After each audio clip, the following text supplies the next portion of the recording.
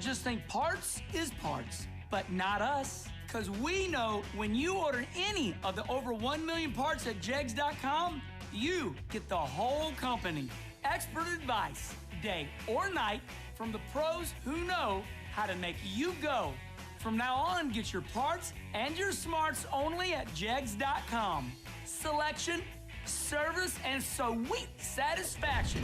That is Jegs.com.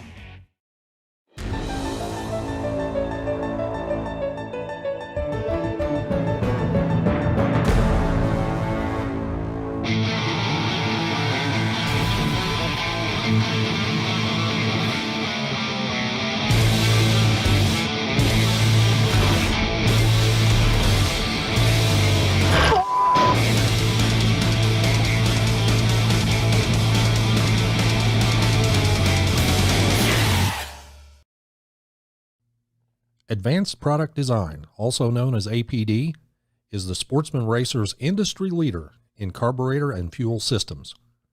Whether you are a big bracket racer or a weekend warrior, contact the knowledgeable staff at APD for high-quality gasoline and alcohol carburetors, or visit them online at apdracing.com.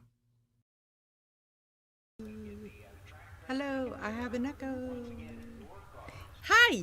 It is sunshine. It is sunshine. It is wonderful. They have just completed the time runs, and for, A, B, C, D. I think there's 4. I think there's A, B, C, D. Anyway, today we are doing, let me see. All right, today we are doing the APD 15K warm-up, and people are definitely getting warmed up for this one.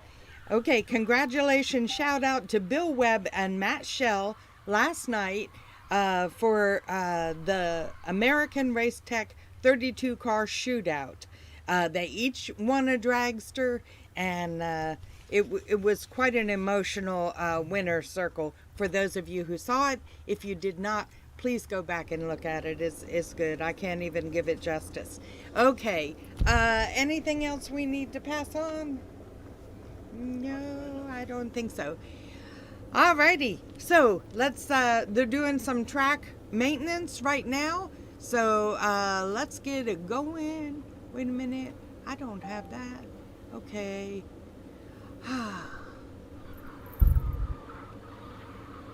Okay. Okay, we're gonna do a little video here from, it's the Fall Fest 2022 preview. Okay? Y'all enjoy this.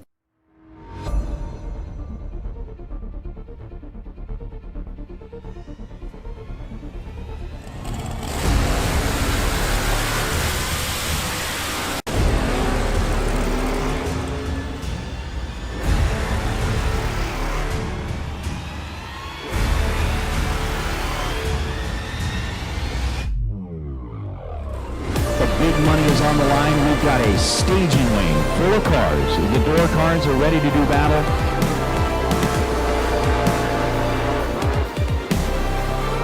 This is a sight to see. I mean, like I said, this drag strip is cut right between the mountains. That's a labor of love.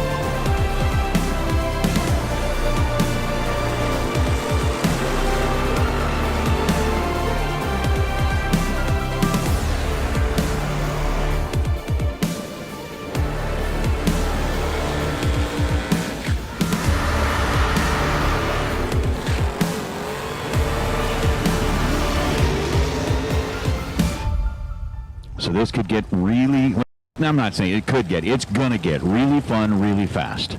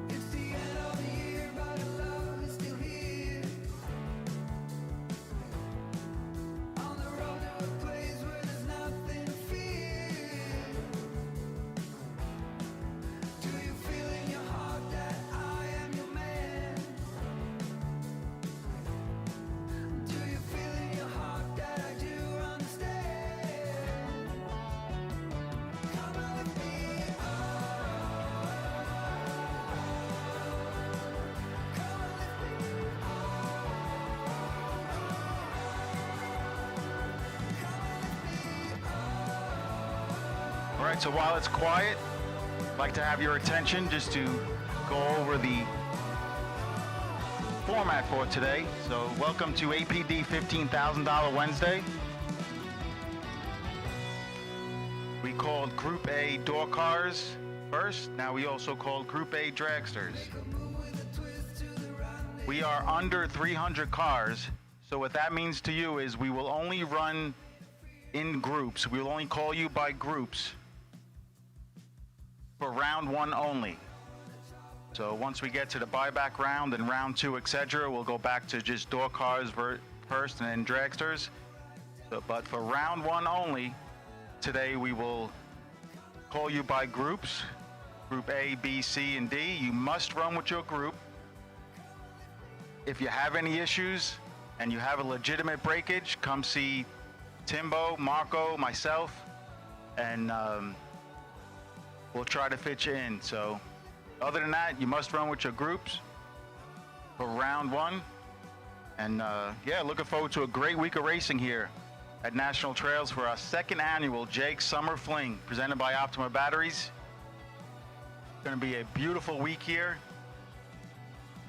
Saw some cool stuff going on in the time run session. So Johnny Coughlin, coming out of retirement, puts up triple egg on the scoreboards and wins a Perform Air weather station. We also saw Kyle Bigley win a weather station.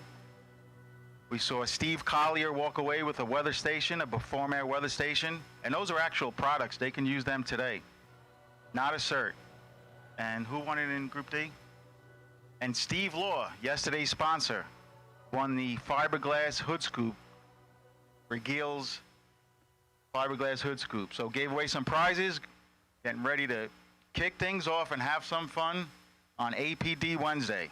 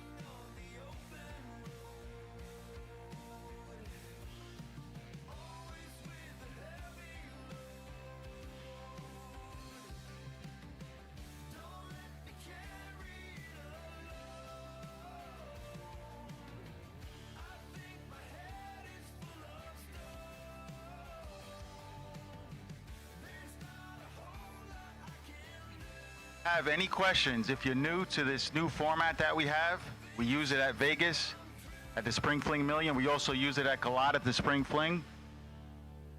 So a lot of you guys are already acclimated to it, but if you're new to the format, feel free to come see one of our Fling team. That's what we're here for. Marco and Timbo are walking up and down the staging lanes. You'll find them at the front of the lanes. You'll see Cowboy, Mortimer.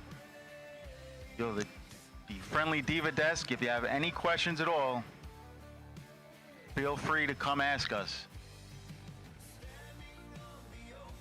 It's a great format, in my opinion.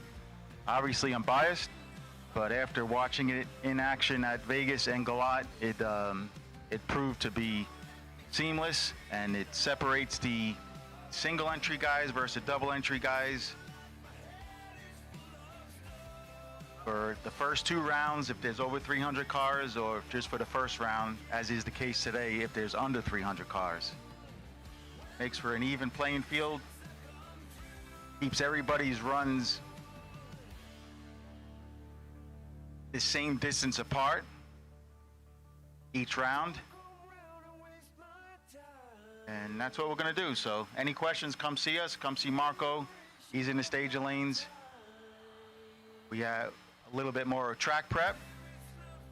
Couple of late arrival time runs. Going to give them a shot at the 8th Mile National Trail Raceway. And then we'll line them up under the arch, and get ready to kick things off on APD $15,000 Wednesday. I want to thank Advanced Product Design,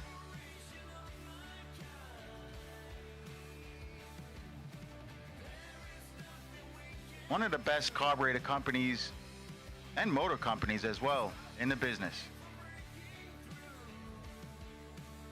If you have friends or family that's at home and want to root you on, tune into Motormania. You can go to the Motormania channel, you can go to the YouTube channel, and are they on Facebook as well, Lola? And you can also go find it on Facebook.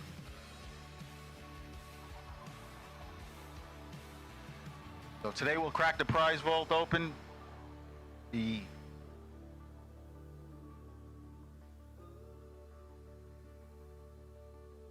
We'll have some prizes given out today, and then tomorrow it really ramps up when we get into the main event days, the 30K, 100K, and 30K.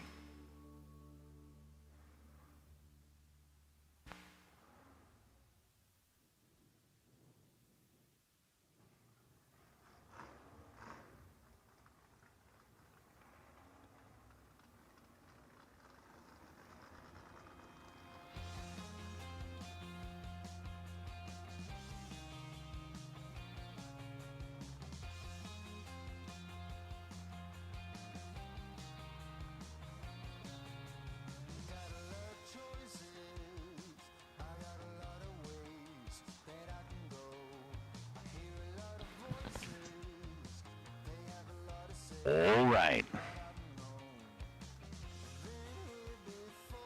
We got a couple of stragglers from the time trial standpoint. We've got door cars, Group A, lined up back in the staging lanes. We've got dragsters, Group A, lined up back in the staging lanes.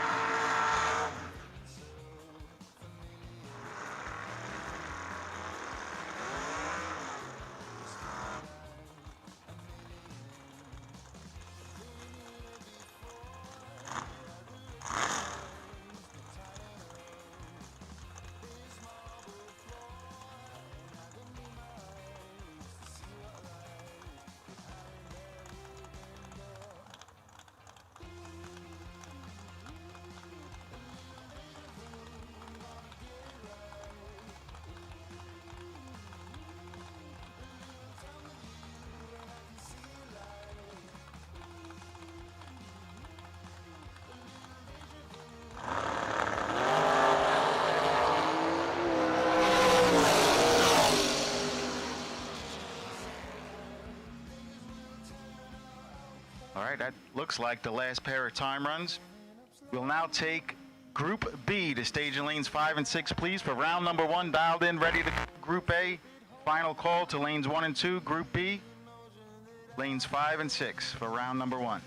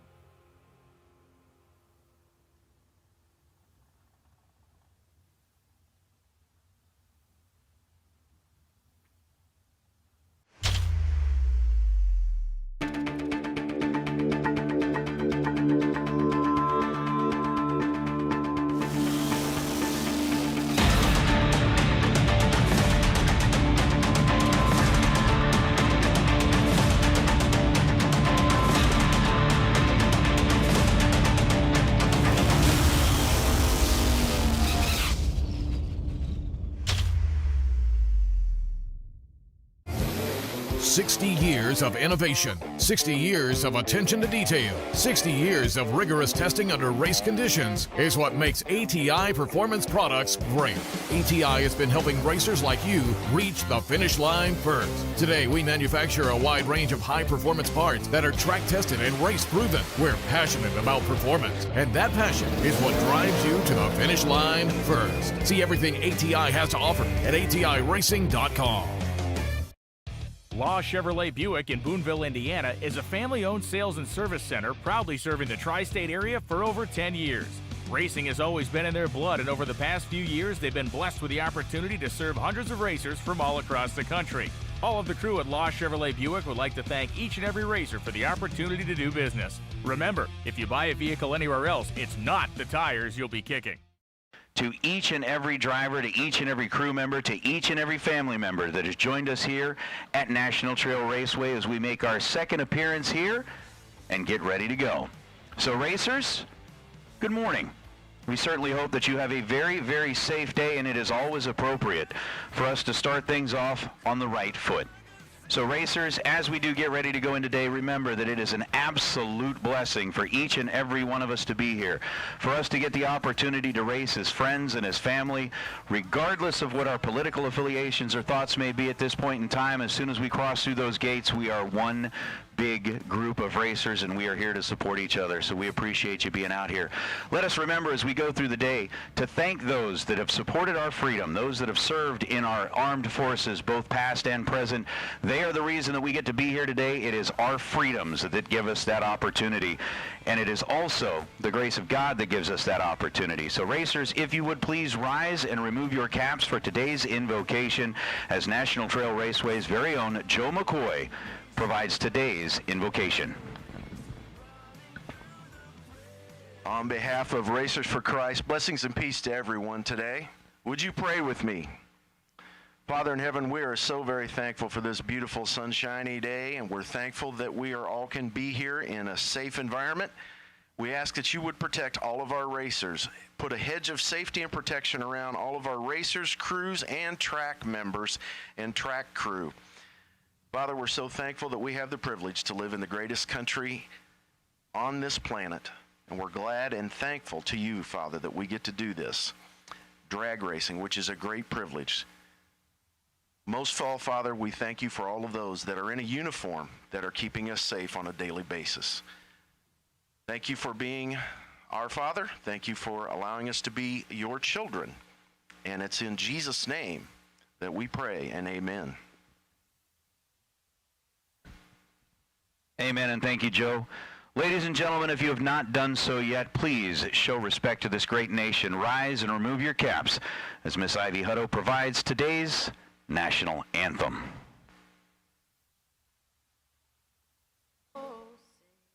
Can you see by the dawn's early light what so proudly we hailed at the twilight's last gleaming, whose broad stripes and bright stars through the perilous fight o'er the ramparts we watched were so gallantly streaming, and the rockets regular, the bombs bursting in air, gave proof through the night that our flag was still there. Oh, say does that star-spangled banner yet wave o'er the land of the free and the home of the brave.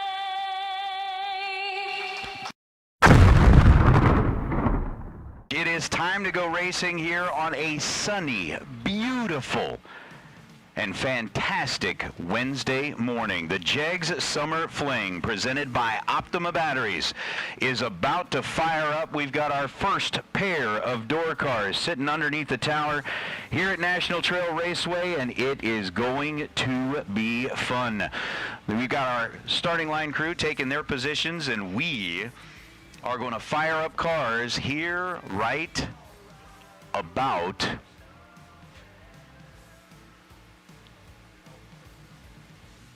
I said right about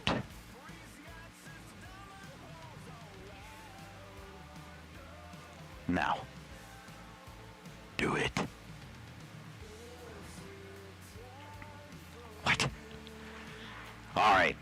So again, for those of you joining us on Motor Mania Live TV, we are grateful to have you along with us in the ride. For those of you in the chat bleachers, hey, chime in from time to time. It's going to be a whole lot of fun as we've got $15,000 worth of APD carburetor money on the line. We've already talked about opening up the prize vault here today. We've given away an Alltronics Perform Air Eclipse weather station to Steve Collier, Kyle Bigley, John Coughlin. We've given away the Regils Dragster Scoop to Steve Law. And what's up, Mr. George? Checking in there in the chat bleachers to all of you. I say good morning. Thank you so much to Joanne and Mark, and thank you to our sponsor, Strange Engineering, for keeping that live feed rolling as we make our way into day number 1 here at National Trail Raceway. Jim Sullivan and Justin Mosier going to be our first two to take their spots on the starting line. Sullivan in that 1975 bodied Vega, rolling in with a 653 dial and going to get the opportunity to leave first against Justin Mosier in that topless 10-bodied Corvette, dialed in at 542. The pre-stage bulbs, now stage bulbs are lit both sides of the racetrack as the tree drops and away we go. This one is over early, 002 on the red side for Jim Sullivan as he fouls away his shot at round number 2. Justin Mosier was 26 on the tree, legs it out to go 537 on the 542 dial. Jim Sullivan ends up 2 above what he predicted it would run, but was 2 thou too quick on the let go. And it's going to be Justin Mosier punching his ticket into round number 2, first pair down the racetrack. Now Roger Thornton and Garrett Griffith. Griffith in the S10 pickup truck. It's got a 634 number showing on the bottom side of that left lane scoreboard, the Coughlin Cars lane here at National Trail Raceway. And Roger Thornton with a 653 over on the left side of the racetrack. The 72 bodied Vega coming in out of Tennessee. What's happening, Mr. Barn? And for everybody who's checking in online this morning, how about a nice little wheels up charge out of Garrett Griffith as he holds a 31 thousandths of a second advantage coming off the line. 006 and 637 on a 634. Going to be good enough to get it done for Garrett Griffith. Roger Thornton had the 037 reaction time, ends up 2 above the dial, and 2 hun behind at the stripe. Garrett moving on to round number 2. Roger Thornton will get the opportunity to make his way to the buyback window as now Gary Williams and Jody Davies. Jody in the Camaro rolling up right side, dialed in at 660. Gary Williams giving up the head start here with a 571 dial in the Sonoma out of Bradenton, Florida. Tree drops, we're green on one side and red on the other. Jody Davies, 35 green, gets the win light, goes 658.9 on a 660 to be 11th thou under. Gary Williams was 001 red, missed it by 1 lousy thou, and will end up having to race his way through the buyback for a second shot at the 15 grand today. Jody Davies takes the win ticket, says thank you. We'll head back into the pits, get the car turned around. It'll be ready for round number 2 as now Stephen Collier and Chase Meade. Morning, Mr. Barry. Again, already got the chat bleachers filling up. There's still plenty of room. So if you got friends and family at home that want to watch along, tell them to check out MotorManiaTV.com. Watch us on YouTube. Watch us live. It's going to be fun. How about 19 green for Chase Meade and 643 on a 643? 19, dead 6, gets to the stripe first by 5 thousandths of a second. Steve Collier was 009 on the tree and goes 652 on a 650. Ends up 21 thou above where he predicted it would be and 5 thou behind at the stripe to see the win light illuminate for Chase Meade as now Wes May and Glenn Dilday Dilday, the big-bodied Nova on the right side. 545 is the dial for the racer out of Sibley, Missouri. And for Wes May, a 681 number is going to show up on the 82-bodied Regal side of the racetrack. Again, pre-stage bulbs are lit. Both drivers making those final preparations. Recentering, refocusing before they bump into the stage bulbs, as now Dilday's in and Wes May is in. Down middle lights, and we're separated by 9,000ths of a second leaving the starting line. Win light will turn on for Glenn Dilday. 004, take 4th thou at the stripe to be 546 on a 545. He's one above getting the win light. Wes May was 13 green and dead 5 to be 18 total, and come up 4 thou short. So the Regal going to have to make his way through the buyback round as Rick Huffman and Jeg Coughlin Jr. Again, for those of you that happen to be here on Monday, we had that awesome seminar where we saw Jeg, Johnny, Jeff, and Peter all kind of giving away some tips and tricks and some goodies as how to turn on the win light. Jeg Coughlin turns on his win light this time on a 579 dial, runs 578.6, was 007 on the tree. And I guess to be technically correct, Rick Huffman gave the win light to Jeg Coughlin by way of the 006 red light. Ends up running 620 on the 618 dial, but Huffman 006 red. Coughlin takes the Vega wagon onto round number 2 as Tanner Thorpe and Amanda Manuel are going to roll up this time. Amanda in the pickup truck. Thorpe in the dragster. 457 the dial for the dragster. 623 the dial for the door truck. As we're in and set once again, Amanda, side of that tree drops first. Here comes Thorpe, and a 19th thou split between them in reaction time. Dragster's closing in fast and goes 455 on a 457 to break out on the loss. Amanda Manuel, 20 green, 623 on a 623, 24 total for Amanda. And it comes down to a 2 thou stripe. Amanda getting there first, as now David Davis and the other half of Team Thorpe. So one of the Thorpe mobiles going to have to fight their way through the re-entry round. I'm going to see if it'll be both or if David Davis will be the one having to do that. How about this? 650 the dial for David, 458 the dial for Thorpe.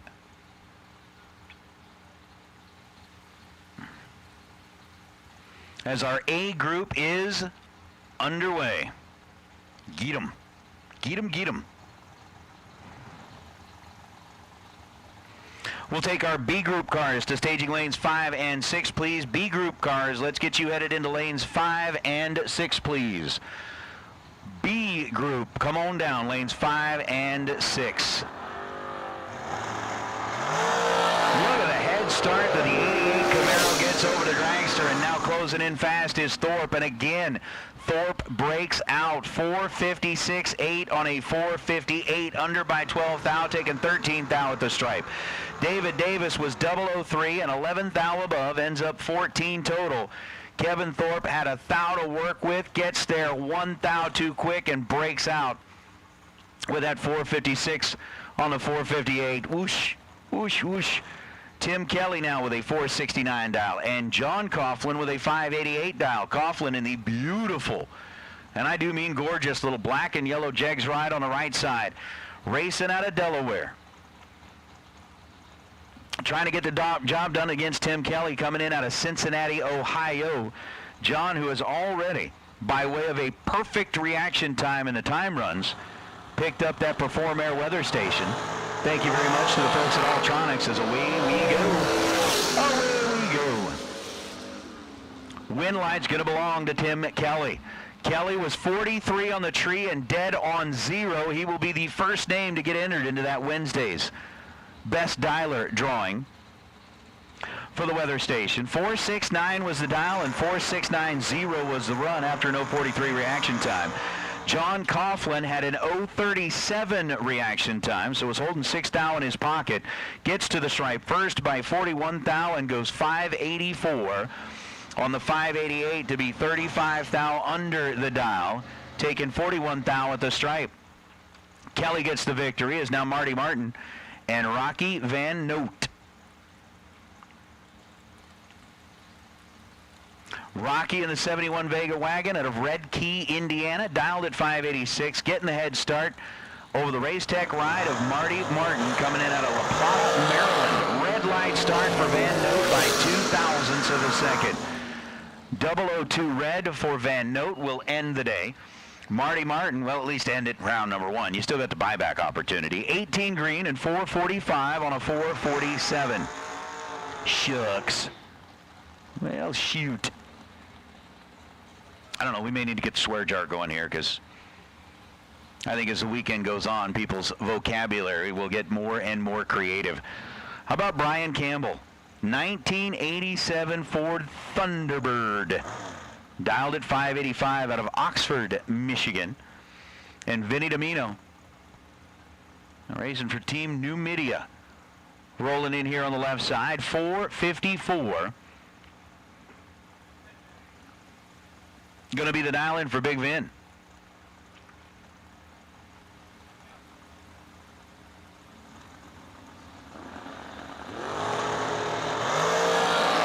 Tree drops, we stay green, and Brian is in trouble. 056, the light for Brian, runs 582 on a 585, no good. Vinny Domino, 15 green. Had 41,000ths of a second in his pocket leaving the starting line. And then goes 453 on a 454, under by 7,000ths of a second. And yeah, baby. Hey, our round number 1 potential buy for B group is B250 Jeremy Cooper. B250 Jeremy Cooper, you are the provisional buy in the B group. Just so that you are aware of that, is Johnny Ezel and Tyler Bohannon. Tyler with a 462 dial. Johnny Brackett Razor with a 456, and we found out some very, very interesting things during that seminar on Monday as far as how folks predict their dials, how things work. Tyler Bohannon grabbing himself 11th thou advantage on the starting line with a 001 reaction time, take 22th thou at the stripe, and ends up 13th thou under. 460 on the 462, breaks out and bows out. Johnny Ezel was 22 on the tree. Chases him through, goes 454 on the 456 to be 12th thou under, and it comes down to a 1 thou margin in the double breakout. Ezel getting the win light. Moving around number 2 is Matt Schell, yesterday's runner-up in the American and Racetrack Jagster Shootout. The elite bodied ride, and what has just become kind of a really, really cool story surrounding the Schell family, and how well Matt has done in what essentially is kind of his rookie year, his debut season behind the wheel. Ended up winning a brand new dragster yesterday by way of being the runner-up. And Tim Markaglu over on the left side, former winner on the Fling Trail, trying to get the job done here. 24th thou, the difference between them in reaction time, and the winner is going to be Markaglu in a double breakout. 007 the reaction time for Tim Markaglu. And then runs 451. Matt Schell, 1,000ths of a second, goes 481 on a 486. So Markaglu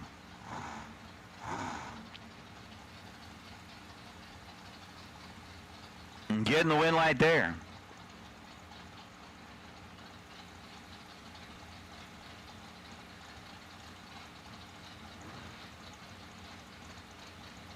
And holding on for the victory is James Freeman and Cameron Manuel. Are going to roll up now. 400, the separation between them in the dial. 474 for James, 470 for Cameron, and a 001 red light for Freeman. Fouled it away, leaving it thou too quick, runs 472. Cam Manuel was dialed 470 and runs 468. So Manuel 200 under the dial. James Freeman 200 under the dial in another what would have been double breakout scenario, but Freeman had already turned on the red light. Win light belongs to Manuel as Rob Mosier and Brent Martin. Next two here. Once again, B Group race cars. B Group race cars. Come on down. We are looking for you to make your way into the staging lanes, please. B group. Make your way into the staging lanes.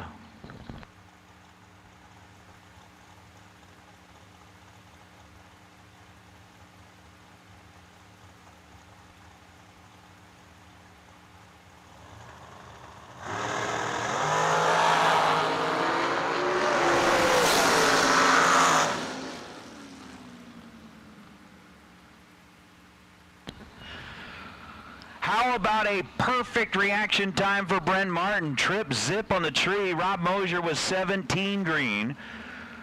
And then Martin goes 480 on a 479. Trip zip 14th thou above, getting to the stripe second, picking up the win line. Mosier was 17 green.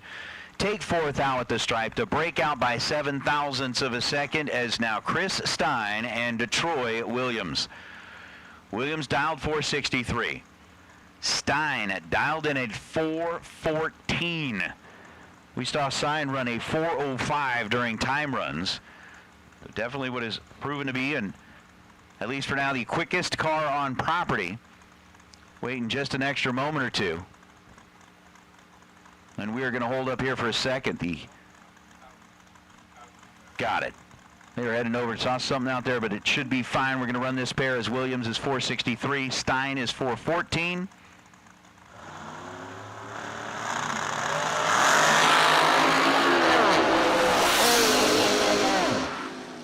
How about this? Chris Stein leaves perfect. Troy Williams leaves perfect. Side by side, 000 reaction times. Comes down to the double breakout. Troy Williams, 462.4 to be under by 4 thousandths of a second. Wow, under 6 thousandths of a second. Chris Stein is under 12 thousandths of a second, but both drivers leave with trip zips in their pocket. Wow. Wow. Let me see the folks on Motor Mania TV saying, you know, they're serious this morning. Well, that just proved it. It's like you talk about a warm-up Wednesday, kind of an opportunity to get in here, get behind the wheel, get things situated a little bit. And we're like, what, not even 20 pair into the day, maybe 30 pair into the day, and we're already seeing like side-by-side perfect reaction times. It's like, here, good morning. Let me slap you across the face because I can. Oh, it's going to be a fun week. Larry Hawk and McKenna Brown are going to be our next two making their way onto the starting line. Wow. McKenna's dialed in at 452. Larry's dialed in at 494.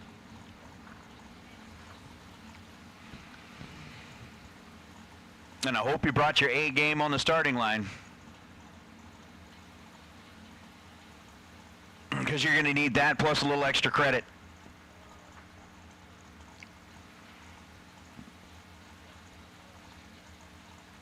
Oh my.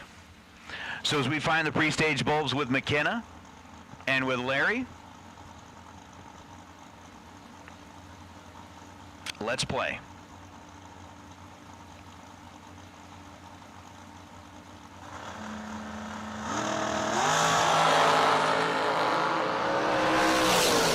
Advantage on the starting line this time is going to go to Larry Hawk. He goes 493 on a 494 to win it on a double breakout. Remember what we kind of said on Monday in the seminar? The X factors, paying attention to what's going on here. Already early this morning, we have seen double breakout, double breakout, double breakout. It might be a little bit quicker out there than some racers have anticipated. Larry getting to the stripe first by 13 thousandths of a second, breaks out 6 thou.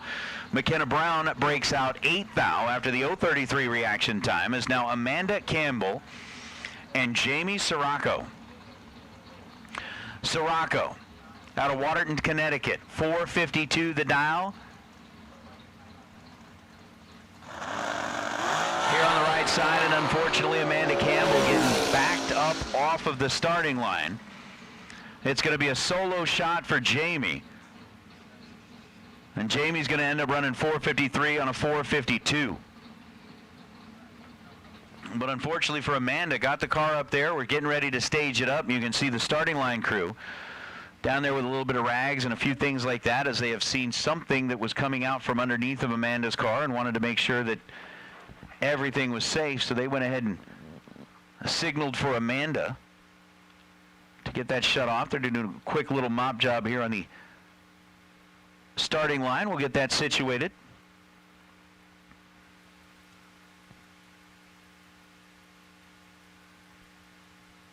And we'll be ready to roll our next pair soon.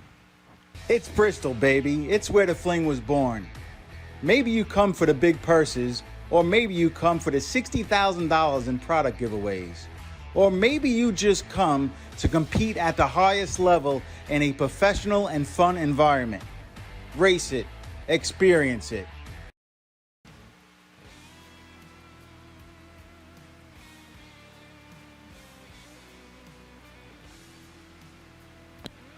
Oh, man.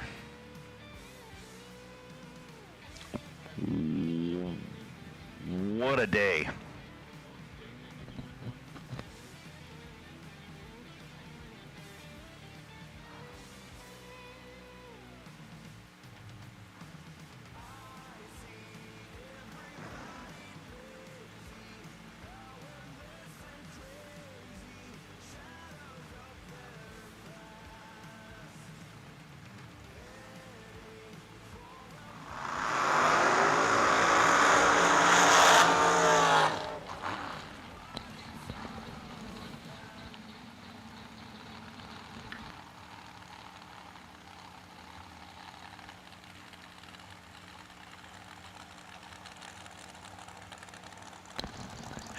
Oh, Jamie Holston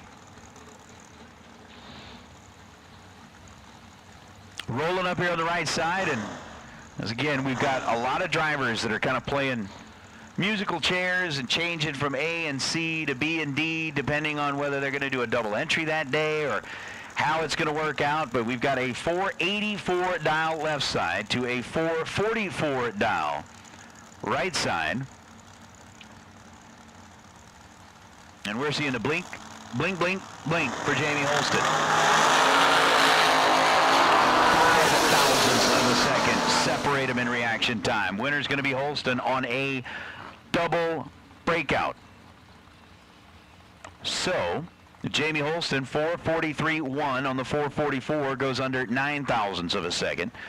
Left side goes 4:82.5 on a 4:84 to be under by 0.15 of a second. And Jamie Holston's going to walk away a winner on that pair by way of the double breakout. Here's Justin Daniels and Josh Baker. I probably should have started just making like little check marks on the notebook of how many double breakouts we've seen so far this morning. Again, after kind of seeing the clouds, it's the X factor, man. Look for the pattern. Look for the pattern. Hey, look at that, double breakout. Justin Daniels, 001 on the tree, goes 5:21.7 on a 5:22 to be under 0.03 of a second. Josh Baker, 15 green, and then goes 4:57.5 on a 4:58 to be under 0.05 of a second. So another double breakout. The pattern, the X factor, it's all there.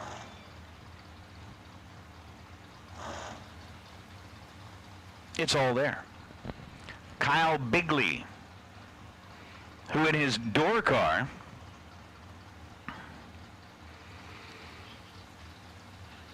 was able to pick himself up a weather station.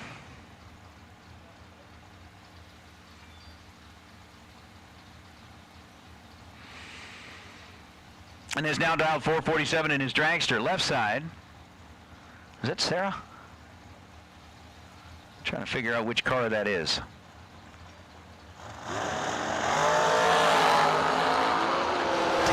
Thousandths of a second separate him in reaction time, and the win light's going to go to Kyle Bigley. 25 on the tree and 3 above, 450 on a 447 to get to win line. Left side was 15 green and breaks out. Gets to the stripe first by 49 thousandths of a second and goes 474 on a 475. So look at that. Kyle Bigley won the race because he didn't break out. Hey, Nate, remember the school we said be aware of the X factors and watching the scoreboards? I did. So Stevie Dustin bowing out there by way of the breakout. The pattern, Peter, there's a pattern here. Let's see if it continues.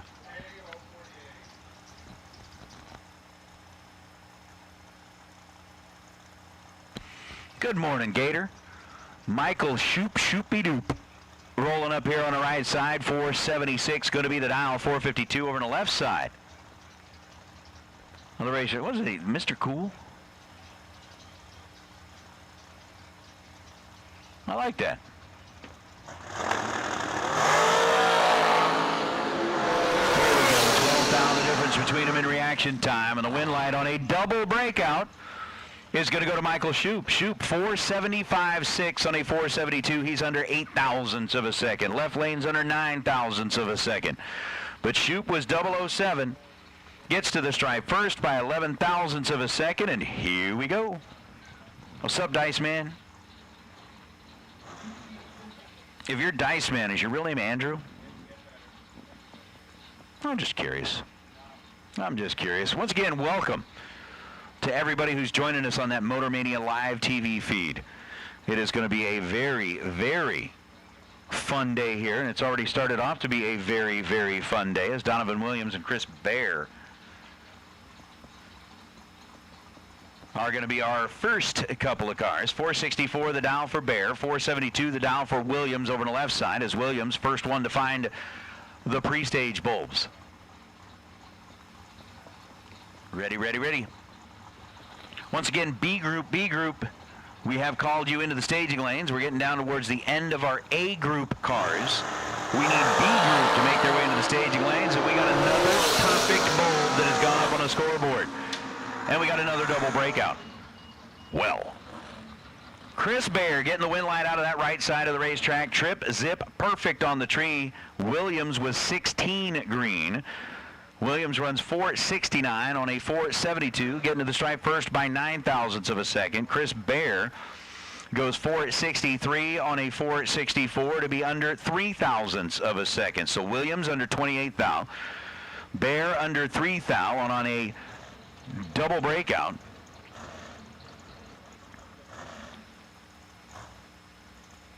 The win light belongs to Bear. Here's Kyle Cotrera and Michael Needham. I'm just sitting here thinking back to Galot a couple of years ago where we had to start coming up with different ways to say double breakout. It's only Wednesday morning.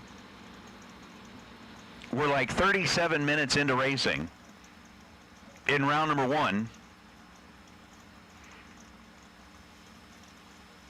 And we're going to have to come up with like different ways to say double breakout. I'm going to have to break into like the translator book and find that in Spanish, and since we're in this part of the world, German.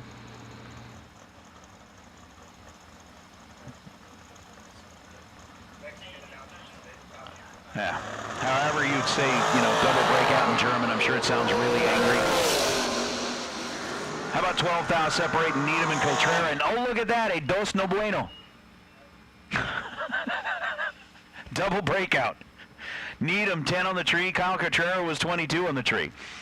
So with a 12 thou separation, Needham gets there first by 11 thou, goes 5:049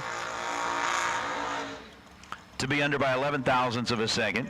Cotrera goes 463.8 to be under by 12 thousandths of a second. And the pattern continues. Here is Jeff Sarah and Gerald Engel. So Sarah left side 460, Engel right side 607 in the pick 'em up truck. You're getting down towards the end of our Group A competitors. I think Gerald Engel was our provisional buy here in Group A, ended up with a even number of cars.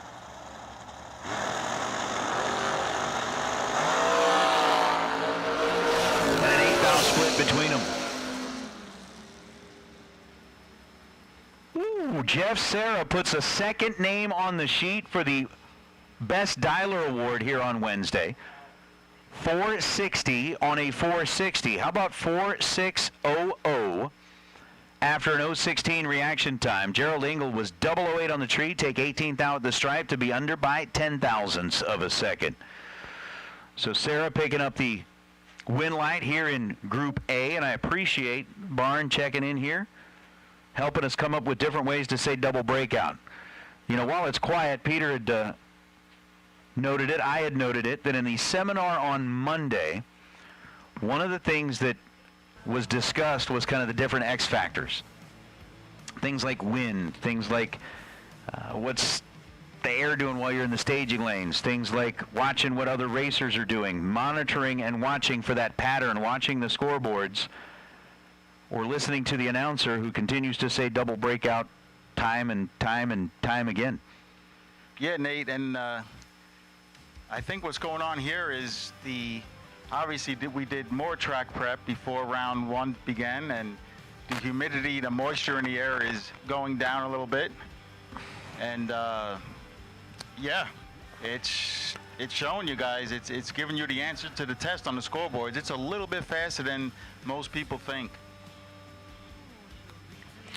Well, we'll see kind of how we do as we get into Group B. Quick little touch up here. Double check of the racing surface, and we're getting into Group B. So again, the A cars, as Peter had mentioned, the double entry cars, the A group and the C group cars. Again, racers, remember, we will be calling you in by group this morning, particularly for round number one. And that is where we're at. The B group cars have been called into the staging lanes. I can see them stretching all the way back to the back. And with that run, Nate, Jeff Serra goes dead on with the donut and puts himself in the running for the Wednesday Altalab Best Dialer Award.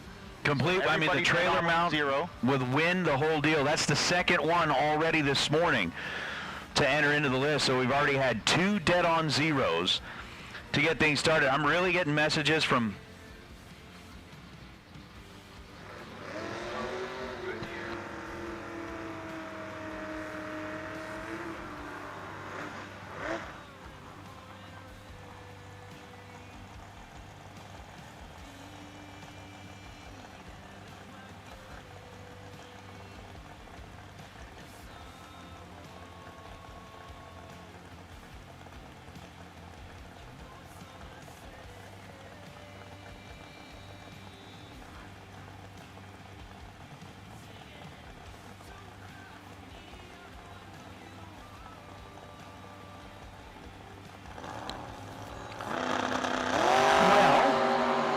the B group underway. Vega John and Larry Murray are going to be our first 2 down the racetrack. And oh, look at that.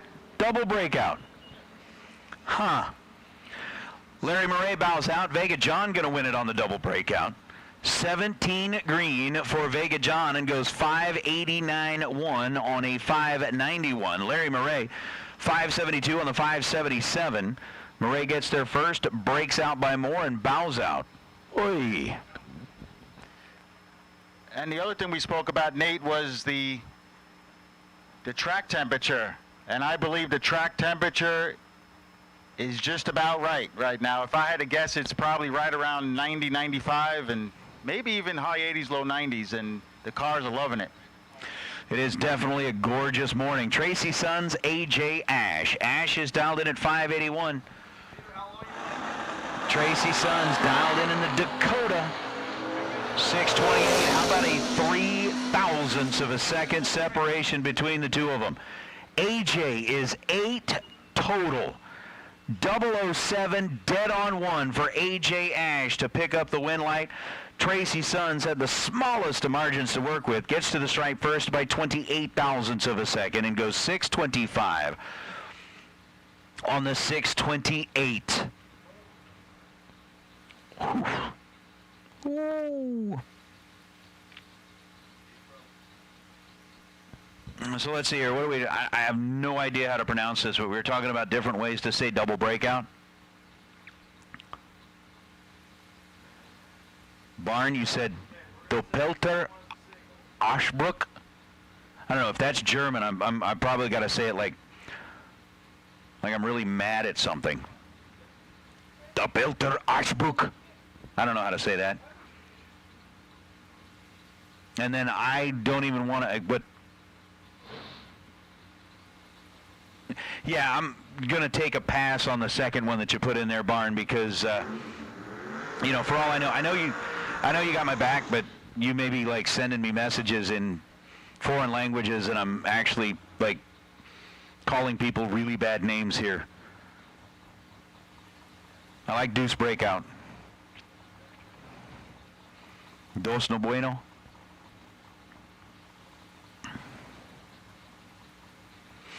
Well, unfortunately for Sean Dennis, unable to get the car started down here after they'd pulled out of the staging lanes, had been paired up with Dan Dishon out of Logansport, Indiana. So the Roadster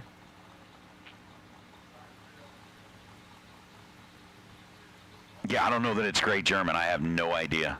I'm thanking Barn for putting it. What is that? I mean, is it like Doppelter Aschbruck? I don't know. Anyway, we'll go with that. So Dishon's going to get the solo shot here, and for some reason have a little conversation with the starter.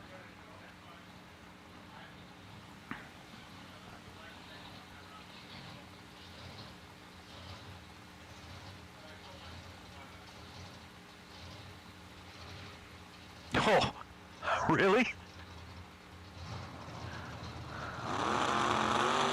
Are we going to get Jason Rich in the coupe taking on Harrington in the Chevette? Oh, that's going to be fun. Dishon ends up 541 on a 541. How about dead on 8 for Dishon? Now check this pair out. Jason Rich in the 38 coupe.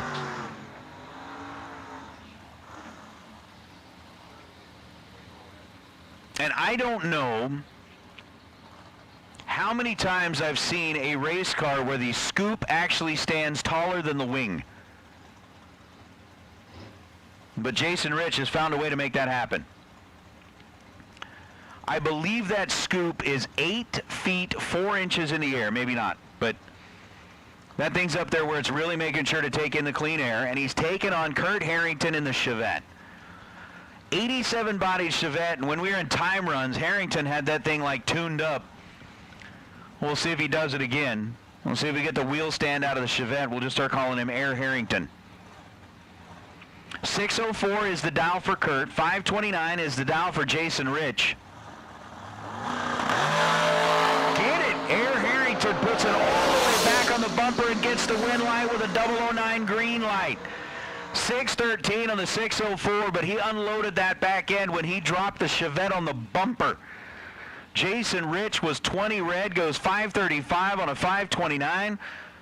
But goodness, Air Harrington pulls the front tires off the ground in the Chevette and hits the back bumper. I like it. I like it.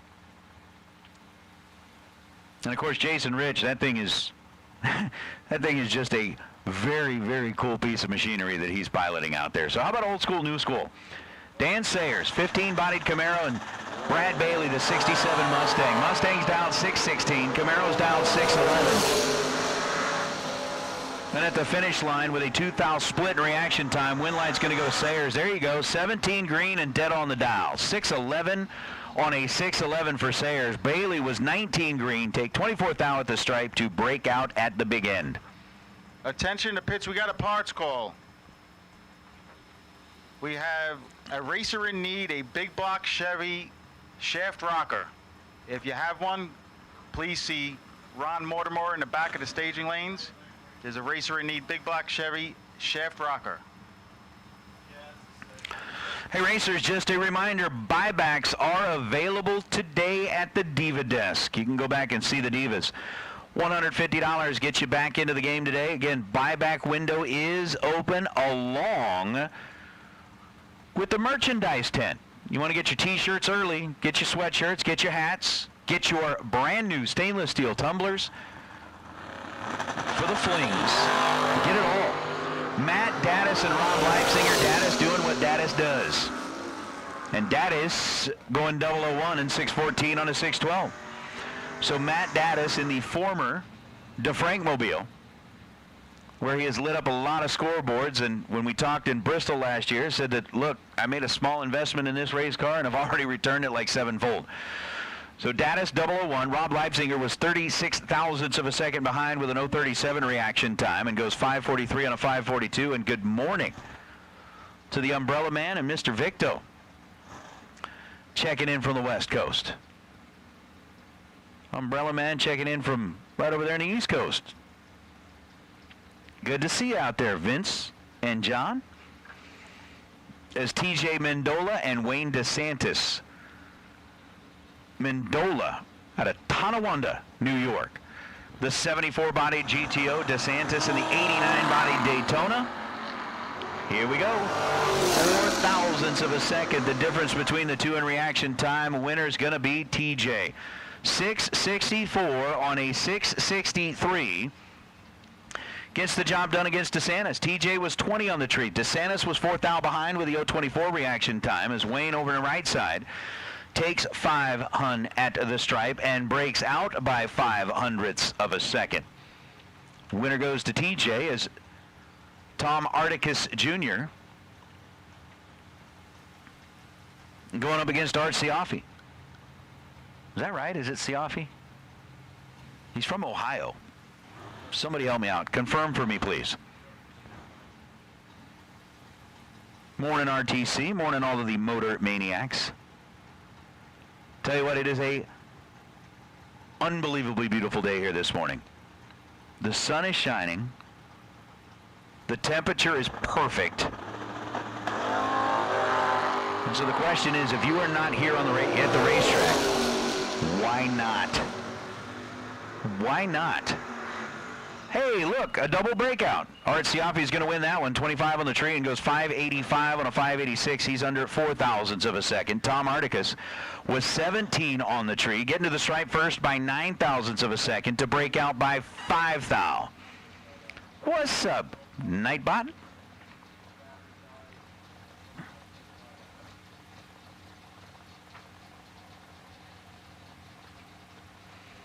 How about Zachary Carrico and Joe Hoskins? Carrico, the 79 Aero out of Columbus, Ohio, in the OG Jegs ride. There's pictures of that car up here in the tower. I love it. Both drivers have a 2 zeros and a 3 in their reaction time.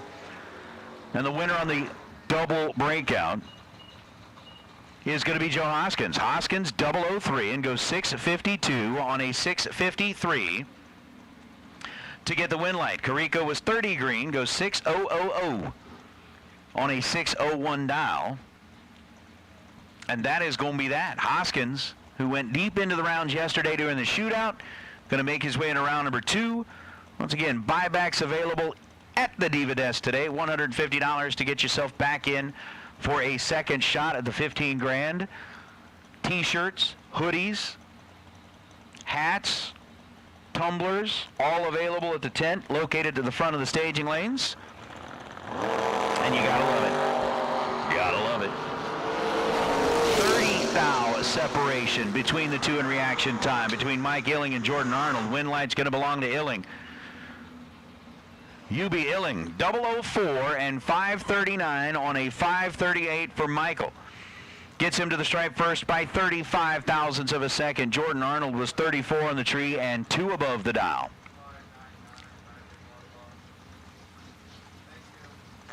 And that ain't no good. As now Preston Mitchell and Shane Weaver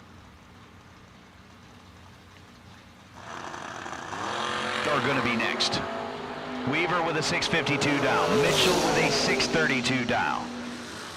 Winner, hey, haven't seen that in a while. Double breakout. Shane Weaver, 651.2 on a 652. He's under 8 thousandths of a second, going to get the win light. Preston Mitchell is under 16 thousandths of a second as he goes 5:30 on the 5:32. It was 3 thou, the difference between them in reaction time. But the win light belongs to Weaver, and the pickup truck will return as Chuck Mendola. And Jason Sizemore will go head-to-head here. The 90-bodied Beretta out of Tennessee dialed 599. Chuck Mendola in the Chop Top pickup truck.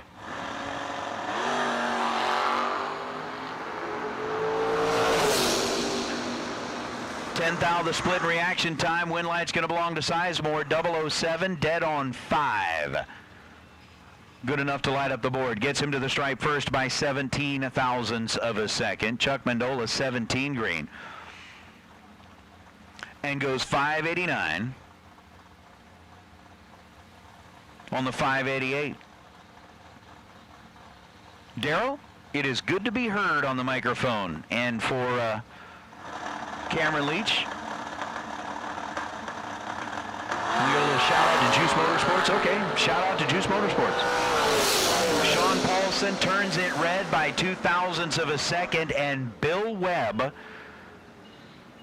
continues to claim I am undefeated so far this weekend. Turned on all 5 win lights yesterday during the dragster shootout.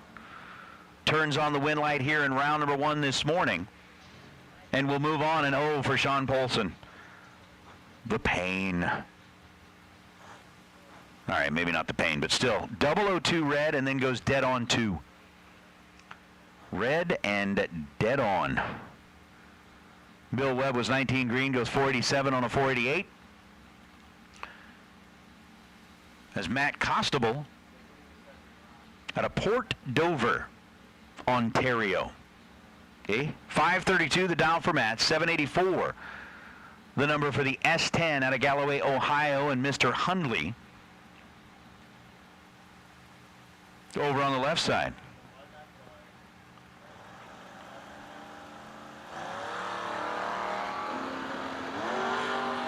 We stay green.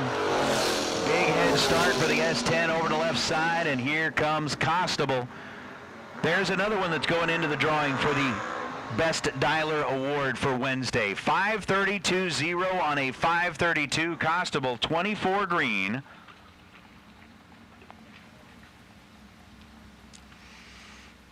And dead on 0.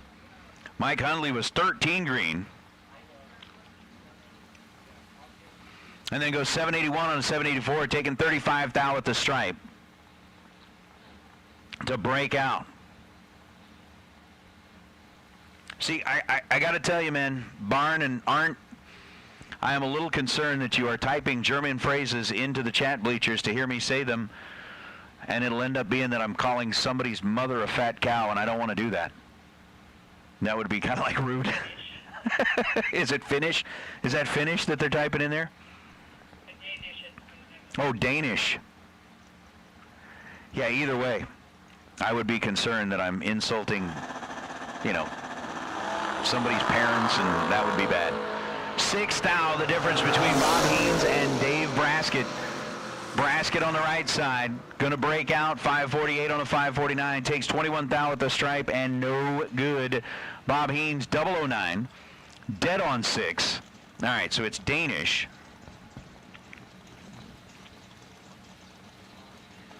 Looking for other languages to say it in. But I'm still concerned, right?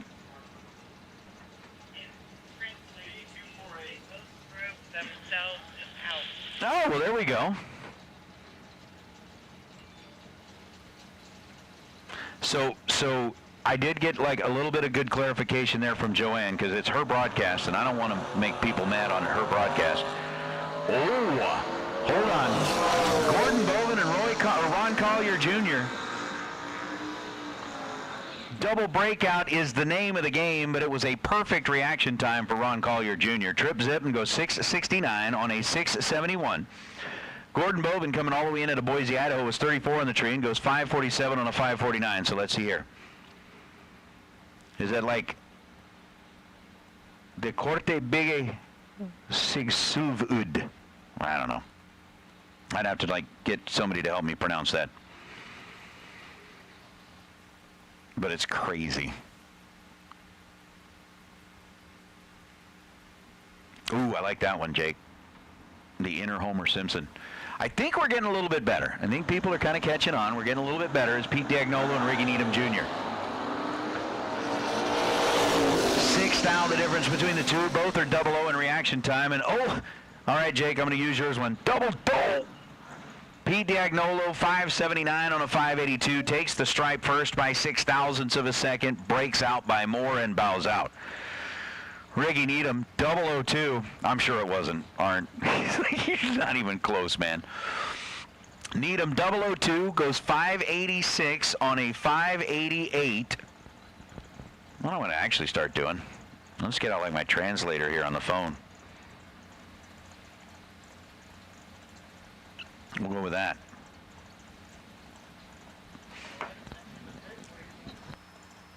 We call door cars in Group C. We'll now take dragsters Group C. The staging leads 1 and 2. So all of Group C has now been called for round number 1.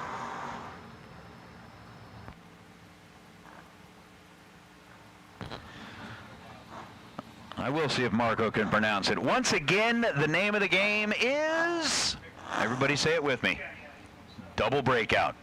Jeff Fargo, 25 on the tree. Dennis Mead was 14 green. Mead goes 580 on a 582 to be under 15 thousandths of a second. Jeff Fargo was 621 on a 625 and bows out. I'm going to say, Nate, if any of my students that were in the seminar on Monday they're not catching on, I'm going to be upset. They're going to have to sit in the back of the room. Sitting in the back of the room? Oh, my goodness. How about another perfect bulb going up on the board here this morning, though? Mike Doherty, trip, zip, perfect reaction time. And guess how this one ends? Double breakout. Mike Doherty, 671.9. He's under by a thou. Chris Bowman, 630. He's under by 7 thousandths of a second. And that's going to bring up Dennis O'Brien and Nick Dishon.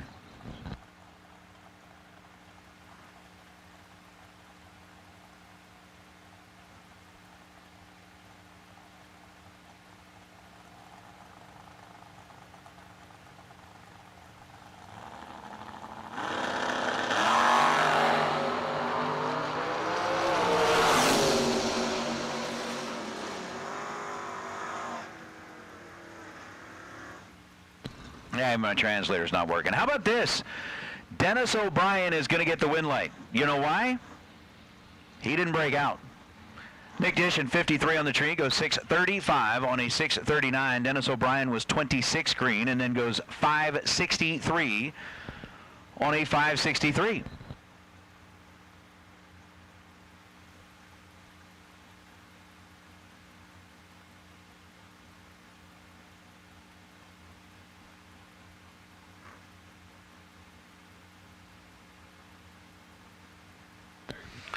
All right, so Gordon Wan and Steve Hallman. I'll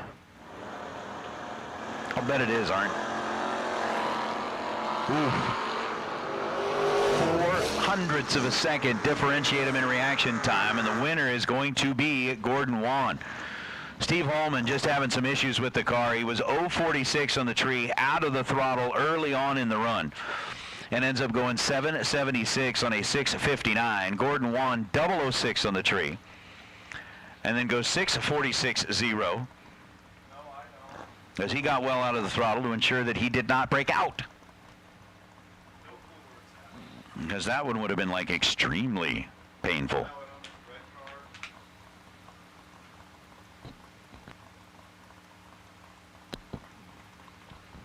So as we roll through the day, Robbie Braden and Bob Rossello out of LaSalle, Michigan. Braden in the pickup truck, down 698. Rossello down 566. And look at that. Robbie Braden, 007, 2 above the dial, will get the win light. Bob Rossello was 11 green, takes the stripe by 22 thousandths of a second. Thank you, Jake. and goes 565 on a 566.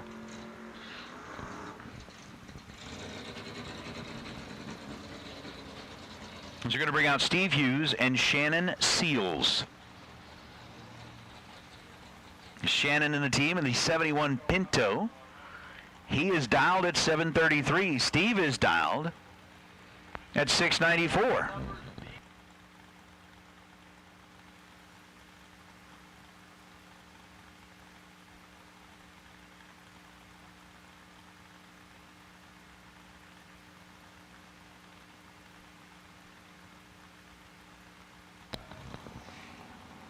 So the Hawaiian version, let's see if we need to use it here in a minute. 1 thou separate the two of them in reaction time. Nope, not a double breakout this time, but still Steve Hughes gets to the stripe first by a lot. And then goes 691 on a 694, 19 green to break out. Shannon Seals was 20 on the tree. And then goes 736 on a 733. Hey, door cars, Group C, door cars, Group C. This is going to serve as your final call. Door cars, Group C. We need you into the lanes 1 and 2, please. Door cars, Group C. Let's get you headed that way. Dragsters, Group C, will take you as well.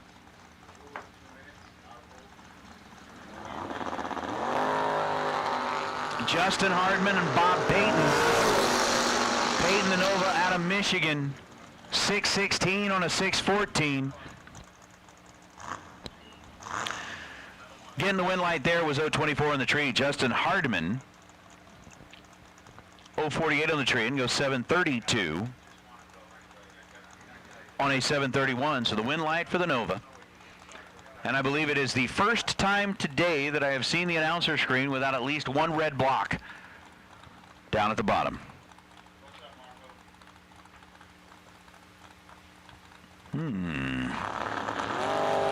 Kenny Branscombe, Dewey Boggs. Branscombe left side down 632. Dewey Boggs right side down 529. And there you go, 530 on a 529. Dewey Boggs 24 green, 1 above. Gets the win light in the Nova. Kenny Branscombe was 21 green. And then ends up 31 thou above the dial and 12 thou behind the stripe on the loss. So it is Dewey Boggs getting it done, and for the second pair in a row. Attention to pits. If you're a crew for Eric Paterka, if you parked with Eric Paterka, he is in the lanes and he forgot his race pants. Would you kindly bring Eric Paterka's race pants up to him? Don't shoot the messenger, Nate. Don't look at me like that. Oh, I'm not shooting the messenger. Jeremy Cooper red by 0.02 of a second. Chuck Roycraft 613 on a 611. I'm just saying, with that announcement,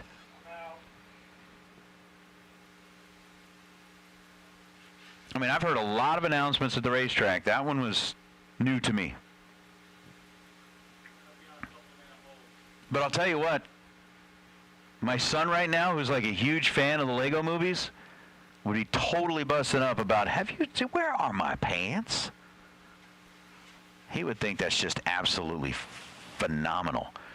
So Chuck Roycraft getting the win light there, 30 on the tree and 613 on a 611. I'm being easy on everybody, Jake. I'm just saying that was the first thing that crossed my mind was, that whole little skit from the Lego movie, and that's what you get when you got like a 10-year-old kid who's totally into that stuff. Where are my pants? I think it's awesome. All right, so we got a couple of minutes here, and while we do have a couple of minutes, again, while it's quiet, remember that T-shirts, hats, sweatshirts, tumblers are all for sale. They're available at the front of the staging lanes, underneath the tent, right up here by the tower. And the Diva Desk is open for business. They're taking care of a few things here today. First of all, if you are, just rolling onto the property, going to be joining us for the remainder of the weekend, Once you grab your tech card, go ahead and make your way up to the Diva desk. They'll get you registered for the race. They'll get you the numbers that you need based on whether you are a double-entered or single-entered car. You can get those put on the left side of your vehicle. The other thing that I would like to remind everybody is that as you are rolling up here, now that we are into eliminations, please make sure that your dial-in appears clearly on the left side of your vehicle. We want to make sure that as you're rolling up here, for those of you in a door car, that would be the driver's side. Preferably on the left side. Again, you know what? Actually, not just preferably. I mean, we do appreciate where some people have put it like on the windshield and things like that, but as you roll up here under the tower, the clock operator is positioned directly to your left. And if you are kind of like me and still struggle sometimes with your right and your left, use that whole trick like when you're in school and you hold up your fingers, the one that forms an L, that's the left side. But put that on the left side.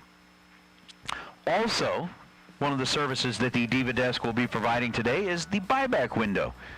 So if round number 1 did not go the way that you wanted it to go, buyback windows are open. You can roll up here, $150 will get you a second shot at that Advanced Products Designed Carburetors $15,000 purse here on Wednesday.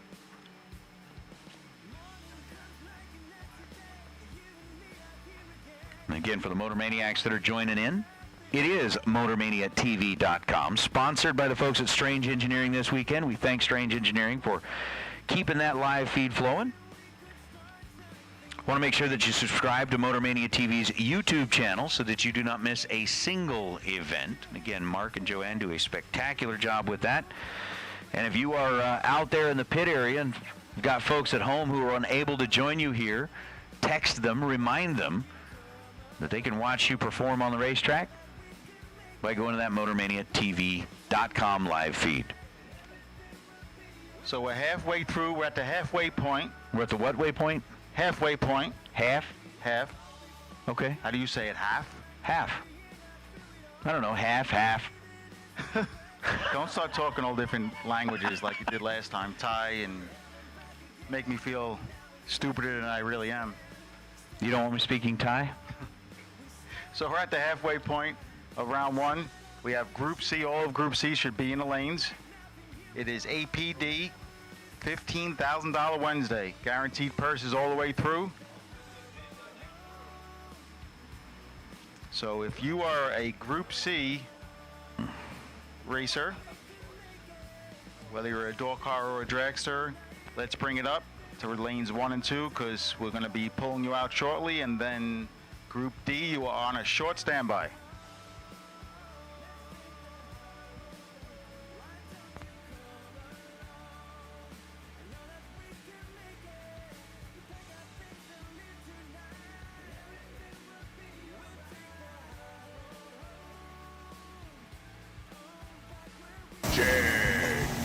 Nobody beats Jegs.com. Choose from millions of name brand parts and support from experts who know and love cars. 24/7 for life. There's only one place to go. Jegs.com. Race it, experience it. For the last decade and more, founders and legendary racers Peter Biondo, Kyle Seipel, and the Fling family have put on some of the biggest and best events in the history of bracket racing, setting the bar for what a race can be, for what a race should be. With one race, names like Jeff Birdie and Randall Reed have joined instantly recognizable icons like Scotty Richardson and Luke Bagacki as racers who have achieved on one of the biggest stages in the sport. A place where young and old alike come together not to just test themselves, but to simply enjoy some of the coolest cars, prizes, camaraderie, and competition you'll find anywhere around. Ask anyone who's come to a Fling event, and they'll tell you the same thing. You'll just have to race it, experience it.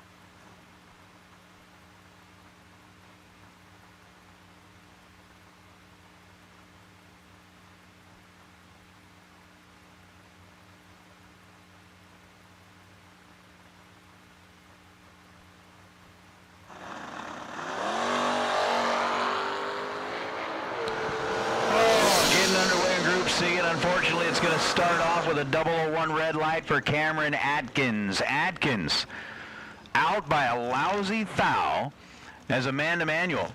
17 green and goes 6:23 on a 6:23. Dead on 4 for Amanda. We got Glenn Dilday and Troy Williams. Troy in his first entry rolled up here and turned it red by a thou in the A group. Glenn Dilday trying to take, if I remember right, both of his entries into round number 2. We'll see how this one works out.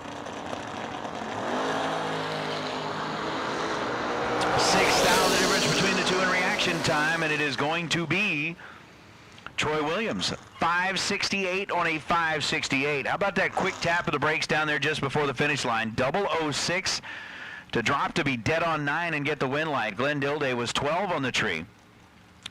Ended up at the finish line first by 5 thousandths of a second. Breaks out by 3 thou. It's now Josh Sullivan and Jeggy. That's Coughlin. Jegs down 578. Sullivan's down 654. Coughlin turns it red by 11 thousandths of a second. Josh Sullivan 001. And then goes 649 on a 654. The win light was already on, man. Leg them out, see what they're running. Coughlin ends up with a 577.9 on a 578. As now Rick Huffman and Steve Collier. Collier over on the right side, Huffman on the left side, little Waxahachie, Texas. Right around that Texas Motorplex area.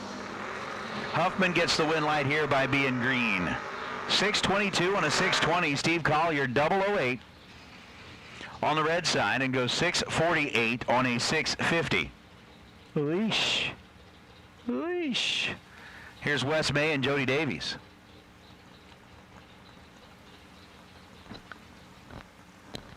Jody dialed in at 660, Wes dialed in at 681.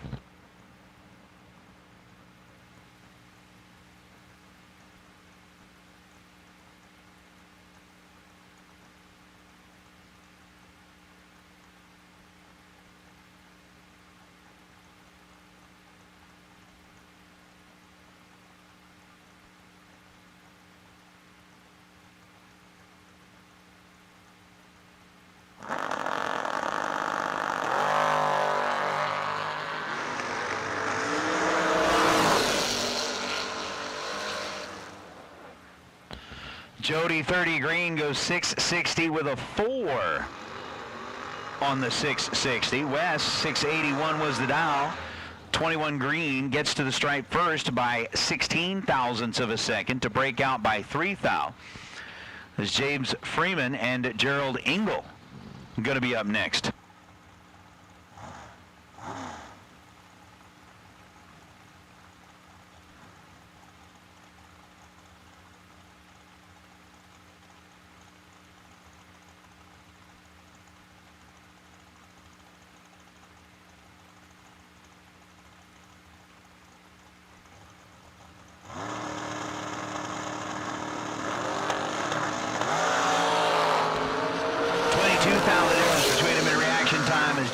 Tries to get it done against the dragster, but will not.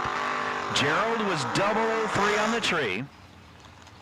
Gets to the stripe first by 28 thousandths of a second to break out by 5 thou. James Freeman, 25 green and dead on 1. 473 on a 473 is now Marty Martin and Chester Mosier.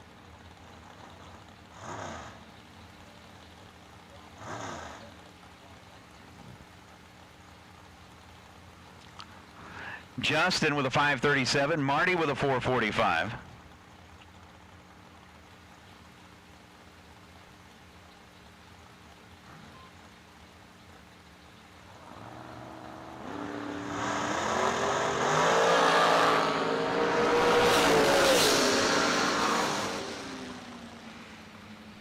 Getting down to the finish line, it was a 3 thou differential between them in reaction time. 11 on the tree for Marty, 14 green for Justin, and the win light's going to go to Marty Martin.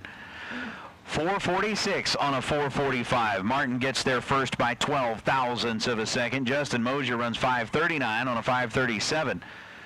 So Marty's 1 above, Justin's 2 above. And it's Marty moving on to round number 2. Hey, racers, your attention, please. Specifically, Jamie McBride. Jamie McBride, there is a package waiting for you up at the Diva desk. Jamie McBride, we've got a package waiting for you at the Diva desk. Come on down, pick that up. So Jamie McBride, there is a package waiting for you at the Diva desk. Up next, Tim Kelly and John Coughlin. Kelly and the dragster, Coughlin. And the yellow and black ride. Coughlin is in control and will light up the board. 583 on a 583. Coughlin, 17 green. And dead on 8.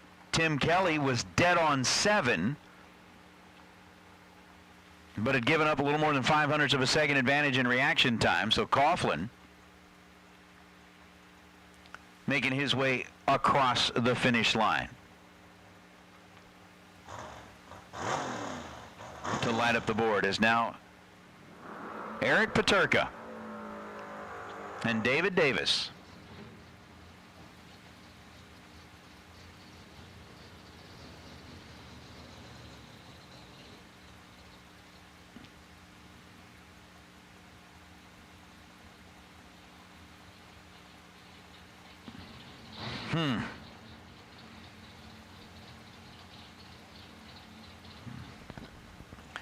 Can we say what? Am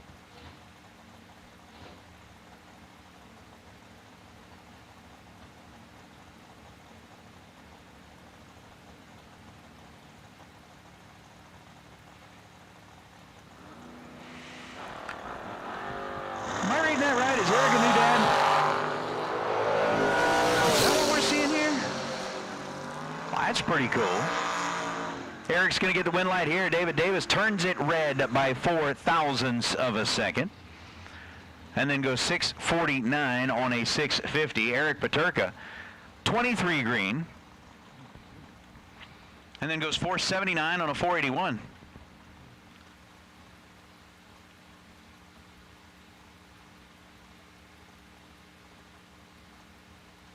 Shirley Martin, here's the thing.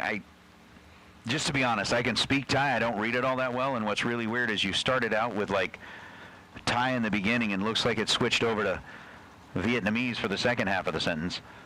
Roger Thornton and Rocky Van Note. Thornton in the Vega. Rocky in the Vega. So it's a Vega war. And the winner's going to be Rocky Van Note. 24 green. 586 was the dial. He goes 585.9. Roger Thornton had a 654 dial. Gets to the stripe first after the red light start, and that was pretty much it.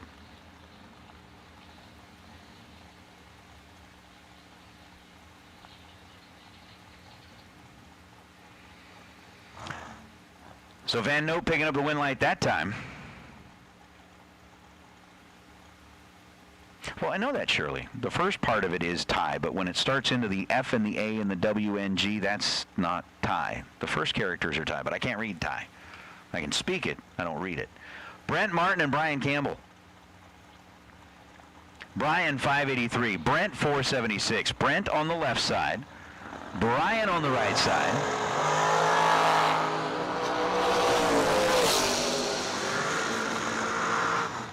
And the win light's going to go to Brian Campbell. 583 on a 583. 27 green, dead 7 for Brian Campbell. Brent Martin is 36 green. And then goes 476 on a 477. Winners Brian by 18 thousandths of a second is Vinny Domino and Garrett Griffith. Jack does talk Thai real good. Griffith dialed 631. Vinny Domino dialed in at 452.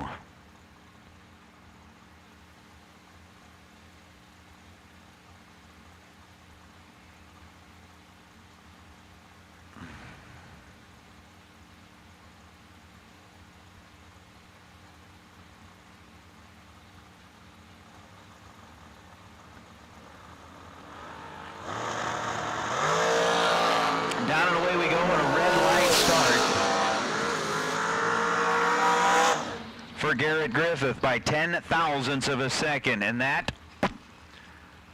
is that. 6:31 on a 6:31, red and dead on. Vinny Domino, 4:52 was the dial, 19 green, and goes 4:51 on that 4:52.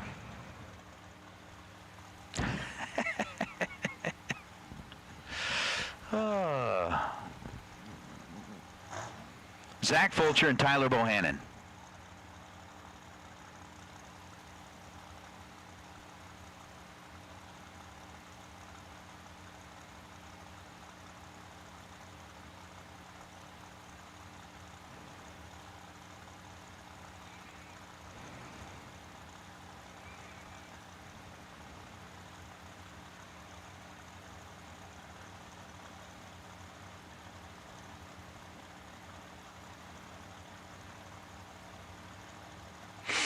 Bohannon dialed in at 4:59. Fulcher dialed in at 4:51. We continue to make our way through the C group. We got a 5-thou split between Fulcher and Bohannon. Win line's going to go to Fulcher, 18 green and 4:52 on the 4:51. He's one above. Gets him to the stripe first by 21 thousandths of a second. Tyler Bohannon had a 23-thou reaction time and ends up 3 hunt above with a 4:62 on the 4:59. Here's Tim Markeglu and Donovan Williams.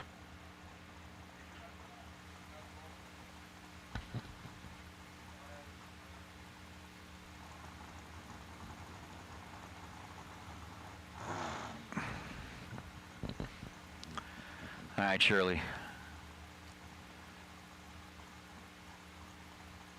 I'm still trying to make out what that pronunciation is, but if you don't believe me, you can like ask Pete.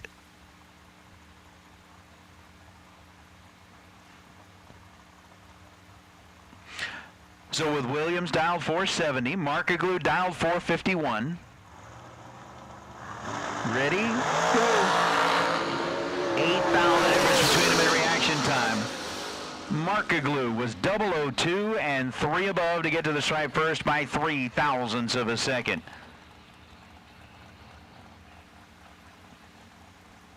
Markeglu ends up with a 34 pack. Donovan Williams 10 green and goes 27 thou above the dial. I like it. All the little tie references are pretty funny. Johnny Ezel and Michael Shoup.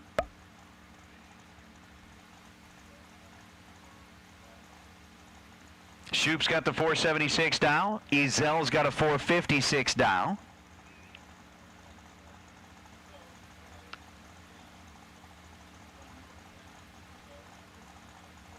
The Hagerstown, Maryland racer. 15 thou the difference between them in reaction time, and it's going to be Michael Shoup putting another one in the drawing for the Best Dialer Award on Wednesday. 003 dead on 0. Michael Shoup is 3 total. Johnny Ezel was 18 green and had no shot at that one. As Shoup, 3 dead 0, adds his name to the list of dead on zeros that will be in the drawing for that weather station that we're drawing for later on in the week. Johnny Zell, 458 on a 456. That's now Chase Meade and Jamie Sirocco. Sirocco on the right side. 448 is going to be the dial. Chase Meade, 643. The dial over on the left side, and a red light start for Sirocco by 8 thousandths of a second. Chase Meade survives the round with an 045 reaction time. Goes 6:42.9 on a 6:43, and I'm going to agree with you, Shirley. Some Thai food sounds really, really good right now. And I'm sure there is probably somewhere around here to get it. I just wouldn't know where. Jamie Holston and Kevin Thorpe. Well, it's one of the Thorpes. And we'll go with that. Holston dialed 443.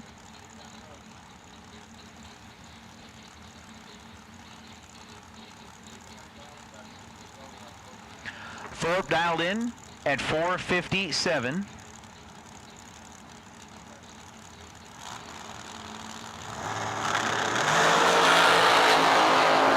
That is a 3-thou separation at the reaction time. Jamie 008, 443 on a 443. 008. Dead 3 makes it 11 total, taking 31 thou with the stripe. Thorpe was 005 and 3 above. All right, here we go. While Gary Williams and Tanner Thorpe get in there. Ready, Shirley? Swadee Kap Pom Chi Nathan Hershey Lao UT National Trail Raceway วันนี้ก็เป็นวันที่สวยนะครับแล้วก็ผมยินดีได้รู้จักทุกคนอยู่ใน chat bleachers. There you go. Okay. Gary's dialed 469. Tanner's dialed 456. Winner's going to be Tanner Thorpe, 456 on a 456. 13 green, dead 2. Puts him 15 total, taking a 3-thou stripe. Gary Williams 14 green and goes 469 on a 469. 18 total to get the win light. As now Michael Needham and McKenna Brown are rolling up.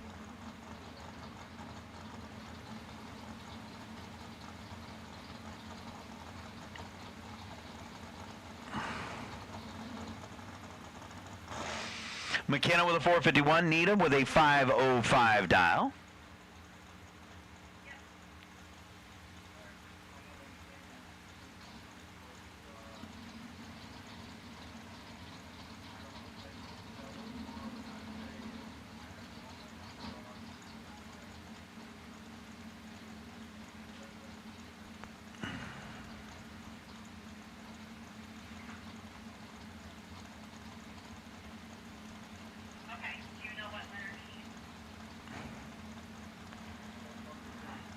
And here we go. Pre-stage bulbs are lit. Round number 1 continuing on here on a Advanced Product Design Carburetor Wednesday. $15,000 to win.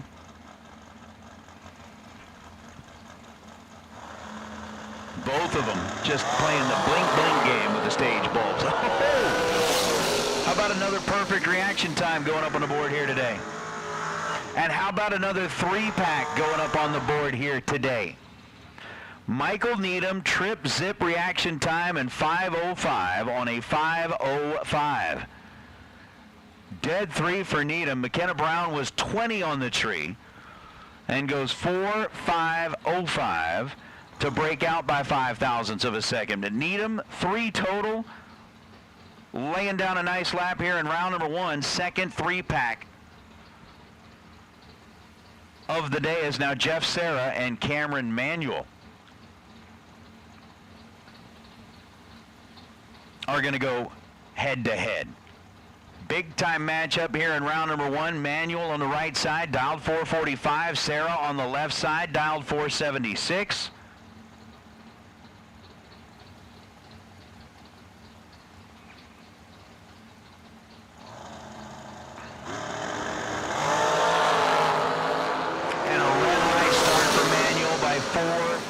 Thousandths of a second. 004 on the wrong side. Jeff Serra's 10 green, 15 thou above. To be 25 total.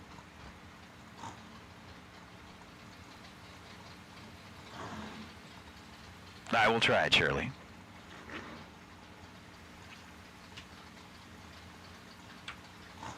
As we've got Larry Hawk and Rob Mosier.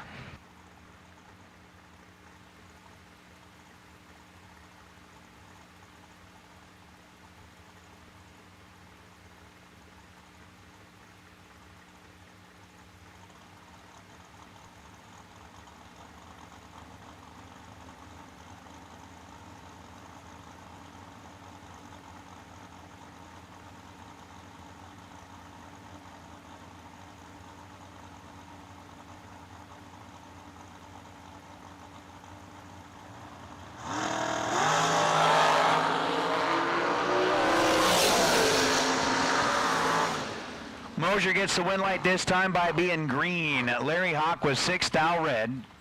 And again, red and dead on. Ugh.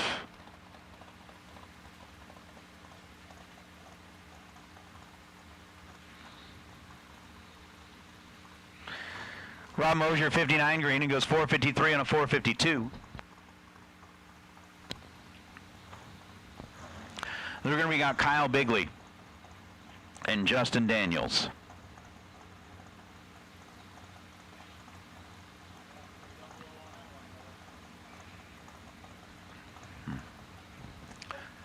Bigley here on the right side, Daniels on the left side, Little Roanoke, Indiana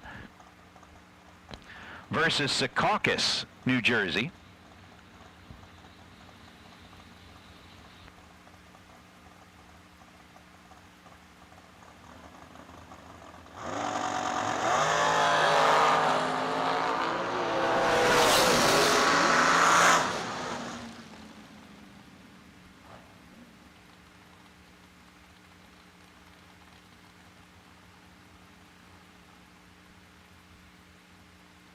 Win light's going to go to Daniels, 26 green, goes 521 on a 521, dead on 5. Kyle Bigley, 15 green, ends up 36 thou above the dial to be 20 thousandths of a second behind for the loss. So Daniels advancing into round number 2 is Chris Stein and Josh Baker.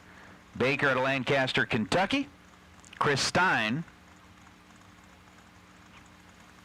rolling in out of Silver Lake, Indiana, 413. The dial for Stein, giving up that head start.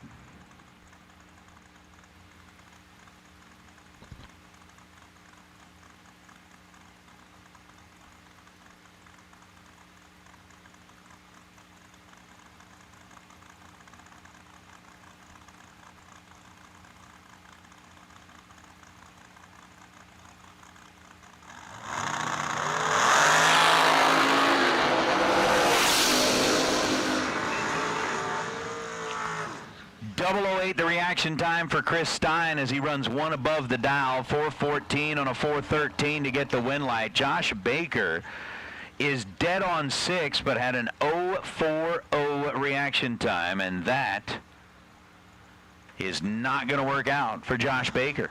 He'll have to find his way through the buyback window.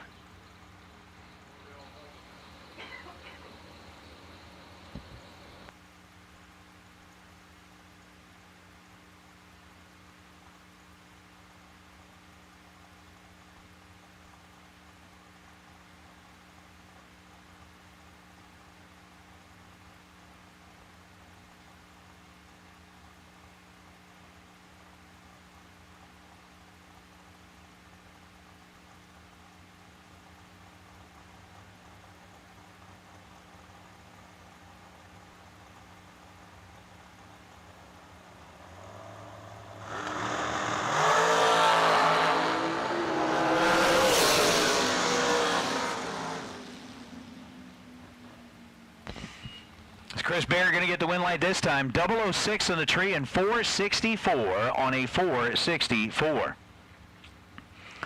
Ends up 15 total. Race kid was 11 green and goes 470 on a 469.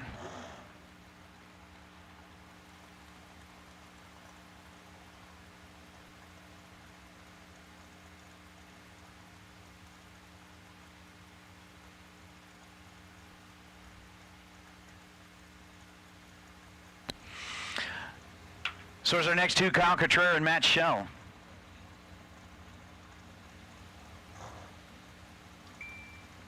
Roll up here, Matt, your runner-up last night in the dragster shootout. 483 dial on the right side. Cotrera dialed in at 454.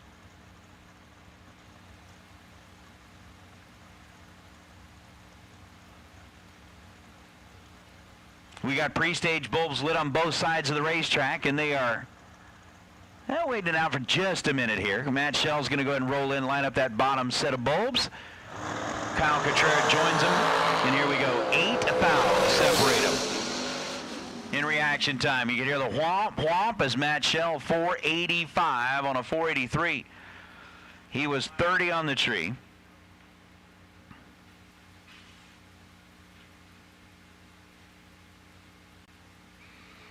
Kyle Cotrera was 38 on the tree. Cotrera gets to the stripe first by 23 thousandths of a second to break out by 5 thou. Shell will advance. Greg Motion, you're going to take the lead.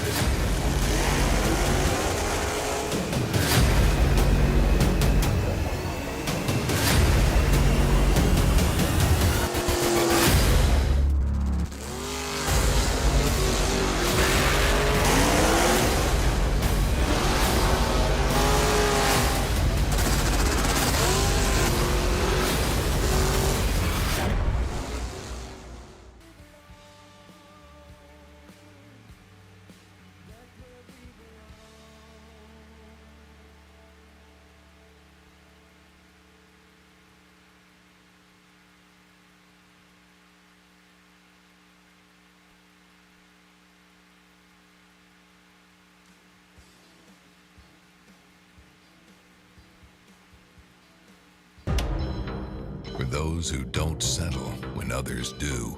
For those who are set free by performance and believe innovation can take you anywhere.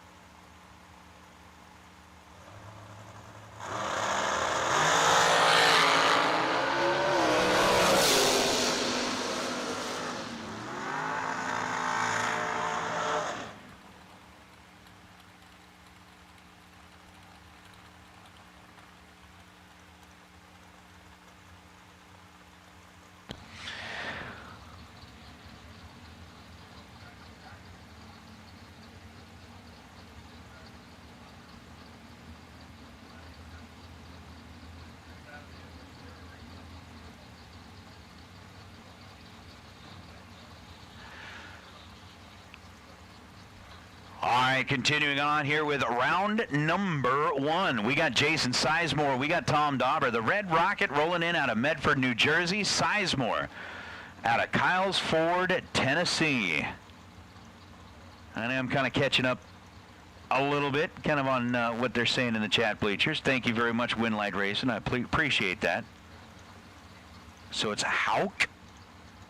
Appreciate it. If I got that right. We'll see. Sizemore and Dauber separated by 6 thousandths of a second. And Kathy, the light's on. Just so you know, the light is on. 004 and 1 above for Tom Dauber, getting him a win by 3 thousandths of a second. Jason Sizemore was 10 green and goes dead on 8. So an 18 pack for Sizemore on the right side.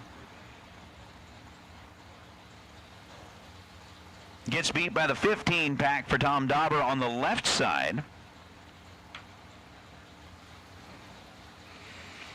And surely I was able to finally go figure that one out as far as what that translation was, and I got it. Fa Wong Lang Ku. Shane Beck and QJ Arnold.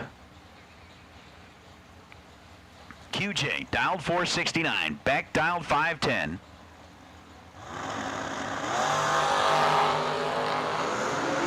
Advantage this time to QJ Arnold by a bunch. QJ holding 52 thou advantage in reaction time. Goes 470 on the 469. Shane Beck ends up 2 above with a 512 on a 510 after the 065 reaction time. And we have made our way into the D group. So again, D group racers, if you have not yet made your way into the staging lanes, please do that now. We'd love to make sure that you get your opportunity at the racetrack. So if you are part of our D group racers, please, please, please, make your way into the staging lanes. Billy Rowe, Tristan Strauss, winner is going to be Tristan. 11th thou was the difference in reaction time. Tristan with a 10 light goes 5:19 on the 5:18, getting to the stripe first by 1/100th of a second and ends up exactly one above the dial. Billy Rowe 4:82.9 on a 4:82 after an 0:21 reaction time will make his way to the buyback window, where buybacks are available today for $150 for a second shot at $15,000. There's now Shane Blackburn and Rick Harbaugh. Harbaugh on the left side, dialed 465. Blackburn on the right side, dialed in at 450. Let's play. Harbaugh, 002 red. And then runs dead on. That has been like the name of the game. Red and dead on.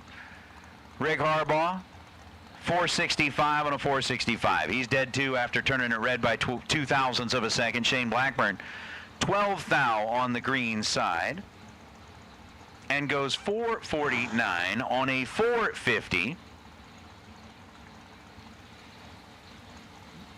to turn on the scoreboard on his side is now Scott Arnold and Tom Clark. Tom, another one of the Division 6 players, coming all the way in out of Washington. We got racers here out of Idaho. We got racers out of Washington. I don't know if they're all trying to like come out and hang out with Jonathan and JJ. I don't know what the deal is, but they're like, oh, you guys are okay, we'll make your way out there. Some of them are looking like for the casino, which I don't know why you'd come all the way out here to look for the casino. You go to Vegas, it's closer. I'm just saying. Oh, Tom, you're in deep trouble, my friend. That ain't going to work out at all. Scott Arnold, 28 green, goes 509 on a 505 to get the win light for the Campton, Kentucky-based car. Tom Clark, he just missed it. Wasn't looking where he needed to be, whatever the case was. He goes 446 on a 448. Is now Zach Silva and J.R. Lockhart. Lockhart's got the 482 dial here on the right side. Silva's got the 476 dial on the left side.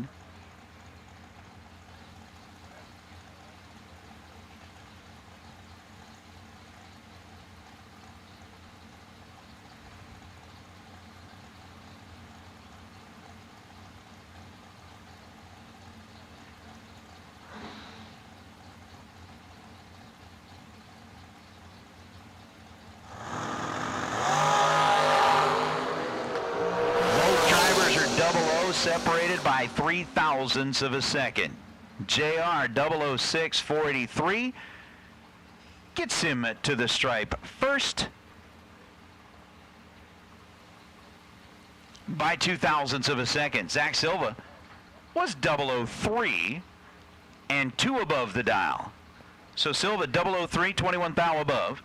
J.R. Lockhart was 006 and 16 thou above. Comes down to a 2 thou margin. Win light goes to J.R. Lockhart.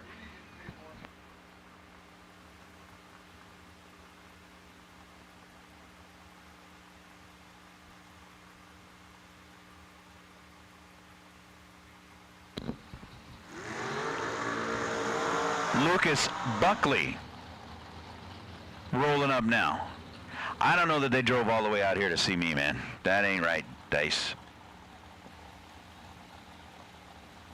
But that would be flattering if they did. I mean, we got like Gordon Boven has come all the way out here. Tom Clark's come all the way out here. The kids have come all the way out here. They just want to see JJ. They haven't seen him in a long time, since like way back when he was in Bremerton.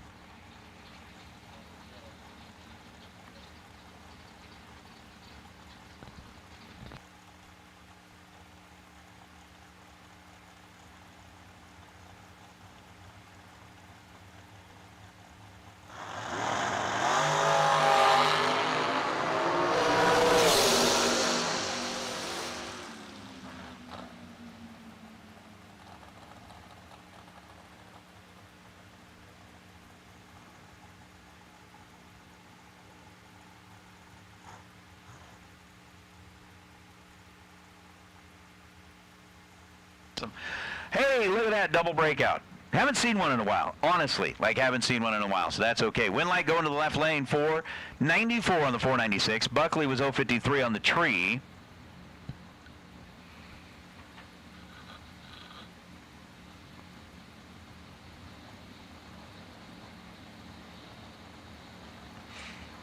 And that is going to bring out Don Buckowitz and Hunter Gilman. Gilman down 482, Buckowitz down 471, 5,000 the difference in reaction time, and Winlight's going to go to Gilman. 26 on the tree to Butkowitz's 021, as Gilman is 15,000 above, 483 on a 482. Gets the Winlight. Buckowitz got to the stripe first by 27 thousandths of a second. Was better in reaction time by 5 thousandths of a second, but breaks out by 7 thou. For the loss is now Richard Briscoe and Bob Payton.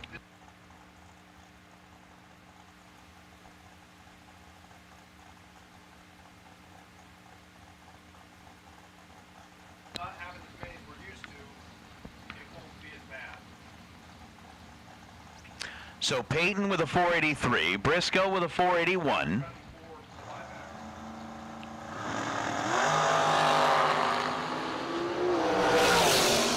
And a 24 thou split between them in reaction time. Advantage goes to Bob Payton, and Bob Payton puts up 13 total on the scoreboard. 003, one above. Payton gets to the stripe first by 18 thousandths of a second. Richard Briscoe was 27 on the tree and dead 4.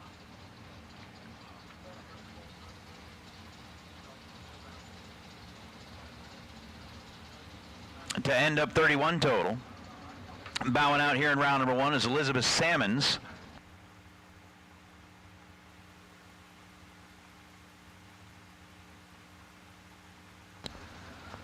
Salmons over on the left side.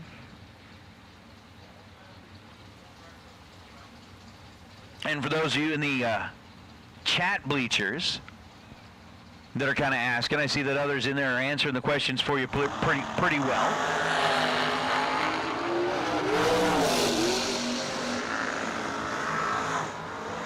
But pretty much here, it is all one big category, but it is separated by double entry and single entry cars. Double entered cars are either A or C.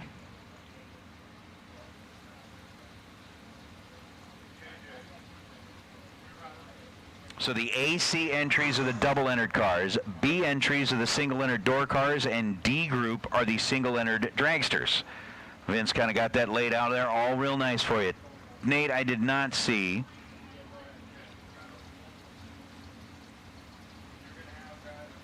Your last one. What about Troy Inskeep?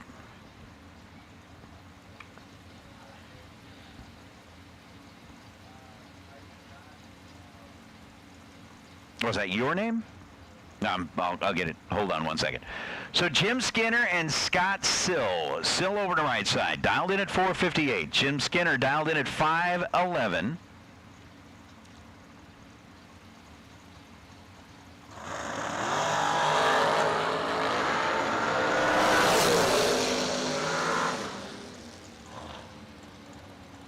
$17,000 separated him in reaction time. Advantage in win light's going to go to Scott Sill. Sill 23 green. And then 459 on a 458, Jim Skillman.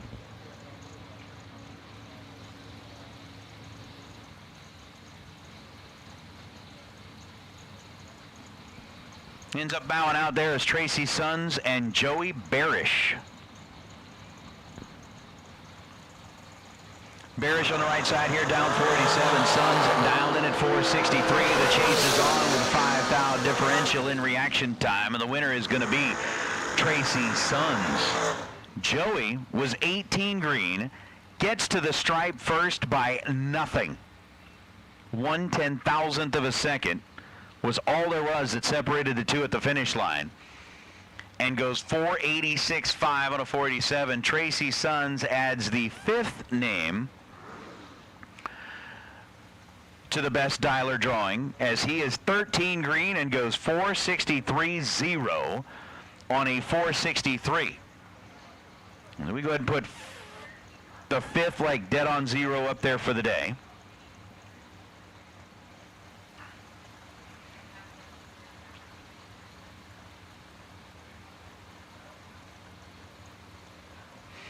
And that gets him the win light over Joey Barish. Is now Rob Leipzinger and Bob Kalibski Jr. 444 the dial right side, 457 the dial left side, 23 thou separate them, and it's going to be Kalibski. 004 and 445 on the 444. Kalibski moving on to round number 2. Rob Leipzinger going to have to fight his way through the buyback round in order to make the appearance in round number 2. He goes 458 on a 457. Was one above, but had the 027 reaction time. Has now Kurt Branscombe and A.J. Ash.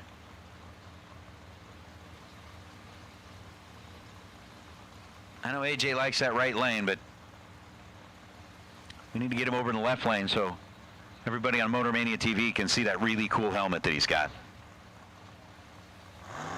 It's my vote for the best looking helmet out there. But that's just me. I mean, that's a personal opinion. Absolutely nothing but that.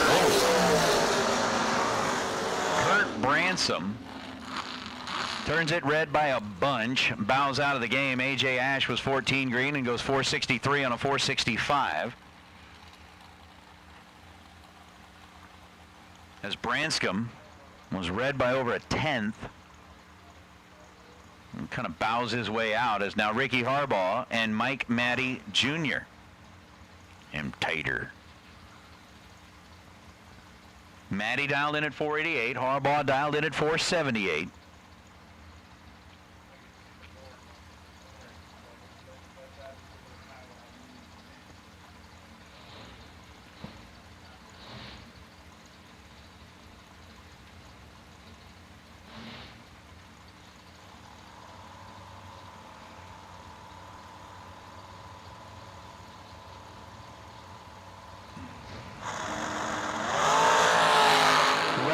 Start for Matty by 4 thousandths of a second.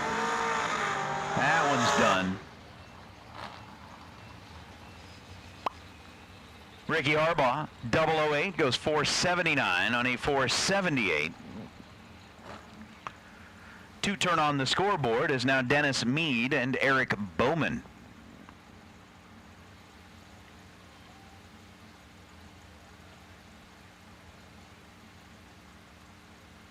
Are coming back now. We are getting really close to wrapping things up here in round number 1.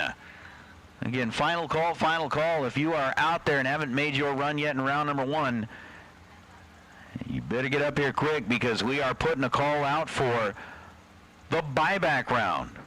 If you haven't been up here to buy back yet, there is still time. $150 to get you a second shot at that $15,000 prize.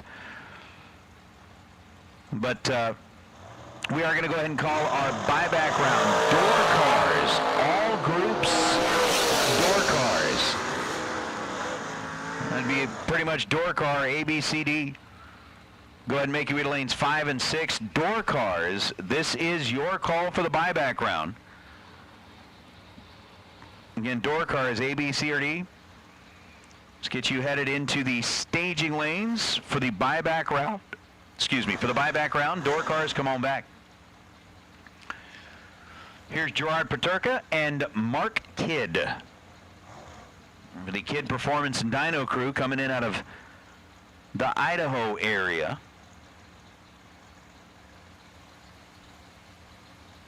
Twin Falls, home base for Mark and Race.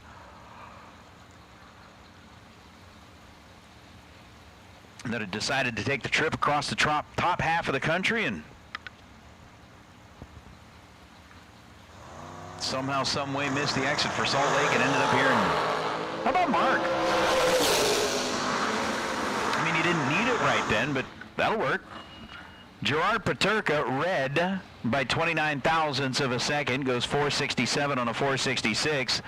Mark Kidd on a 466 dial was trip zip perfect. Put 3 donuts up in the time slip and then goes 462 with plenty of opportunity to leg it out there. Obviously holding a couple. Here's Adam Beauchamp.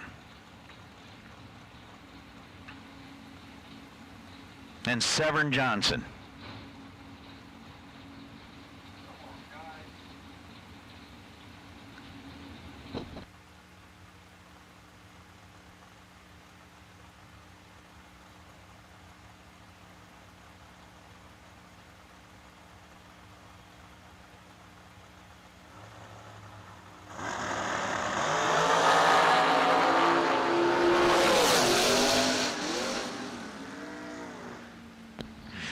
Beauchamp bowing out here at 35 green. Severn Johnson was 16 green.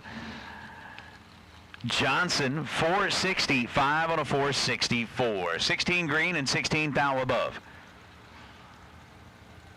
Puts him 32 total. Adam Beauchamp was 35 on the tree and had no shot at that one, as now Glenn Gordon and Kayla Needham.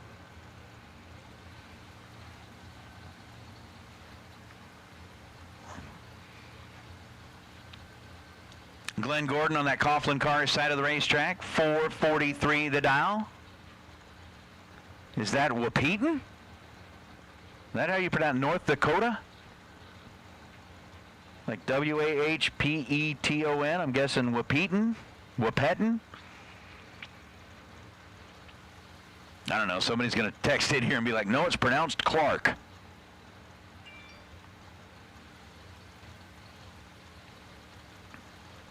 I'm not sure, but it could be Wahpeton. And Kayla Needham, 536 the dial over on the left side, as Glenn Gordon just barely blinking on that bottom set of bulbs. That's an 8-thou split between them in reaction time. Glenn Gordon, 15 green, dead 5, puts him 20 total and gets him to the stripe first by 10 thousandths of a second. Here on the right side of the racetrack, Kayla Needham was 23 green. And ends up running 536.7 on a 536.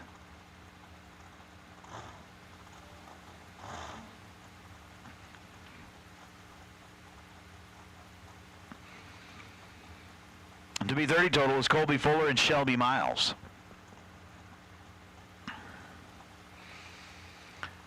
Shelby on the right side dialed in at 460.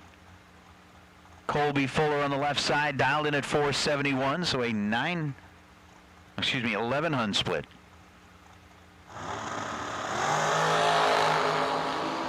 Again, both drivers with 2 zeros and a 3 in the reaction time. Colby put them together as 003 and 3 above to get there first by 0.03 of a second. This is like the battle of the threes. Shelby Miles was 30 green and goes 463 on a 460, so 30 and 3 above for Shelby. 003 and 3 above for Colby. Colby gets the win light there. There's now Steve Hughes. That's Stacker. Rolling up here with a 461 dial, going up against Kenny Underwood.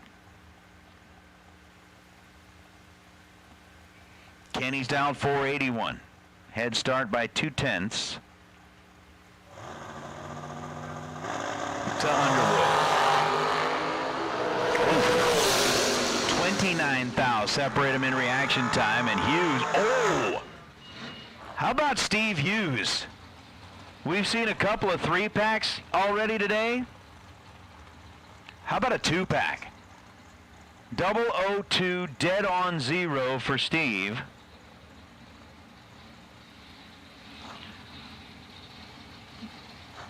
That's also going to get him in that drawing for the Altcom Weather Station, the Wednesday Best Dialer Award. Again, we are going to be drawn for that, and everybody that goes dead on 0 today, win or lose, will get their name put into that drawing for that ACOM 4X Weather Station. So the Altalab weather station going to be up for grabs, but Steve Hughes, 2 total. To get the win light there is Jamie McBride Sr. and Jamie McBride Jr. Are you serious,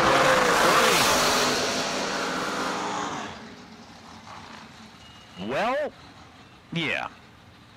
Jamie McBride Jr., 23 green, 456 on a 455.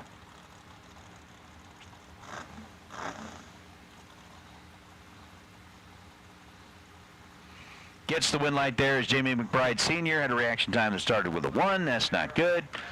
We'll leave it at that. Bradley Snowball and Todd Knight. He said it's only 967 miles from Wahpeton, North Dakota to Columbus, Ohio.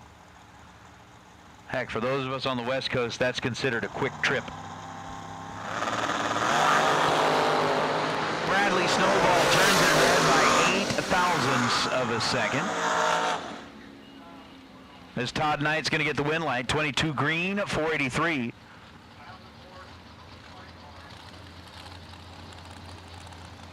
On a 459, Snowball, after being 008 red, goes 455 on a 457.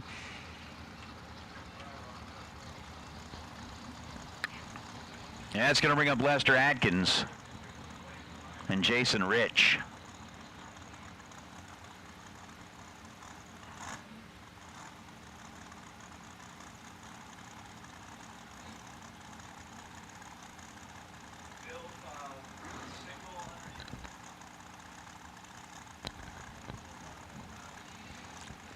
Once again, buybacks, door cars, all buybacks, door cars. Again, it doesn't matter A, B, C, or D. If you've got a door car coming into the buyback round, go ahead and make your way back this direction, please. Door car buybacks. Let's get you headed back this way. Lester was down 445. Jason was down 435. And the scoreboard is going to light up for Lester Atkins. Atkins had a 6th thou advantage leaving the starting line with his 014 light, and then goes 446 on the 445. Jason Rich was 20 on the tree to get to the stripe first by 22 thousandths of a second, and breaks out 433 on a 435. So take 22, break out by 18 thou. Jason Rich will need to make a trip to the buyback round as our final pair in round number 1 will be followed by a single, and then we're going to make our way into the buyback round.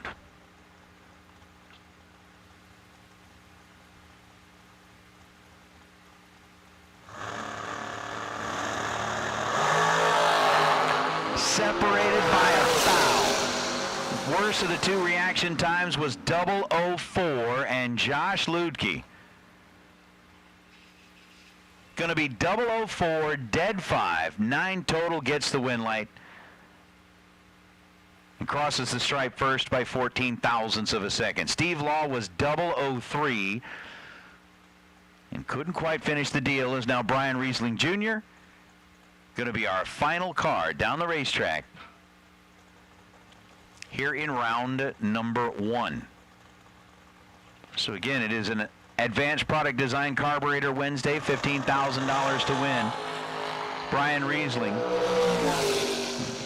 randomly selected as that Group D potential buy, goes 24 on the tree and 494 on a 489. That is going to put round number 1 of a warm-up Wednesday here at the Jegs Summer Fling presented by Optima Batteries into the books. So for the Advanced Product Design, also known as APD, is the Sportsman Racer's industry leader in carburetor and fuel systems. Whether you are a big buck bracket racer or a weekend warrior, contact the knowledgeable staff at APD for high-quality gasoline and alcohol carburetors, or visit them online at apdracing.com. Looking for high performance? When you want high performance, there's only one place to go, Jegs.com.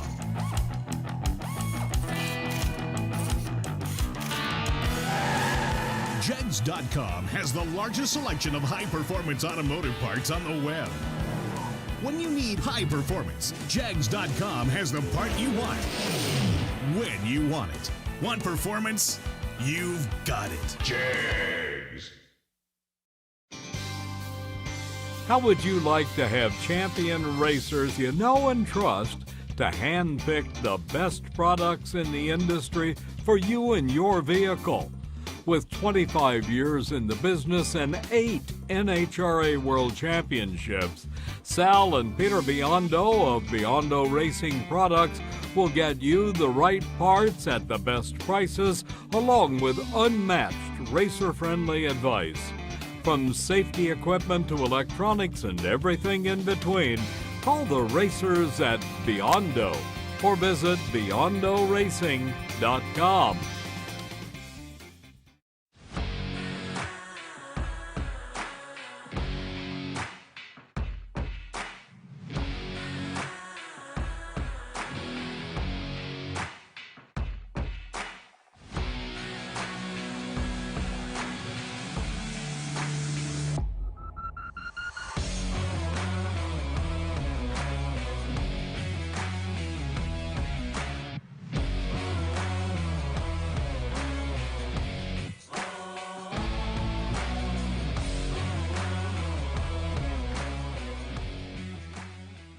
So each year at the Fling, since 2010, we do what's called a reaction time challenge. The drivers love it. We call 25 drivers to the staging lanes, randomly picked. If they get a 00 anything reaction time, so 001 to 009, they get $100 cash. If they get a 000, they get $1,000 cash and a chance to come back and do it again. If they hit the second time, they get $10,000. All right, check it out, guys. I'm here with Bill Dykes in the lanes for the Reaction Time Challenge here at the K&N Spring Fling Million, presented by Optima Batteries. Bill, how has your experience been out here so far this weekend? This is the most amazing race, best time ever. If you can't have fun here, you shouldn't be drag racing. You're about to go and try and turn on a 00 reaction time for $100. Trip Zip gets you $1,000. What are you doing with the delay box? You know, I leave it. I'm pretty aggressive with it. Last year I went 00 back-to-back. So I've just left it. Hopefully I'm paying attention at the light and we'll see what happens. Well, good luck to you here in the Reaction Time Challenge and in today's 30K main event. Can't wait to see you out on the track. Thanks for talking to me. Have a good one.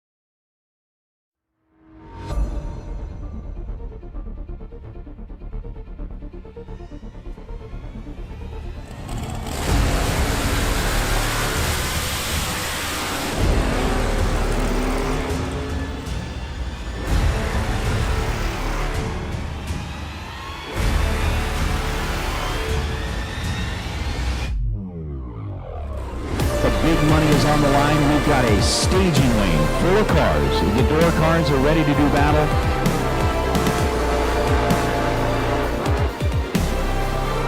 This is a sight to see. I mean, like I said, this drag strip is cut right between the mountains. That's a labor of love.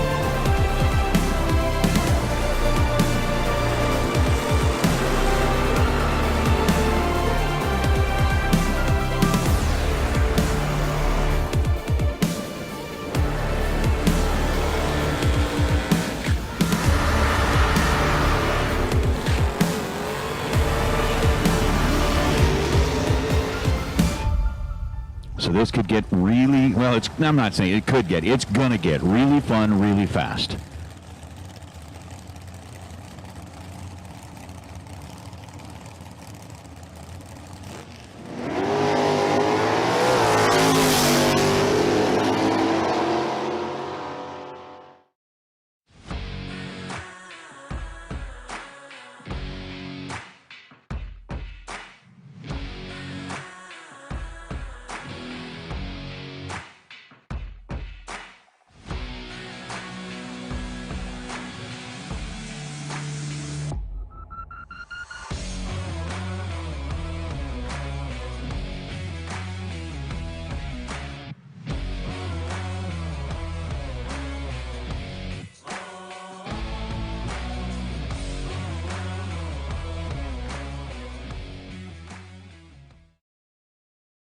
Racers serving up the very best parts. That's what Mazir Enterprises is all about. Since our first product introduction in the 1980s, we have been in the relentless pursuit of excellence on the track and off, with a mission to produce the very best parts. Problem-solving parts for your high-performance vehicle. No matter if it's chassis and fabrication, water pump and cooling system, starters and the accompanying electrical, or full billet flex plates you're after, look to Mazir for the best solutions.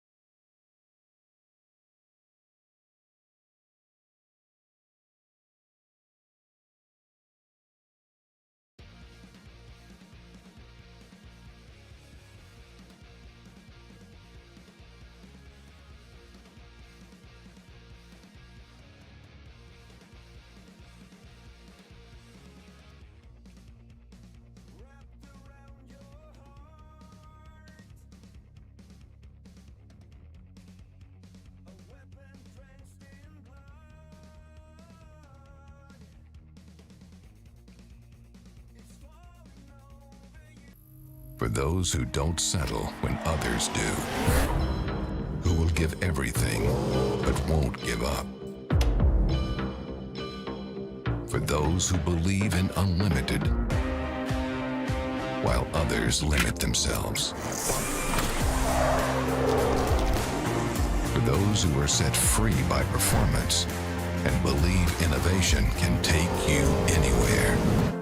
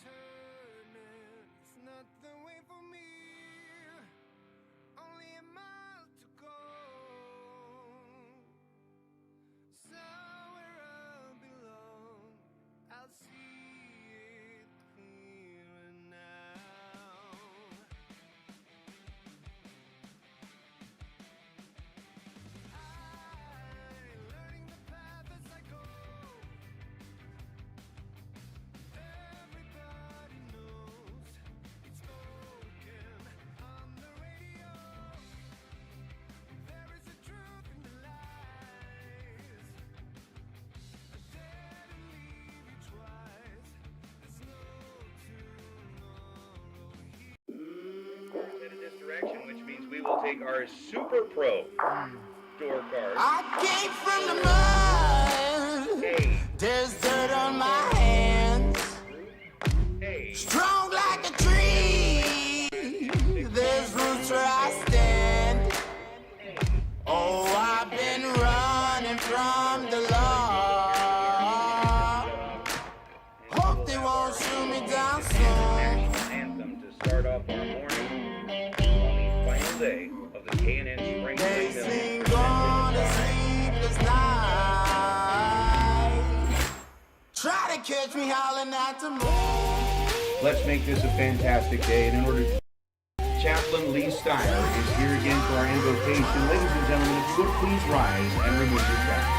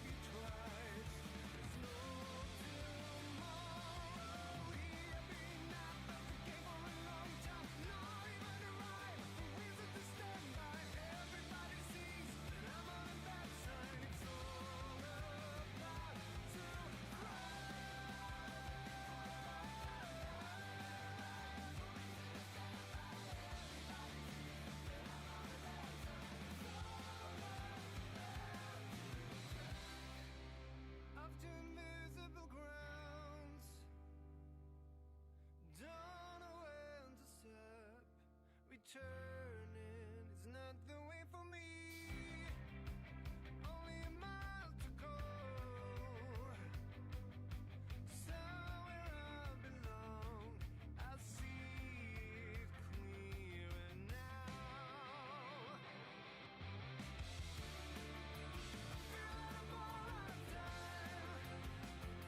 So tell me you stay behind. Make sure I get to the end.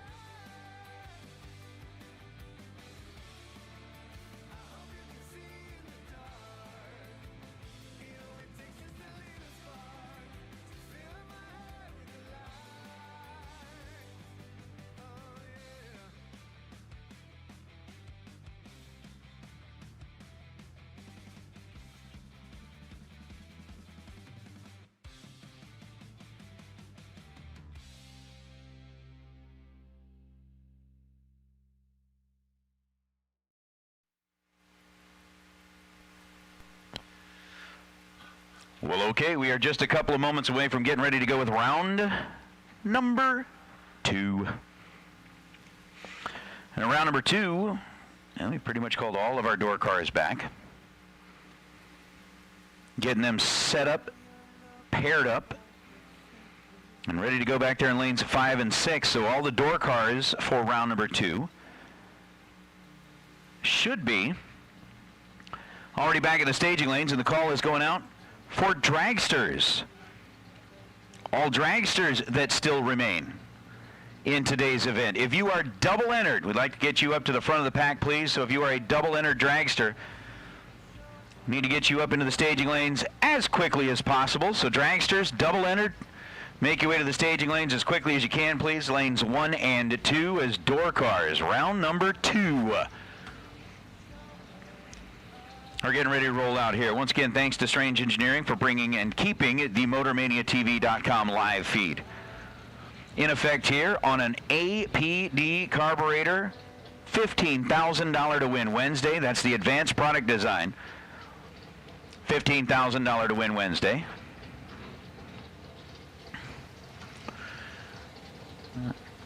We got Wes Mays. We got Jody Davies.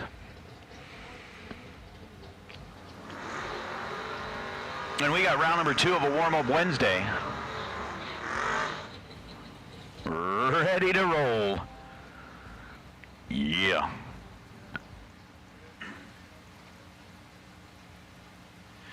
So Jody Davies in the Camaro.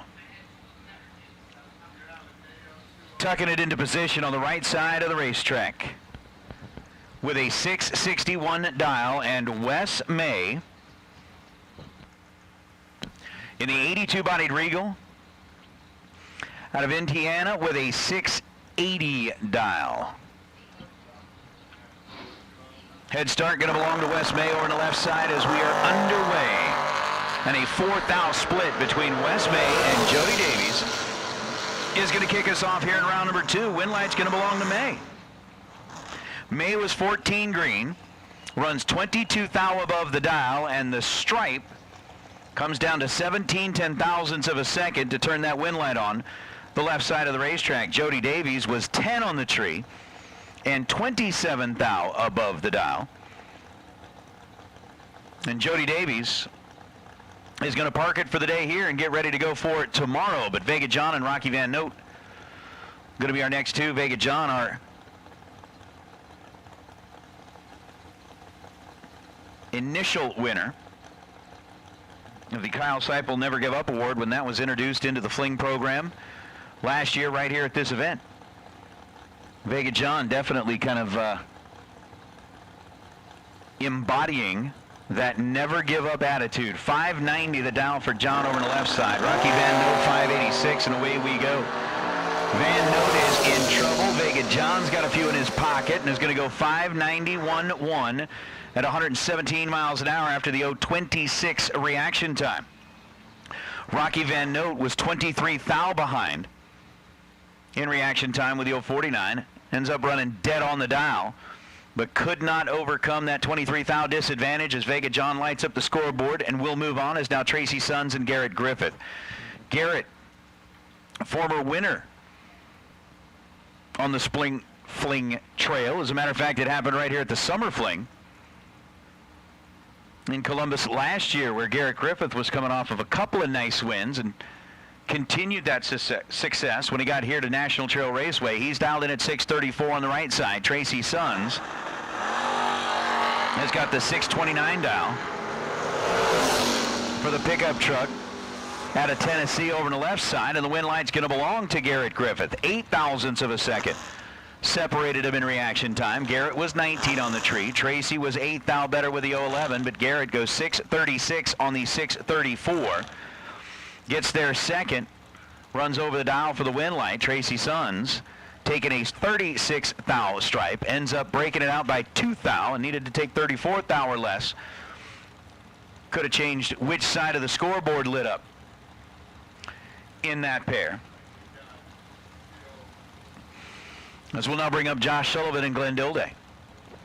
Dilday in the Nova. Sullivan in the Vega. Sullivan dialed 651. Dilday dialed in at 546. Nice little wheels up charge out of Glenn Dilday as they're separated by 0.03 of a second, and it is going to be Dilday. 546 on a 546. How about 17 dead 4 for Glenn Dilday to get the win light? As he gets to the finish line at first by 0.23 of a second. Josh Sullivan was 24 thou above his dial and 20 on the reaction clocks to be 44 thou total.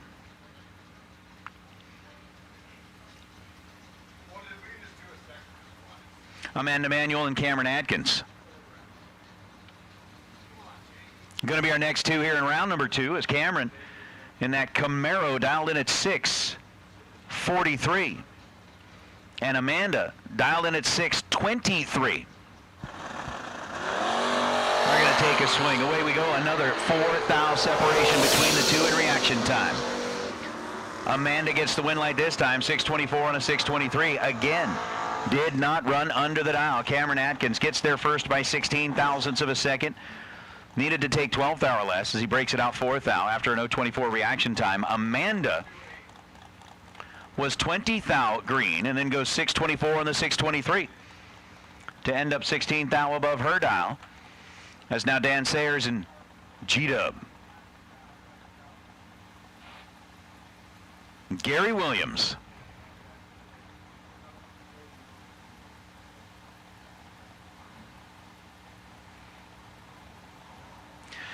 Gary, a 3-time winner at the Spring Fling events, trying to get it done against Dan Sayers. Sayers in the Camaro, dialed in at 6'11". Gary Williams, 573 on a 572, was 007 on the tree and tightening up the stripe to 12 thousandths of a second.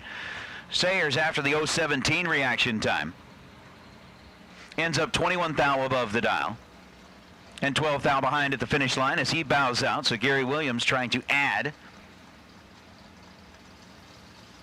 Has been a winner at Bristol, been a 2-time winner at Galat. And we'd love to add in a little bit here. Jed Coughlin, speaking of Bristol winners. Getting a win light here as Shane Weaver goes red by 36 thousandths of a second, and Jed Coughlin is going to take the wagon down to the finish line to be dead on 0. He will add his name to the list that is going to be drawn in order to determine who gets that Ultronics weather station. I think it's valued at, what, just shy of $1,000? I mean, complete the whole trailer deal. So 579.0 on a 579 for Jaggy with an 031 reaction time. Shane Weaver was 036 red, goes 653 down the racetrack as Chase Meade and John Coughlin are going to be our next couple of cars. John, 585, the dial for the racer from just down the road in Delaware, and Chase Meade, 644. Coming up here now, 4 thou, the difference between the two in reaction time. Meade on the left side, Coughlin on the right. Win light's going to go to Coughlin, 586 on a 585. And John, who had stepped out of the seat for a little while, getting really comfortable, really fast. 12 on the tree and 16 thou above the dial gets the win light. Chase Meade was 16 green and then goes exactly 3 hun above his dial. On the loss here in round number 2 is now Dennis Meade and Steve Collier. So we go from a couple of cars that, John Coughlin getting one of those weather stations earlier in the day. Steve Collier getting one of those weather stations earlier in the day. This time Collier's red by 2 thousandths of a second. Let's see if he goes, nope. Wondering if it was going to be a red and dead on. He missed the red and dead on by a thou. 640, by 11 thou, excuse me. 648.9 on the 650. For Steve Collier, Dennis Meade was 007. And then goes 578 on a 582 with a win light already on, legged it out, was holding a few as he rolled into that round. This is now Bob Heens and Larry Murray. Murray's Mustang now 577. Bob Heens in the Malibu, dialed in at 686.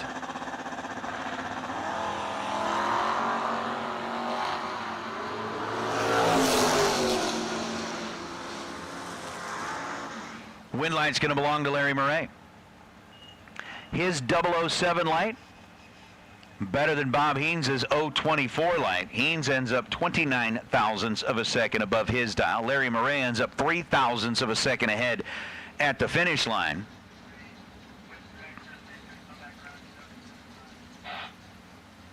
And gets the win light for the Memphis, Michigan-based Mustang is Dennis O'Brien and Bob Rosolo.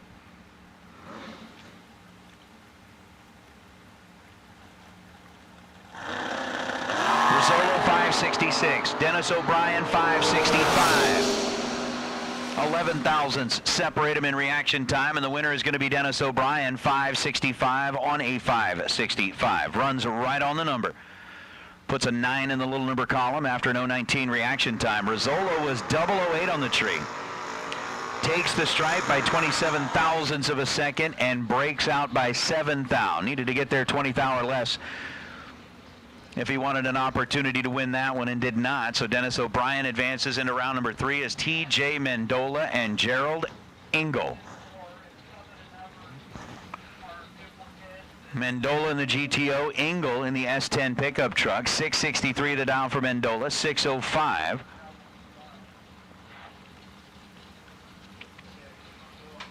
Is the dial for Engel in the truck. So a 58 thou split. Excuse me, 5800 split.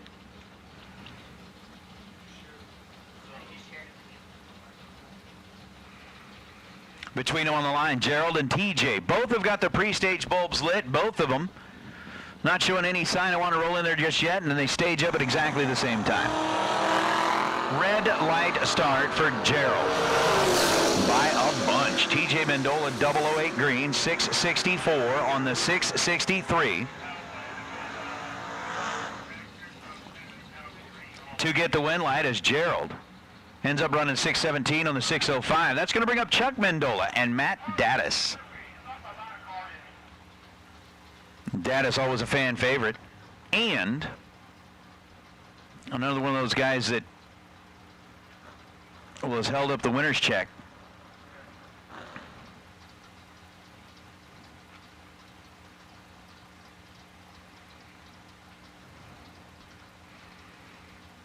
A whole bunch of times. That guy is extremely talented. Again, talking about how, between this one and the Danger Ranger and all the kind of stuff that Matt pilots out there, this Grand Am is dialed in at 613 on the right side. Chuck Mendola dialed in at 587.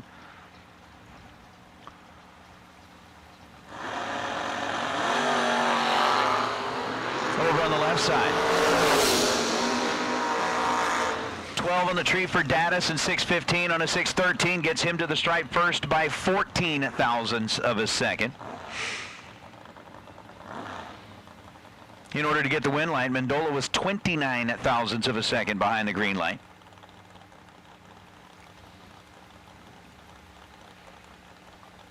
So he'd given up 17 thou advantage there, and then runs 589 on the 587 is now Jeff Fargo and Justin Mosier.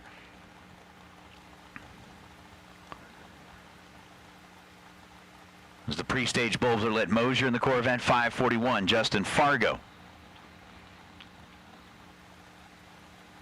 in the big Le Mans station wagon.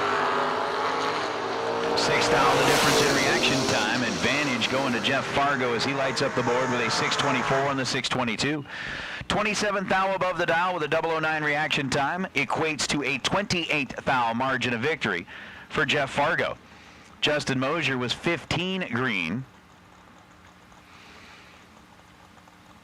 And then ends up 49 thou above the dial, which gave all the room that Jeff Fargo needed to squeeze that Le Mans wagon across the line first and get the win light as Chuck Roycraft and David Davis now.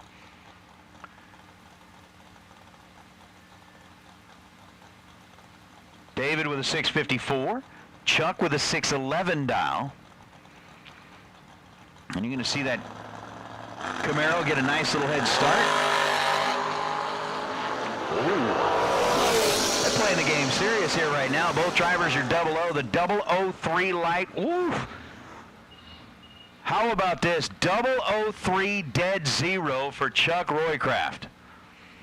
Roycraft is going to add his name to the list for the drawing of the weather station. Puts up 3 total. David Davis was 7 total, and 7 total is not going to be enough to get out of round number 2. 001 dead 6. Chuck Roycraft rolls up next to him and goes 3 total. Margin 4 thou down at the finish line. And we have added a bunch of names to that best dialer drawing that's going to be taking place later on in the week. Again, it is the Altalab Wednesday best dialer. Every racer that goes dead on zero today, win or lose, their name is going to be put into a drawing for that weather station valued at just shy of $1,000 as Ron Collier Jr. going to try to hold on against Matt Costable. Costable puts up 7 total. So the last 4 cars down the racetrack, we've been 3 total, we've been 7 total, we've been 7 total. Costable, 002, dead 5. Gets him a nice looking win light on that Coughlin car side of the racetrack. Ron Collier was 033 on the tree and had no prayer. None at all. There's Rick Huffman and Art Siaffi. Huffman in the Chevette, Siaffi in the Pontiac, the Firebird, dialed in at 587. Huffman dialed in at 621.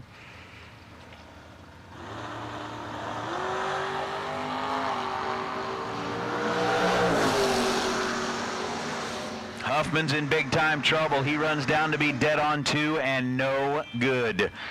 032 on the tree, not going to help him out in any way whatsoever. As Artsiafi 005 and goes 588 on a 587.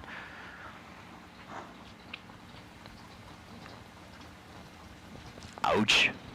Ouch. You mean to tell me we're like 2 pair away or 3 pair away from seeing a Chevette versus Chevette matchup? You got a little better lining them up back in the staging lanes. I wanted to see Huffman and Harrington go side by side, but we'll see. Siafi again, 588 on the 587. Huffman was 32 green and goes dead 2, no good. That's Chris Bowman and Dan Dishon. Dishon, 542 dial in the Roadster on the right side. Bowman, 630 dial in the Firebird on the left side.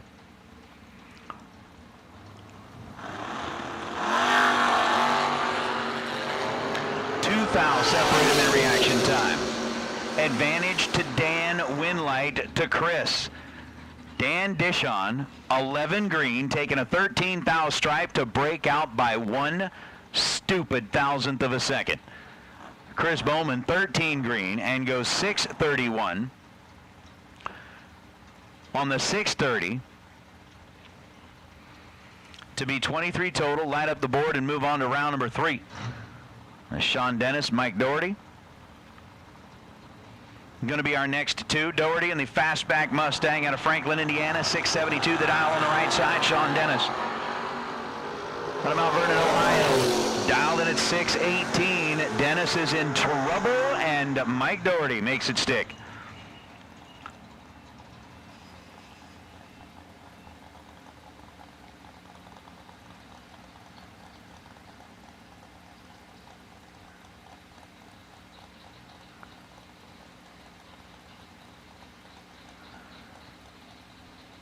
Okay. Doherty, 674 and a 672. He's 2 above, taking 31 thou at the stripe to get the win light, and I appreciate that, Nick. And actually, I was asking about that yesterday, too. So, Art, it's Chaofi? Or Chaufi? I don't know. I'm trying to read that phonetically. We'll see. Kurt Harrington gets the win light over Brian Campbell. Harrington was 008 on the tree and goes 603 on a 604. Brian Campbell turned on the wrong color bulb here on the starting line with a 13 thou red light. Thank you, Nick. Appreciate that. That'll help. I appreciate that. So Campbell red by 13, goes 584 and a 583. Kurt Harrington takes his high-flying Chevette into the next go-round as Michael Illing and Joe Hoskins. Hoskins, one of those driveforee.com cars that are out here. I think those dudes have got like 48 cars, maybe not that many. All right, maybe it's more like 16 or 17, but they got a bunch of them out here with that Drive for EE sticker on them. As Joe Hoskins is dialed in at 651. Mike Illing doing the chasing here, dialed in at 537, and away we go. 23 thou the difference between them in reaction time. Win light's going to belong to Joe. 007, 26 thou above. Gives him a 29 thou stripe and a victory as Mike Illing was 34 on the tree and 28 thou above.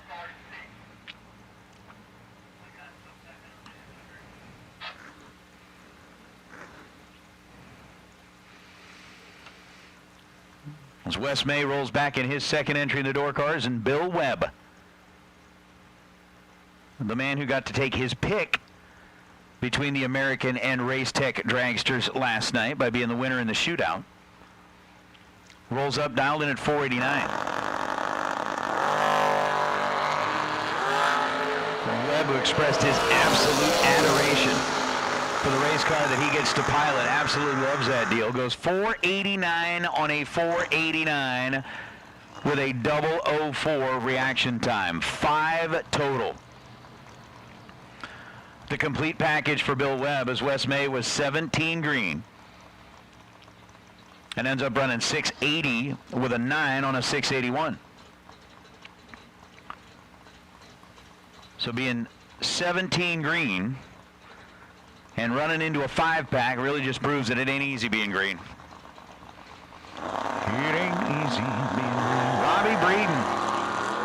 pickup truck going against the green Nova of Dewey Boggs. Win light's going to belong to Boggs. 5:28 on a 5:28. 33 green and dead on 8 for Dewey. We'll send him into round number 3 as Robbie Breeden ends up running a 7:03 on what was a 6:99 dial. Robbie was better on the bulb, but that 7:01 on a 6:99 not going to get it done against Dewey. He was running dead on down at the finish line to take a 16th margin of victory. Let's bring up now David Braskett and Shannon Seals. Seals on the right side. 71-bodied Pinto. Dialed 736, getting a sizable head start over David Braskett, dialed in at 547 and a little Mana. I've never heard of a Manta.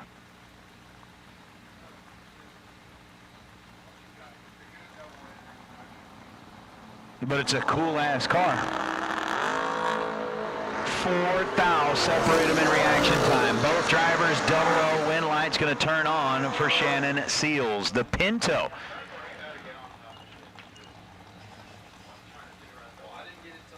takes care of business against the Manta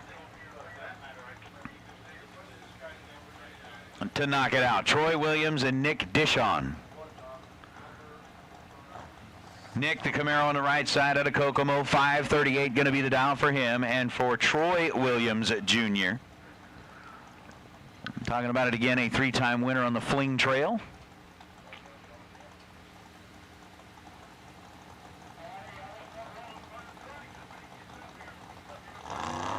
That red pickup truck over the wall. 9 thou separate him in reaction time. Advantage going to Nick Dishon. Win light going to Troy Williams on the double breakout. Williams 5:69.1 on a 570 is under by 9 thousandths of a second. Nick is under by 15 thousandths of a second as he runs 536 on a 538. Taking a 15 thou stripe under 15 thou after the 003 reaction time. Nick checks out here in round number 2. Troy Williams moves to round 3 as Garrett Griffith and Jason Sizemore. Sizemore in the blacked out Beretta.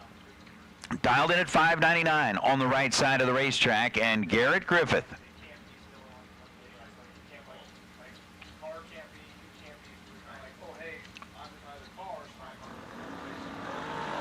the racer out of Kentucky will get the win light as Jason Sizemore drops it red by 9 thousandths of a second. Ends up running 6,000 on the 599 dial, but was red by 9 thousandths of a second. Garrett Griffith, 17 green, dead 8.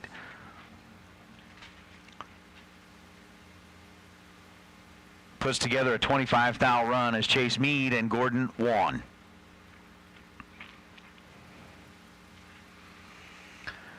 Gordon in the orange Vega wagon out of Port Charlotte, Florida.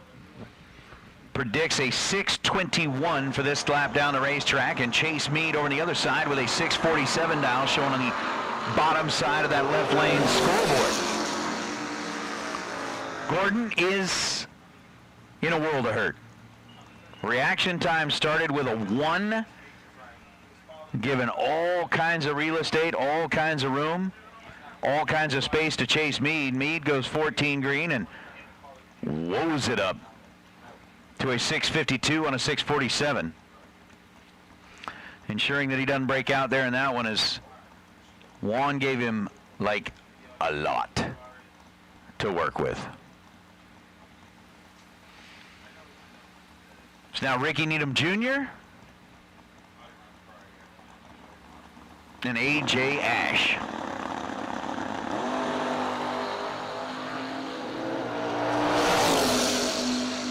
$11,000 the difference in reaction time. A.J. 583. On the 581 after the 009 reaction time, Ricky Needham ends up 3 above his dial after he was 20 on the tree, and that'll put him 22 thousandths of a second behind at the finish line. Is now Jody Davies and Amanda Manuel. 624 the dial for Amanda in the pickup truck. 662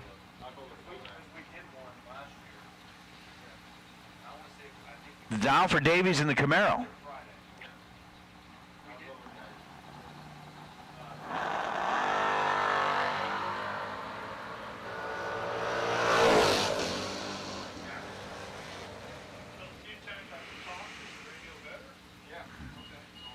Win line's going to belong to Davies, 662 on a 662.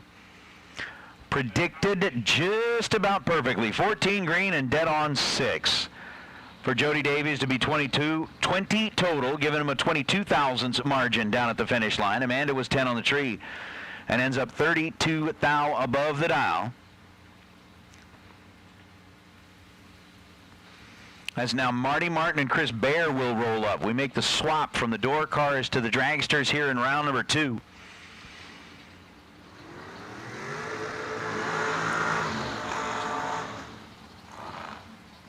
And the dial-ins are up on the scoreboard. Bear with a 465. Marty Martin will be the chaser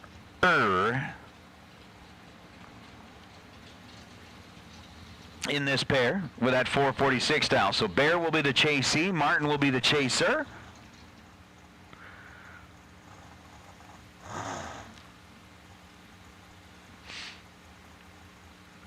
And we'll see how this one shakes out. Again, with it being an APD Wednesday, $15,000.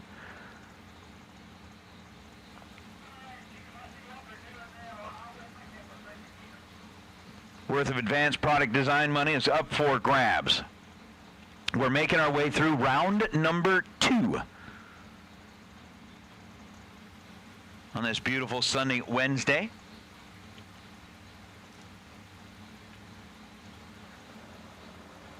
And Marty and Chris taking a little extra time before they get them staged up, and it's a 5-thou split between them. Advantage at this end of the racetrack went to Marty Martin. The win light at that end of the racetrack goes to Chris Bear. Bear was 12 on the tree to Marty's 007, but Bear 15 thou above the dial, taking 11 thou stripe to pick up the victory here in this pair. Marty Martin 007 on the tree and 31 thou off of where he had predicted it would run. And while we have seen that gorgeous sunshine down on the racetrack, looks like we got a little bit of cloud cover that's going to roll in and bring a little shade in here, mix up the weather on everybody just a little bit. We'll see if the tire pressure goes up a pound, down a pound, or what it does. Just to see.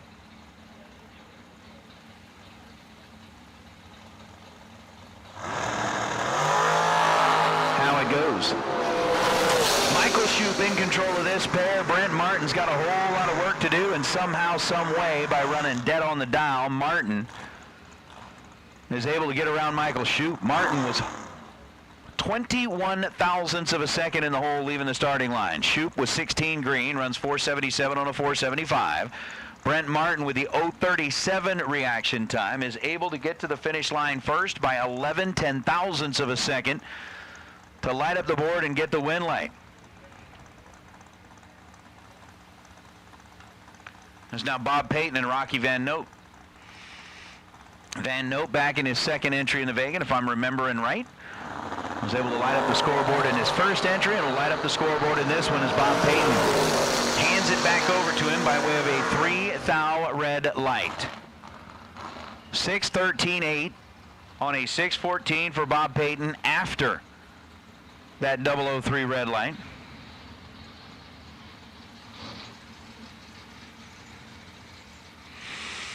As Rocky Van Note was 006 and then goes 585 on a 586. Hey man, hey kids, let's see. The fun zone is open. That means that like the bounce house, the obstacle course, all of the goodies for the kids to do, it is open right over just behind the tower. I mean, they've got like the fresh cut grass over there, the bounce house. I was wondering where Joe was. Now I know he was over there testing out the bounce house, making sure that the obstacle course was good. But the Fling Fun Zone is open. And so if you want to take the kids over there and have a little bit of fun, while maybe you're waiting in between rounds or whatever it should be, get over there and do that.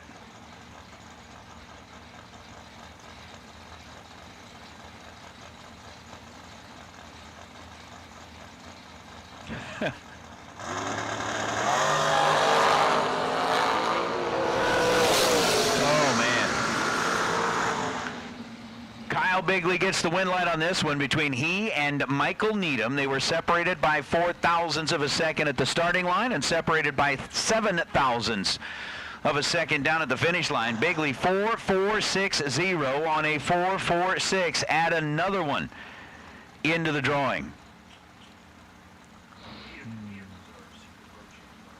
Dead on zero as Kyle Bigley takes care of business against last year's Super Pro champ here at the National Trail Raceway. And again, we've still got this, looks like maybe a trunk key that was found back in the staging lane. So if you happen to be missing a trunk key. Was there something we were talking about here last year, something about a tunk hammock? Or a trunk hammock? I can't remember what it was. I know we talked about the walking tacos, and I don't know if they still have those here this year, but I hope they do. Vinny Domino and Gary Williams. How about this matchup? A couple of former Fling winners going head-to-head here on the starting line with a 4th separation in reaction time. Williams dialed 470, Domino dialed 454, and the win light is going to go to Williams. 12 on the tree and dead on 8. Puts up 20 total. As Vinny Domino goes 456 on a 454. Vinny was 008. 25 thou above the dial. Gary was 12 green, just 8 thou above the dial.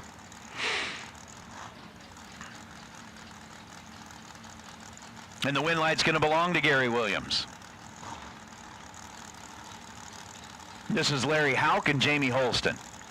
I mean, you kind of knew it was Jamie from the burnout because you're sitting here trying to talk and all you hear is wah! Jamie's dialed 443. Larry's dialed 494. Big split here between the two dragsters on the starting line. The Rural Retreat, a Virginia-based car. Former Fling winner. Going up against Larry Houck out of Thornville, Ohio. 11 the difference in reaction time, and Houck will exit in this go-round. As Jamie Holston, 14 green and dead on 1. Margin at the finish line, 4.5 thousandths of a second. Larry was 003. Ends up 1 above the dial and 4 thou behind where he wanted to be when they got to the finish line. McKenna Brown and Tim Markaglu next 2. Speaking of just like a parade of former Fling winners that have made their way across the starting line in the last few pair. Timmy's one of those as well. 454 the dial for Tim. 451 the dial for McKenna.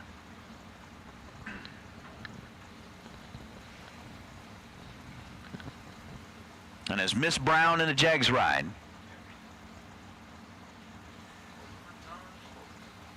And gets ready to give her a... It's all give her a go, y'all. 4 thou the difference between the two in reaction time. Give that one to McKenna. How about 12 on the tree and dead on 6? McKenna is 18 total. Tim Markaglu was 16 total, or 16 thou in the reaction time category. Had a couple of thou to work with, gets down to the stripe, decides to take 3 thou. Needed to take 2 thou or less, breaks it out by just 1 little lousy, worthless increment. Chris Stein now, and Stevie. That's Sidewinder. I gotta find out why they call him Sidewinder. Maybe. Maybe. What you got? That stuff will kill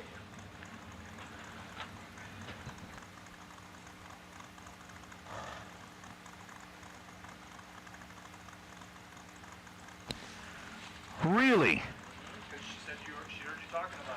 Oh my goodness. Well, we got to find out who it is because I have to say thank you. Candy Butler heard me talking about Skyline Chili yesterday, something that I had never had, never tried, but I've heard all my friends were now talking about. Hang on.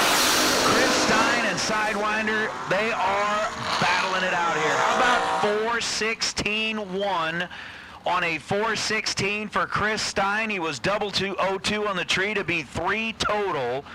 Stevie Dustin was trip, zip, perfect, ends up 11 thou above the dial.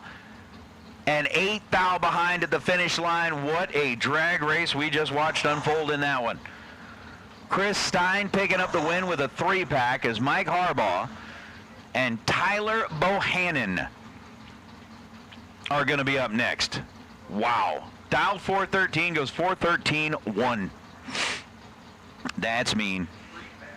Bohannon and Harbaugh both dialed in at 462, pretty much a heads-up deal. And I can't believe I'm actually staring down at a plate of Skyline. What are these, chili cheese dogs? Yes. Baby. Thank you so much. How about Tyler Bohannon? Mike Harbaugh, 10 thou separate them in reaction time, and both drivers run 463. They were dialed 462. Tyler Bohannon, 006.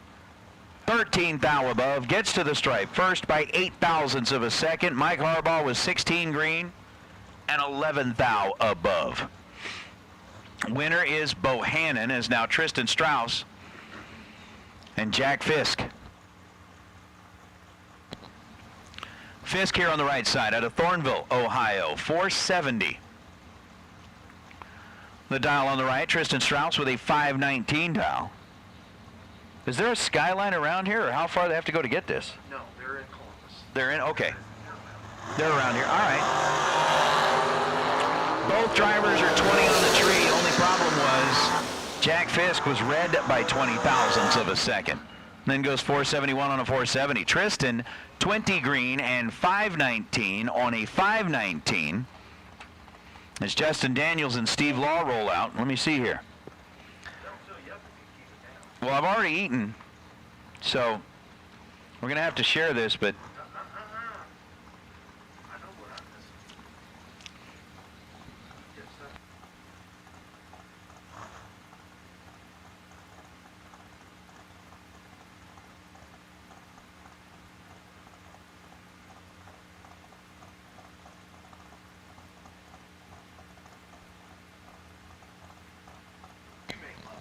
so 472 to a 521 dial this time. Justin Daniels, 521 is the dial. Steve Law dialed in at 472. That Law Chevrolet Buick. Again, thank you to the folks at Law Chevrolet Buick for their sponsorship of yesterday's test and tune. 18 green to a 17 green. 1 thou was the difference in reaction time, and the winner is going to be Law. Justin Daniels, I fought the Law and the Law won. That's the story. 522 and a 521. Justin behind by 14,000. Steve Law moving on to round number 3 is Rick Harbaugh and Cameron Manuel. Apparently this Skyline chili, it's not something you pick up and eat. I think I'm going to need a fork.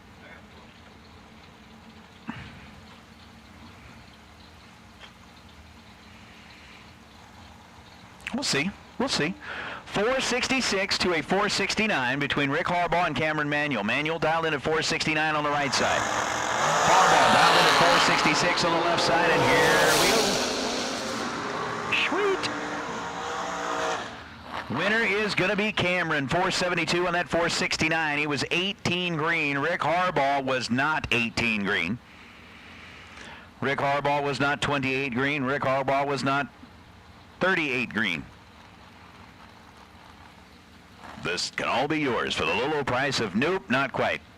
He didn't even have 3 low payments of 18 green. Unfortunately, with an 071 reaction time, couldn't quite get in there on Cameron Manuel. Manuel moves to round number 3, is now Elizabeth Salmons and Jeff Serra.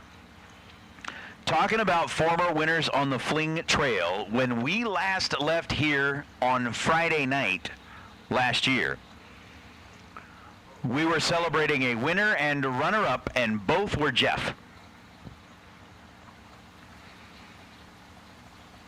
Took 2 cars all the way down to the final round. We'll see if he can do it again.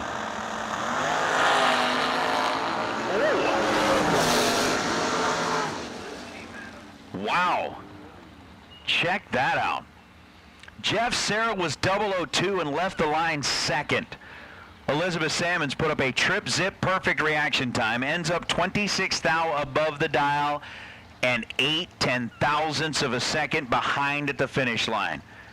She gave Jeff pretty much all he could handle, and Jeff eked it out by 8/10,000ths of a second. Sarah 002, 464 on a 462. True margin of victory, 0008. Jeff Sarah. I don't know. We got that formula the other day. You can figure out what that was. I don't even know if that's 2 inches. Wow. Vic Butler and QJ Arnold. Butler dialed 495. QJ dialed 471. Vic misses the green light by 1,000th of a second to be red and dead on. 495 on a 495, no good. QJ Arnold, 14 green, and goes 469 on the 471.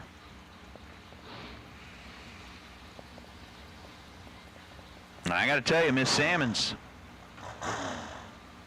she ain't scared. You're like, I don't know who you are. You're just another racer. Eric Paterka. And again, if I was reading it right, kind of in the chat bleachers, we were talking about Eric having to go back and get some of the stuff out of his trailer. He might have forgot to bring with him to the staging lanes, but somebody said maybe he was semi-retired. Another person said that he's like a brand new dad. So if you can clarify, is Eric a brand new dad? Because that's like the coolest thing on earth. Steve Hughes, 004 red. As Eric Paterka's 19 green and 481 on a 481. So winner is Paterka. Steve Hughes fouls it away by 0.04 of a second. As we got Rob Leipziger and Lester Atkins. Going to roll up here. Lester dialed 445. Leipziger dialed 458. So let's see. I'll try my first bite of Skyline chili.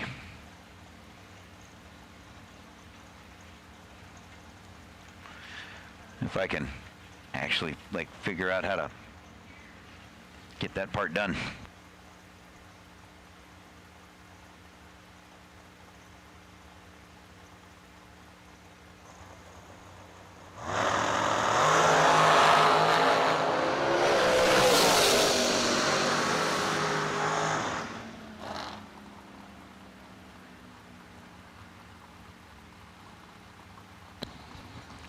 Red light to Rob Leipziger.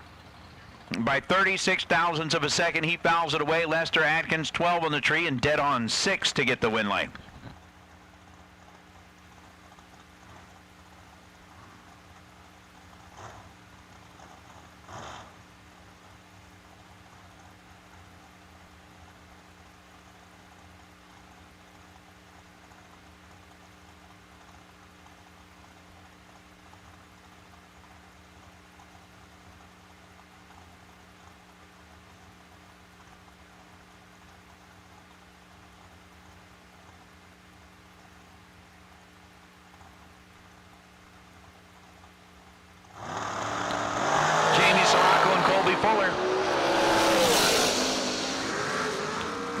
With a 31 thou advantage in reaction time. Unable to hold on for the win light. Colby Fuller, 33 on the tree and dead on 2 to be 35 total. Jamie Sirocco was 002, but ends up running 4 above the dial and falls 10 thou back at the finish line on the loss. So Colby Fuller picks up the move to round number 3. And I think that's really cool. Eric Paterka is a brand new dad. Attention in the pits. Final call, dragsters, for round 2. And door cars, you are on standby for round 3. So final call, dragsters, round 2. Door cars on standby for round 3.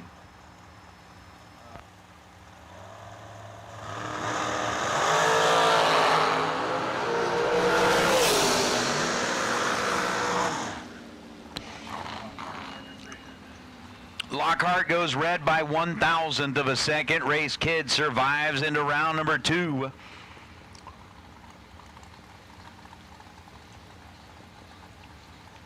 With a no 14 green light and then a 463.6 on a 464.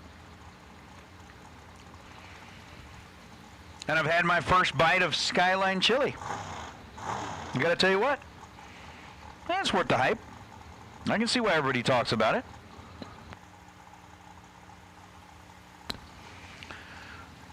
Definitely kind of an Ohio thing. I don't know. I really want to know. It's almost got, like, I'm seriously trying to figure it. It's almost like a little bit of a cinnamony type flavor in there.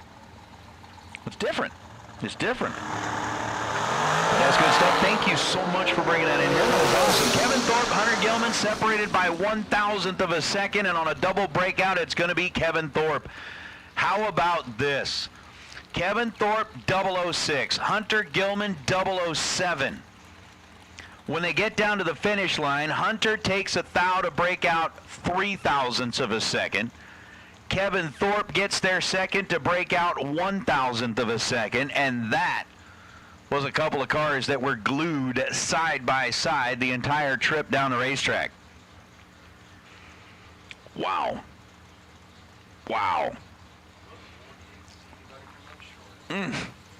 Once again, dragsters, well, pretty much everybody. Final call, round number 2. Final call, round number 2. You should be making your way back into the staging lanes at this time, please, as Scott Arnold, Tom Dauber, 4th separated. Dauber was down 467, Arnold's down 505, and Kathy, the light's not on. Sorry. Scott Arnold, 10 on the tree and dead on 7. 17 total to get a 6 thou stripe. Thanks for the clarity there, Shauna.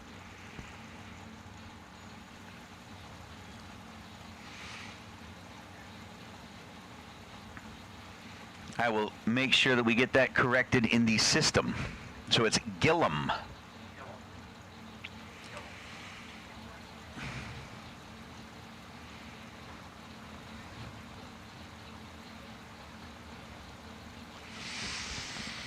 Tom Dauber was 467 on 467. He was dead 9.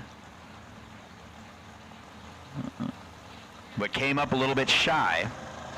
On the left side is Don Butkowitz and Bob Kalibski Jr. Kalibski's down 445. Butkowitz is down 470. Wasn't Don like trip zip in the buyback round? Goes from a trip zip to a 006. And then runs 471 on a 470 to take a 10/15 of a second margin of victory and get the win. Kalibski was 15 green, dead 9.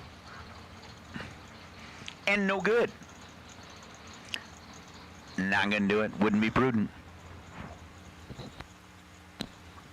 So Kalibski, 15, dead 9, no good. Butkowitz moves on as Brian Riesling. And Shane Blackburn will be our next 2.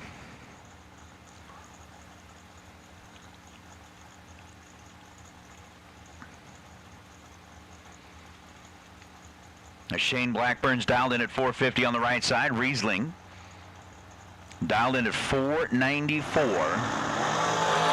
the left side. Winner's going to be Brian. Shane Blackburn dropped it red by 0.05 of a second. Goes 451 on a 450. And the day comes to a close here in round number 2. Brian with a 494 dial, goes 491.9, saw that the wind light was already on, kept the foot in the pedal, and runs it through to move to round number 3 is now Shane Beck and Shelby Miles. It's Shane left, Shelby right. I want to say that's supposed to be like, is that Monk's Corner, South Carolina? Monk's Corner.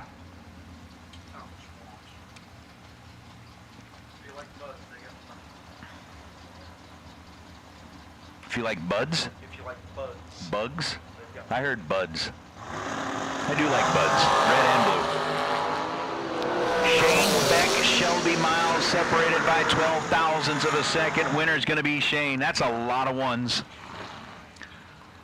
That is a whole lot of ones. 001 reaction time for Shane. And on a 5.11, he runs 5.11.1 to be 2 total. Shelby Miles was 13 green. And wow. Wow. So a 2-pack for Shane Beck, and I'm kind of keeping track of that because, well, you know, we've got that Brodix shootout that's going to be taking place a little bit later on in the weekend for the best door car overall package versus the best dragster overall package. Between now and Friday, round number 3. Steve Hughes had a 2-pack.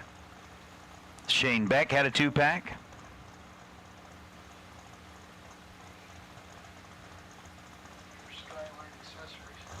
Skyline Accessories, huh? Onions, mustard, Pepto-Bismol. Oh, 004 reaction time for Tom Clark as he goes 4:48 on a 4:49. Clark's moving on. Eric Bowman was 19 green. And goes 4:47 on a 4:49. Snakebite Bob, that I'm a West Coast dude.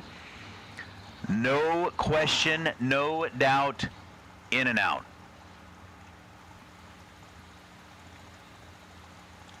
In and Out, one of the best burgers, fast food burgers on the planet. We'll leave it at that. Pardon? It is. Now, Jamie McBride and James Freeman coming up here right now. Freeman 473 dial, McBride dialed in at 455. Both drivers were 14 on the tree, and I think I heard that quick little whump whump at the finish line. Margin 16 ten-thousandths of a second. Jamie dead on 4. James dead on 5. Again, identical reaction times at this end of the racetrack. Both drivers were 14 green. Jamie McBride 455.4 on the 455. James Freeman 473.5 on the 473. And true margin down at the finish line 16 ten-thousandths of a second. And there's that. So I have. That's one thing that I do like doing. I mean, when you get the chance to travel around the country, you've got all kinds of things, like in Ohio here, like Cincinnati, it's the Skyline chili, right? Never had an opportunity to try it. Had it brought in here. Tastes good. Like the stuff. Got the accessories now, the onions, the mustard, all of that kind of stuff, and it's awesome. My wife is originally from Texas. You go down there, you got to eat Whataburger. I'm just saying. Some people are going, no, you don't. But I'm just saying. Whataburger is the way to go down in Texas. White Castle serves a certain purpose.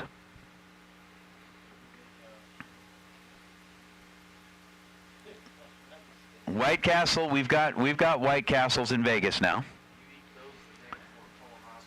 White Castle is very, very good when you're trying to do a cleanse.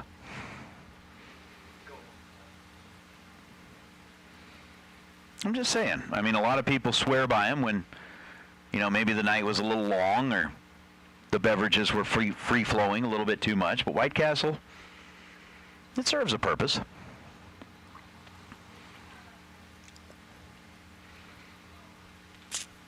I'm trying to think of kind of the other regional specialties. Like Portillo's up in the Chicago area. You can go get yourself a couple of Portillo's hot dogs if you're ever out in the Chicago area. Or when we're down at Galat, you got to get you some Bojangles. Stickios in Pittsburgh has the largest fries and hugest hot dogs. They are regional. Stickios? On the river. All right. Down in Pittsburgh.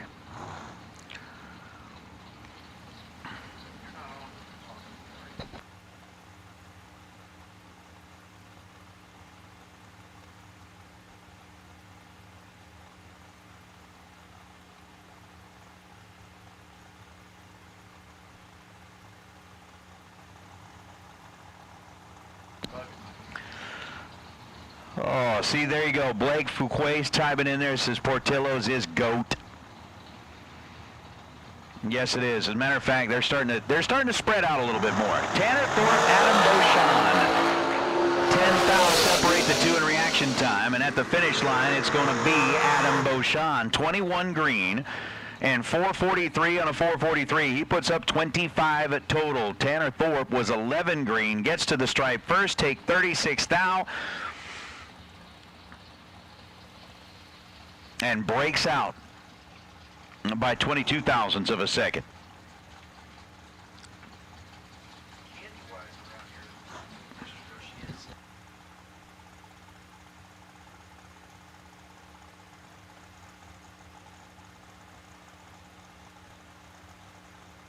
All right, all right.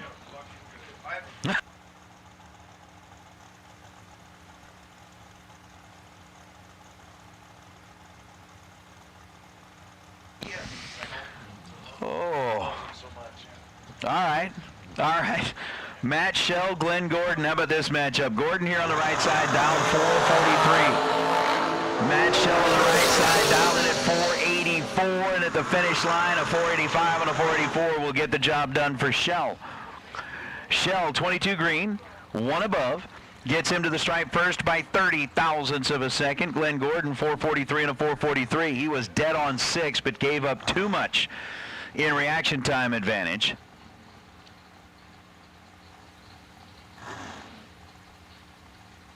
And couldn't quite finish the deal. I would agree with you, James. The dry rub rib down in Memphis is pretty darn good. Oh, yeah. That's a Buckeye. There we go. You can put that in mountain hut since you've never had a Buckeye.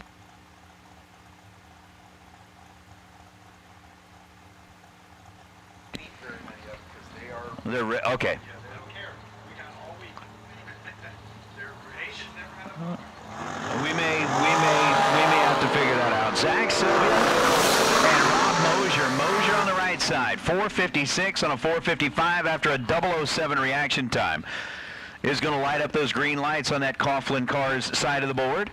Getting there first, 22 thou. Zach Sylvia was 33 green and goes 478 on a 478. He is dead 9, but gave up too much in reaction time. And Jimbo, for those of you joining us in the chat bleachers, you will find out that it's typically about this time of the day that the conversation does turn to food. So if you are a chat bleachers rookie, we do start talking about that kind of stuff while we're watching round number 2 and 3 kind of ensue, as Josh Lutke and Todd Knight going to go side by side. Knight, Lutke, both dialed 459.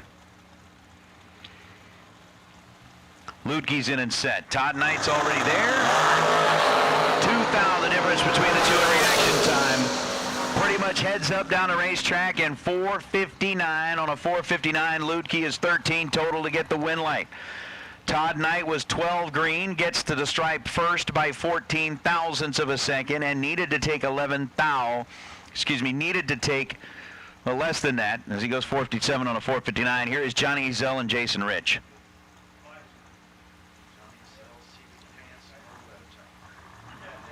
Ezel going up against Jason Rich, and I believe I was looking at this a minute ago. Jason Rich, winner in Bristol back in 2014, but goes red this time by 3 thousandths of a second. Johnny Ezel, 27 green, and then ends up running 480 on a 459. We've seen kind of a different look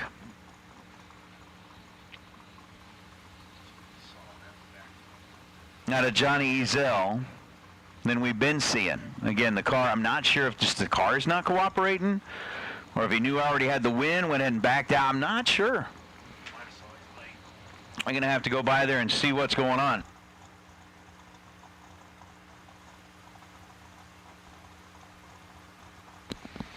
Josh Baker and Tim Kelly.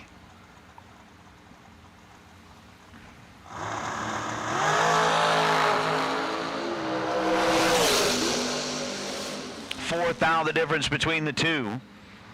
The win line's going to belong to Baker. Baker, 13 green, and runs 459 on the 458 down. Tim Kelly is 471 on a 469 after no 17 reaction time.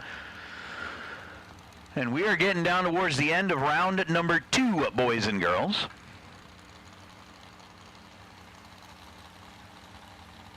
Just kind of saying, hey, Lucas Buckley ended up getting a Mazir starter, unfortunately, during the hard luck that you experienced during the buyback round. So Lucas Buckley, there you go.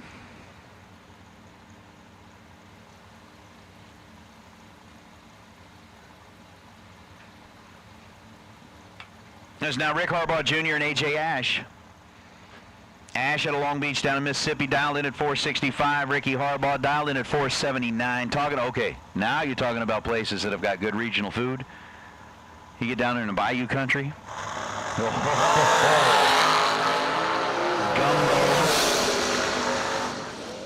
Jambalaya. A little shrimp etouffee. Now you're talking. Ricky Harbaugh getting the win there, 16 green, and goes 480 on the 479.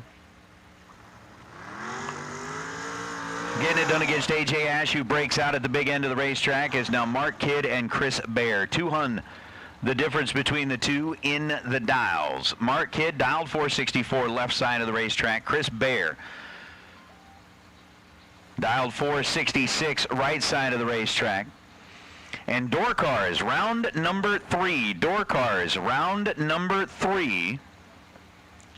Need to get you headed back into the staging lanes, please. If you've got a door car and have survived into round number 3. Remember, round number 3, that's what we call the cha-ching round. As you light up a scoreboard in round number 3 and your checkbook starts to go cha-ching. So as Bears got the pre-stage bulb lit, Kids got the pre-stage bulb lit.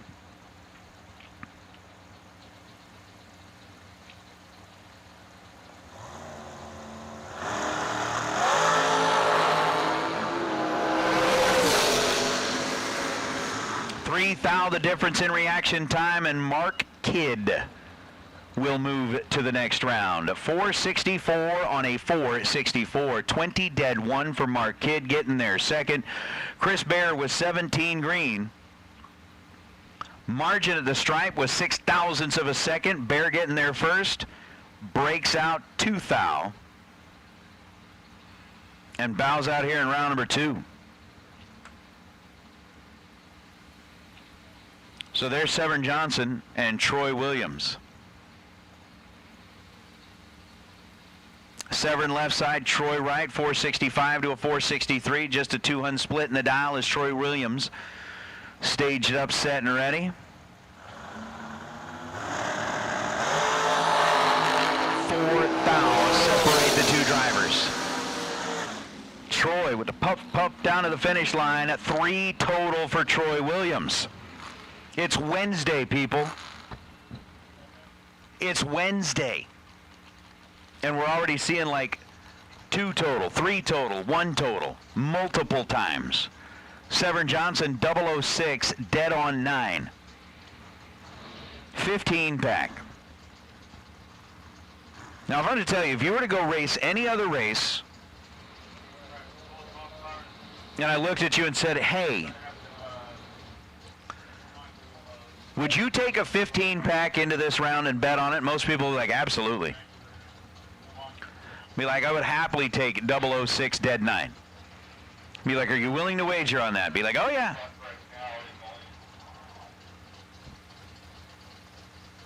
But we've had 7 packs that were no good, 15 packs that are no good. Troy Williams just puts up a 3 pack. Moves on to the next round as Bob Payton and Kayla Needham. Just keep in mind, I mean, the 15 pack from last round. In the next 3 pair would have won. Yes. That one it would have won. Bob Payton red by 0.04 of a second. Kayla Needham is green, 45,000ths of a second. As Kayla goes 538 on the 539. Payton 481. So we said with a 15 pack, one of the next 3 pair. The answer in the first pair was yes. Let's see if it would have won in this pair. Marty Martin and Michael Shoup.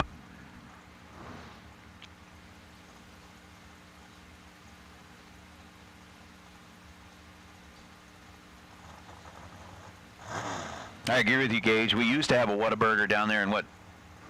Kingman? They need to bring it back.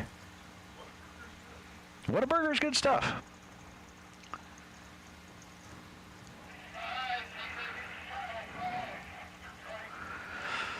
So Michael Shoup with a 475, Marty Martin with a 448. I don't know, that 15 pack might be in trouble here. Yep, 15 pack would have lost that one. Michael Shoup, 002, dead 4 to be 6 total on Wednesday, round 2. Marty Martin is 18 green and goes 446 on a 448. All right, so we're 50-50 on the 15 pack in the next two pair. This one will decide it. Tracy Sons and McKenna Brown. McKenna's dialed 451. Tracy's dialed 463. So door cars, round number 3. Go ahead and make your way back to the staging lanes. Lanes 5 and 6, please. Door cars, round number 3. Let's get you back to the staging lanes. Lanes 5 and 6, please.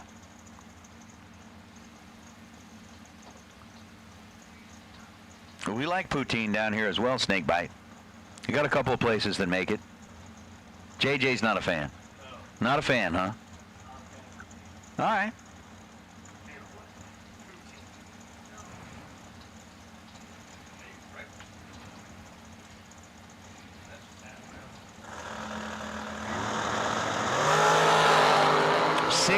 Green for Tracy Sons. McKenna Brown was 003 red, so the 15 pack would have won that one. Oh, how about Tracy?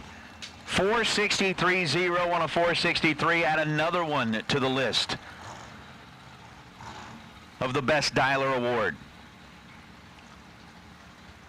We've had like a plethora of trip zips.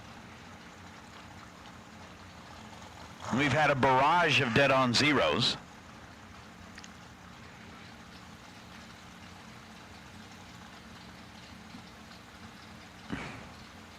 It's just been like wicked good out here. McKenna Brown was 003 red, runs 450 on a 451. Tracy Sun, 16 green, dead 0 is now Brent Martin and Scott Sill. Going to be the next two. 459 the dial for Scott on the right side, 479 the dial for Brent on the left side, and 3,000 the difference between them in reaction time here. How about a 9-pack? 479 on a 479. Brent Martin, 007, dead 2 to be 9 total. Scott Sill was 10 on the tree and locked out. No good. None. Here's Larry Hauk and Jamie Holston. Oh, yeah. 495 the down for Larry, 443 the down for Jamie.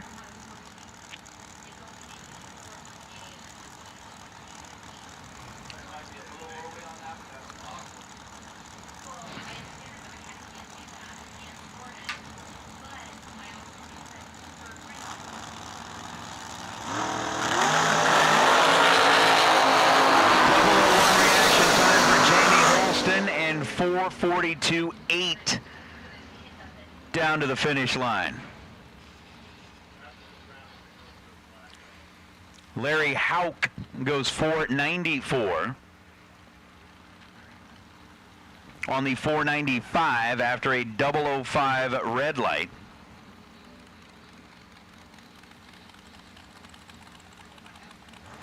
And we may have to do that there, Snakebite. But Jamie Holston, 001, gets the win light, is now Chris Stein and Kyle Bigley. So Stein, who just a few moments ago, was it like 3 total, if I'm remembering right, like 002 and dead 1, 413 on a 413. He's now dialed in at 415, going up against Kyle Bigley. This one's going to be a fun matchup to watch. Bigley, bad to the bone, behind the wheel, with a 444 dial out of Secaucus, New Jersey.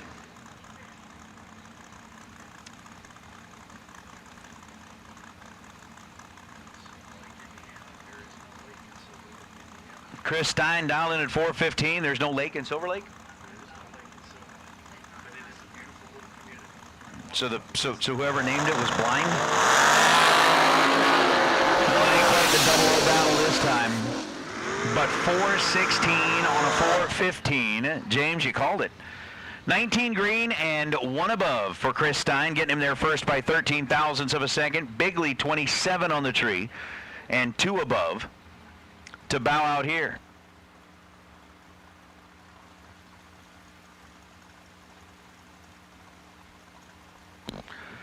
Tim Markaglu and Jamie Sirocco.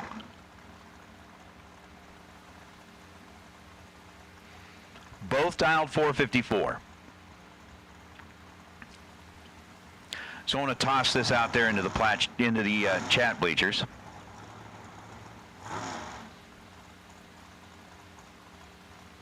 Because we've been talking about food. This is, one of those great debates. Pizza. Thin crust, thick crust, or deep dish? Go ahead. Debate amongst yourselves. 454 the dial on both sides, and 15 foul the difference between them in reaction time. That one's going to be all Sirocco. Sirocco 001 on the tree and goes 4.62 on the 454. Tim Markaglu ends up with a 4.81 after an 0.16 reaction time, but Sirocco taking care of the deal there against Timmy Markaglu is Zach Fulcher and Justin Daniels. Going to be the next two. It depends. Well, that's a very non-committal answer there, Blake.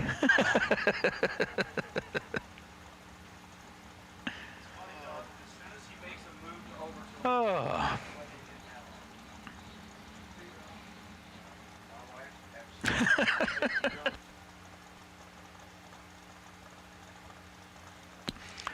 Oh, I love that. Shirley, was that your answer to the question, thick, thin, or deep dish? You just say yes, I'll take pizza. So Justin dialed 522 here on the right side. Zach dialed 453 over on the left side. And Zach is in control of this one. Justin giving up way too much in reaction time. Justin Fulcher getting the win light. 13 green goes 455 on a 453. Justin Daniels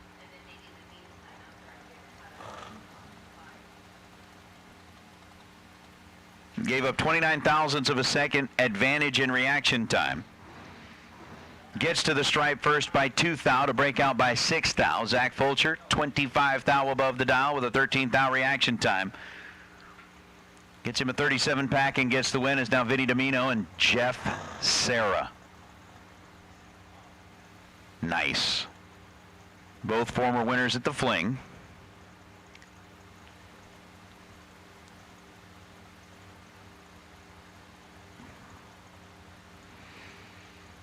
Sarah dialed 480. Vinny Domino dialed 456.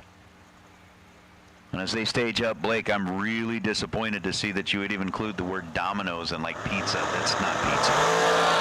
They pretend it's pizza. Uh-oh, Vinny's in trouble. Jeff Serra, 003 on the tree. Vinny Domino giving up 23 thousandths of a second advantage in reaction time. Domino gets to the stripe first by 5 thou. Breaks out by 6 thou. Jeff Serra, 482 on a 480 to get the win light and move to round number 3.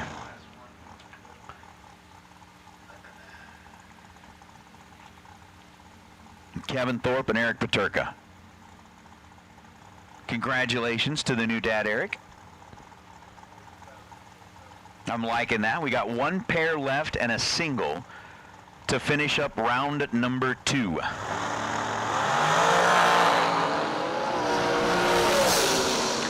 thou separate them in reaction time. The win light turns on for Eric. 003 taking a thou at the stripe to be dead on 3.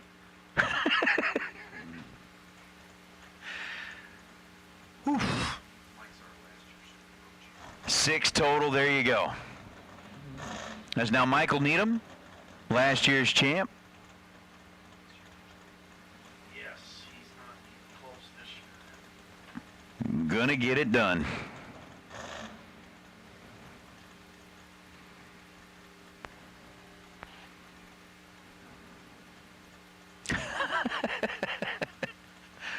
Oh, Blake, I dig it, man. Michael's dialed it at 506. We got door cars waiting in the wings, getting ready to go with round number 3.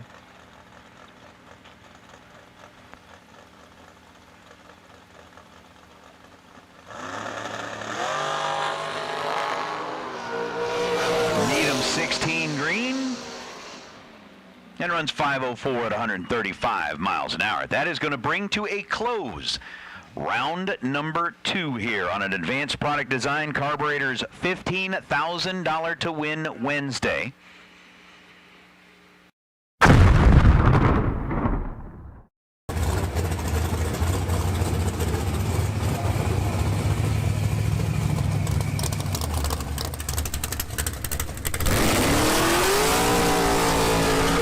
We've got a Gaffney, South Carolina representation driving the Howmobile over on the left side. 460 is going to be the dial for the Rabbit.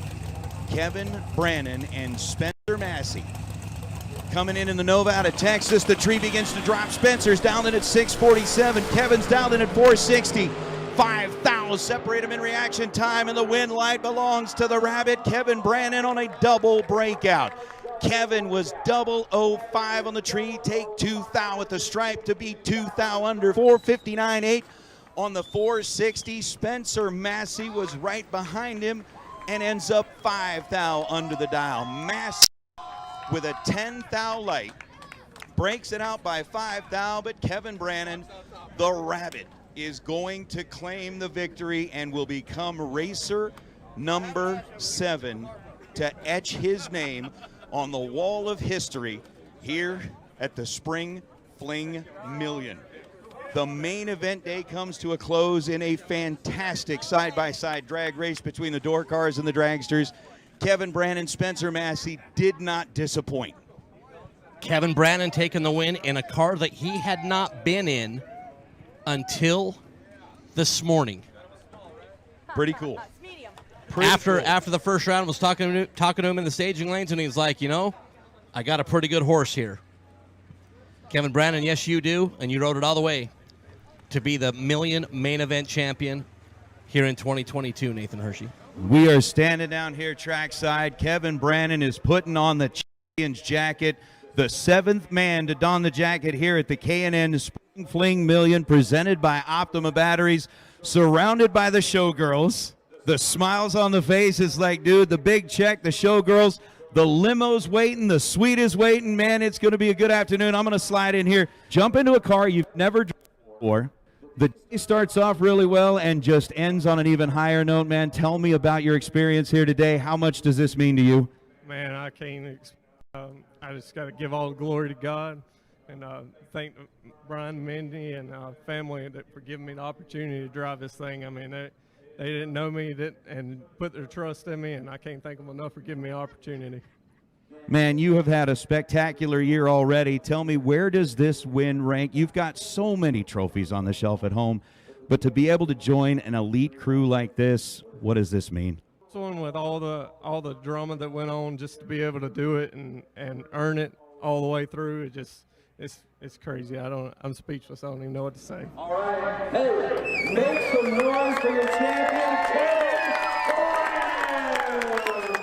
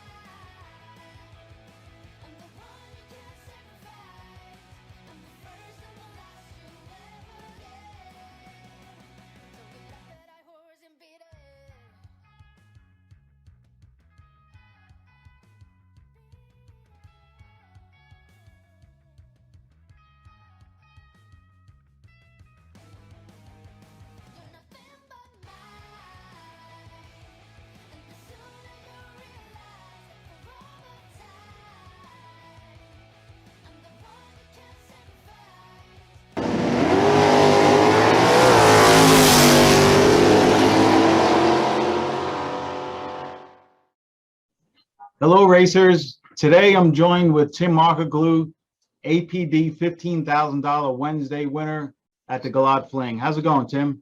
Great, and yourself? Doing good, man. Doing good.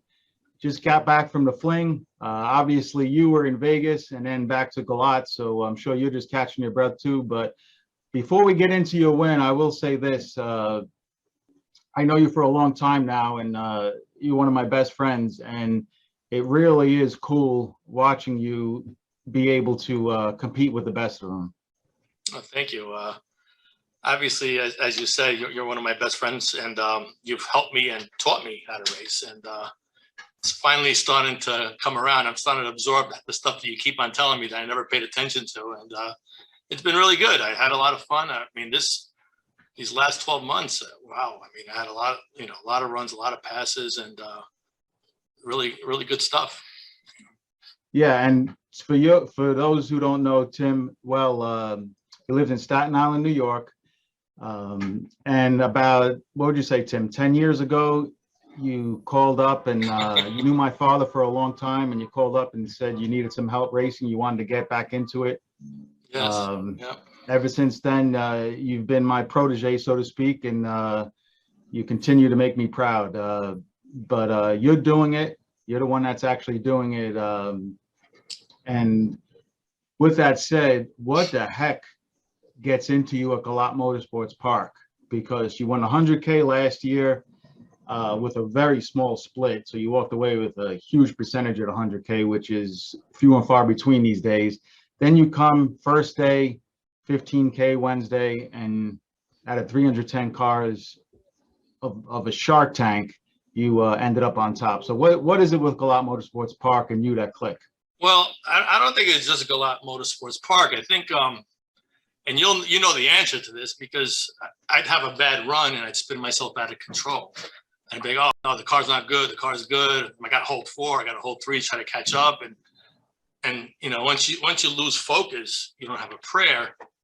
And you kind of got it into my head last year, and to keep things simple and just pay attention to things and come up with logical answers, logical game plans.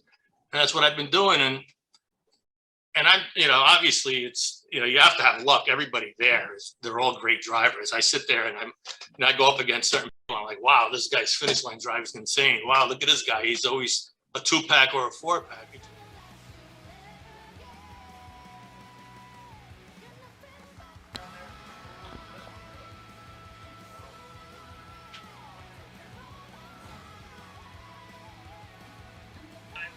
We are rolling with round number 4.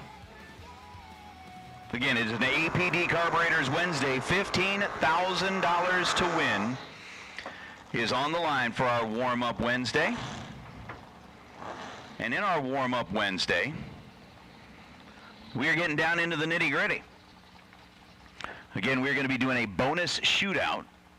All as part of this deal, a 32-car shootout. That's going to be a whole lot of fun. But for now, we are focused on our main event, and that is Chase Meade sitting on the left side of the racetrack, and Gary Williams. Williams in the pick-em-up truck out of Bradenton, Florida. 572 the dial on the right side, and for Chase Meade, 645. Away we go, 0.03 of a second.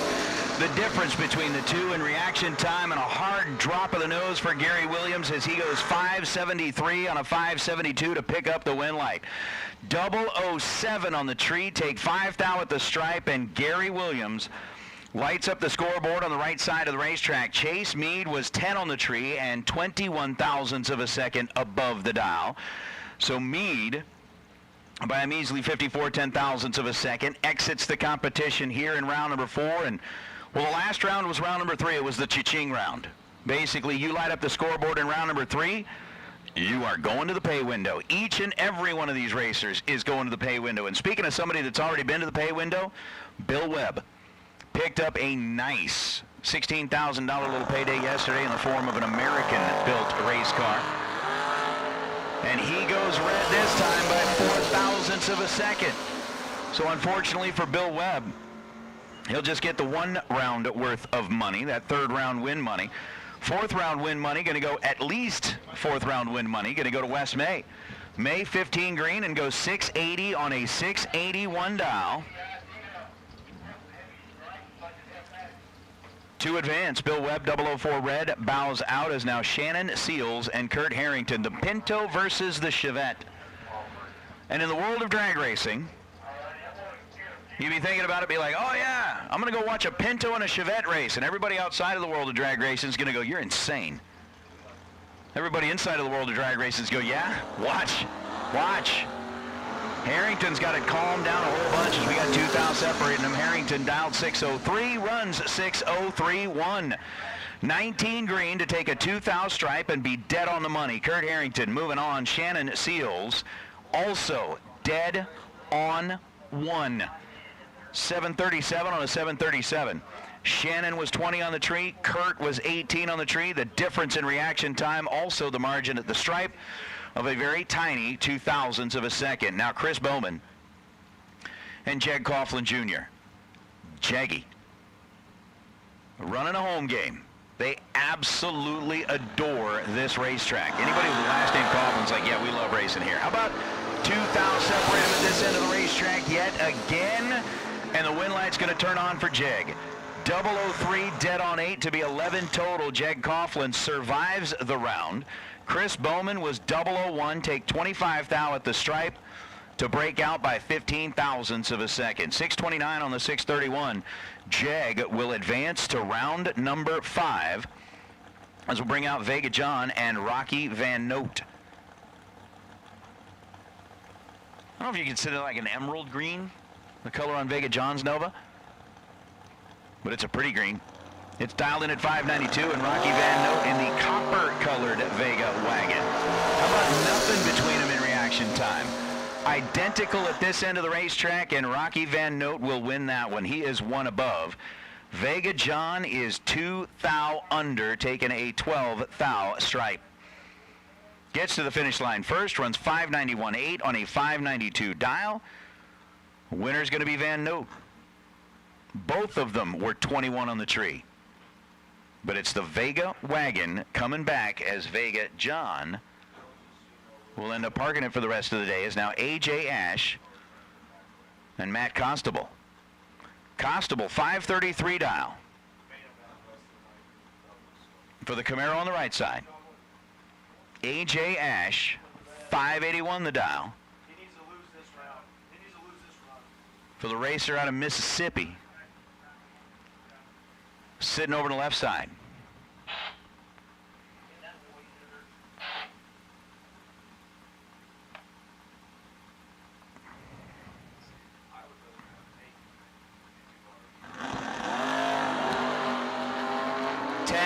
The difference between the two in reaction time as we get down to the finish line, and there you go, 582 on a 581 for AJ.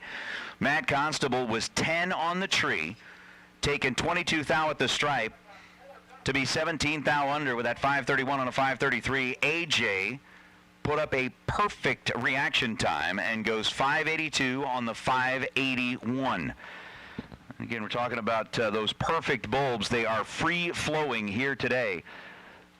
You start putting up perfect bulbs tomorrow on, you can get yourself a nice little collection of coins, and nice ones too. So with our door cars for round number 4 of today's APD Carburetor $15,000 to win Wednesday down the racetrack, hey, contestants for the shootout. Our 32 drivers that have entered into the shootout, we'd like to go ahead and get you headed this direction, please. Shootout contestants, let's get you headed to lanes 3 and 4, I believe is what Marco gave the signal for. I'm still having trouble seeing past the little boy band mic. We're going to sneak into his room later and like bleach his hair out. Still got a couple of double entered cars on the door car side that are trying to get things figured out amongst themselves as Troy Williams rolls back yet again in the pickup truck. Once again, shootout contenders. Shootout contenders, let's get you headed to the staging lanes, please. The 32 of you that have signed up for the shootout, come on down, y'all. 572 is the dial for Troy.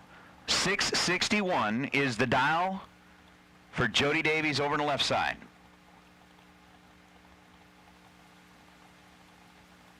We saw Troy Williams as the first pair down the racetrack here in round number 4. Get down to the finish line, grab the binders, slow it down, and this time he's 4 thou red. Troy Williams hands the win light over to Jody Davies. Davies legs it out, runs it through, goes 658 on a 661 to get the win light. Williams on that 572 dial ends up running 564 after being 4 thou red, and the dragsters begin to poke their noses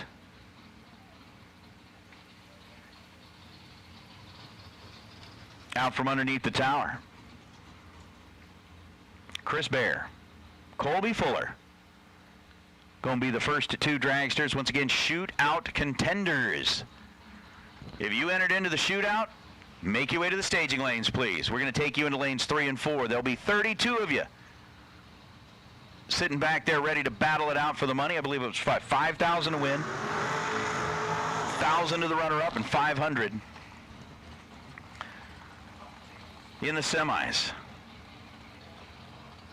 Come on.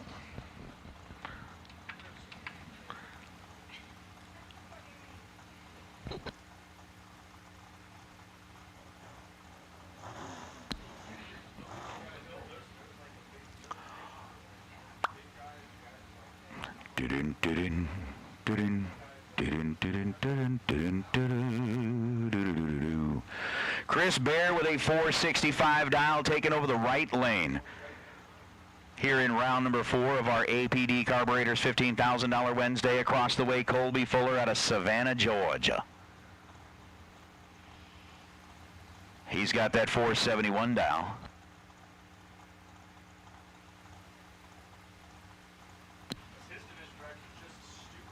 You gotta love them Georgia peaches.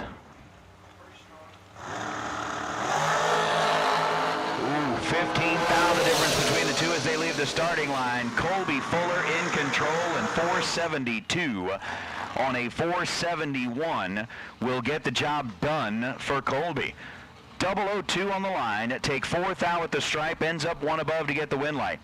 Chris Bear was 17 green and runs 1 thou under, but there wasn't going to be much he could do with that 12-pack on the opposite side. So Bear bows out here. Colby Fuller advancing into round number 5 is Kevin Thorpe and Jeff Serra.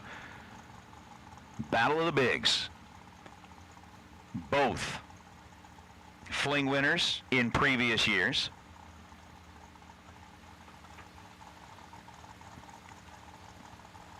Serra, of course, kind of the owner of this place when we walked out of here last year. And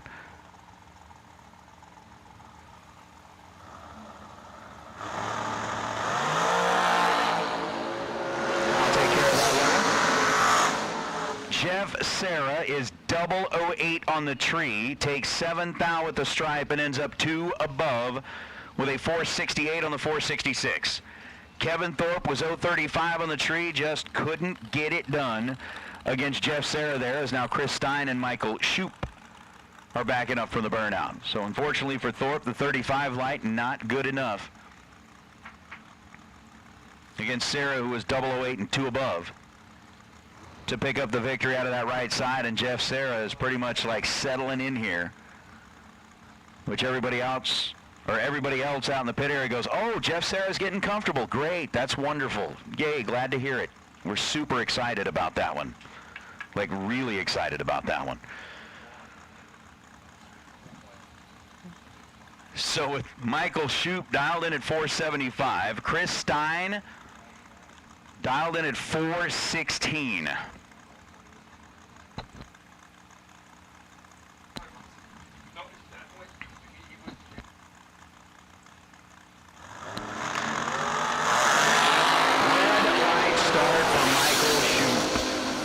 By 1,000th of a second, Shoup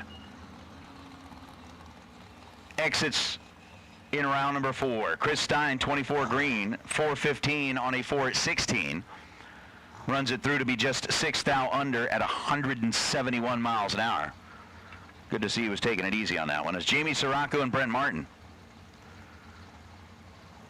Sirocco coming in out of Connecticut, dialed 455. Martin coming in out of Maryland, dialed 479. Boys and girls, I do see the staging lanes filling up with our 32 contenders for the shootout.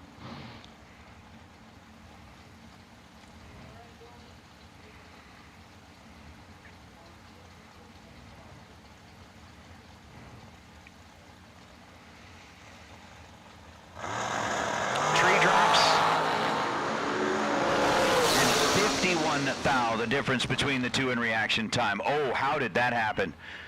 Jamie Sirocco is going to be upset, angry, disappointed, depressed, and otherwise dejected. Jamie was 005. Brent Martin was 056. Brent ends up running 479 on a 479. He's dead on 3. Sirocco takes too much at the stripe and breaks out by 4,000ths of a second. Took 58 thou at the stripe, breaks out by 4 thou. Costs himself a big opportunity there as Tristan Strauss and QJ Arnold. Arnold on the right side, down 472. Strauss on the left side, dialed 520. 5 thou separate them. Tristan 005, and on the double breakout is coming away with the win. 518 on a 520. QJ Arnold was trip zip perfect. Gets to the stripe first by 0.008 of a second to break out by 15 thou. 470 on a 472. QJ with a more offensive of the two breakouts. Tristan Strauss 005 moving on with a 518 on a 520. Don Butkowitz and Eric Paterka. Eric, the new dad, on the right side. Don Butkowitz. Oh! Both drivers leaving early this time. And it is a true start affair. Eric was dialed at 482, leaving first was 3 thou red. Don was dialed at 470, leaving second was 9 thou red. And Game Changer Eric survives. Don Butkowitz is going to bow out here. Runs 469.5 on a 470. Peterka goes 482 on the 482. But True Start grabs him another one. It's Jamie McBride and Josh Lutke. Lutke on the left side, McBride on the right side. 455 the dial for Jamie. 461 the dial for Josh. What's happening, Mr. Boo Boo? We were talking about food a little while earlier, and your neck of the woods came up, talking about how good it is down there. We don't need to get back into it now. We're going to talk about dessert here. Oh, Jamie McBride by 0.03 seconds. Let's go too early. Josh Lutke, 13 green, goes 459 on a 461. Winner here in round number 4 will advance to round number 5 against shootout contenders. Come on. I'm going to serve as your final call. Looks like we got the majority of them already back into the staging lanes, but you should be in lanes 3 and 4. Once again, shootout contenders.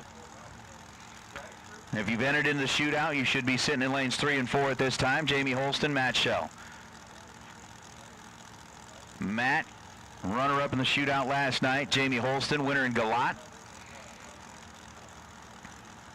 A couple of years back, they've got the pre-stage, now stage bulbs lit. Jamie's 443, Matt's down to 484. A 10th split and another perfect reaction time goes up on the board. Matt, trip, zip, dead on 9. 9th out total gets the job done. Jamie Holston was 10 on the tree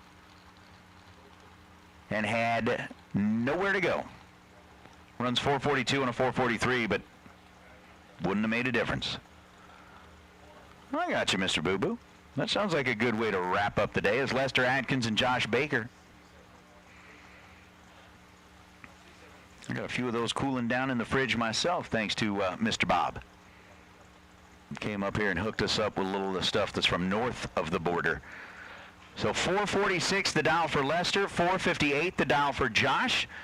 Again, we've got a few double-entered dragsters that are still going to be coming back around before we wrap things up here in round number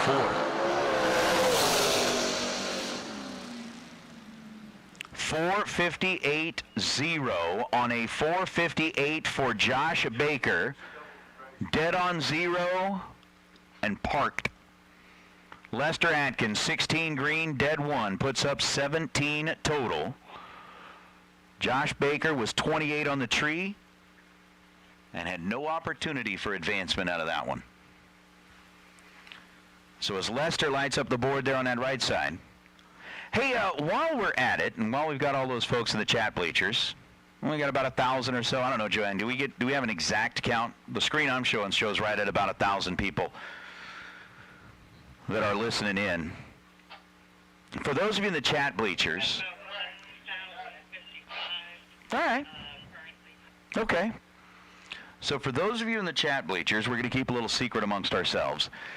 Do you guys kind of recall that over the last few events, Peter decided that he wanted to get the chat bleachers involved in the game? When he decided he wanted to get the chat bleachers involved in the game, what he did was, you know, everybody out here, and what I mean by getting you involved in the game is actually getting you involved in the prizes that are given out.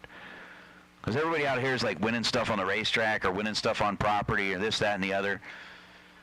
But he decided that, you know, it was time for the chat bleachers to win some prizes. Jeff Sarah to lane 1. All right. I'm just going to give you guys a second to think about that. Hey, Jeff Sarah. We do need you back into the staging lanes, please. Jeff Sarah to lane number 1. Jeff Sarah. We need you back into lane number 1, please. So it is not the end of round 4 just yet. We're waiting on some double-entered cars to make their way back into the staging lanes. But while we're waiting on that, I'm just kind of reminding the chat bleachers that Peter decided he wanted to make sure that you guys were included in the fun as well. And so what he had been doing is actually giving away an Optima battery every day. One of those Optima battery, the yellow top Optima batteries.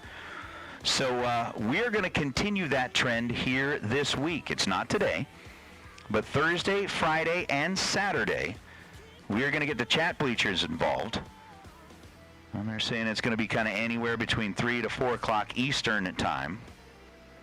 You know, I may actually talk to Peter about that and see if we can shake that up a little bit, just so that, like, you don't really know when it's coming.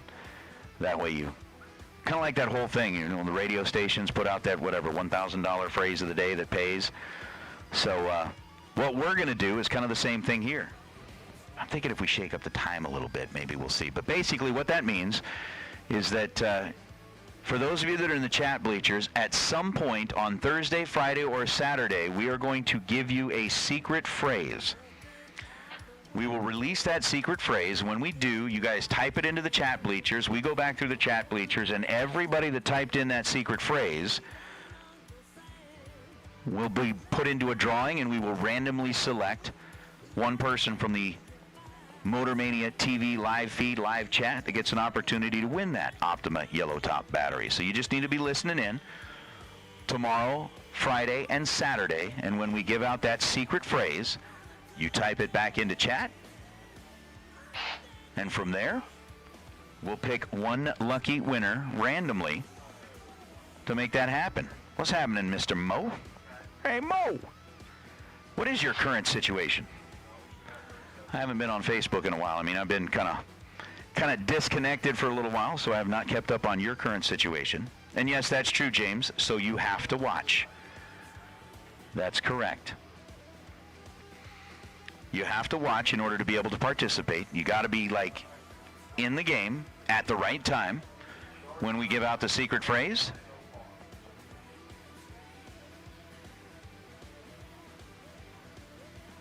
And then when we do that,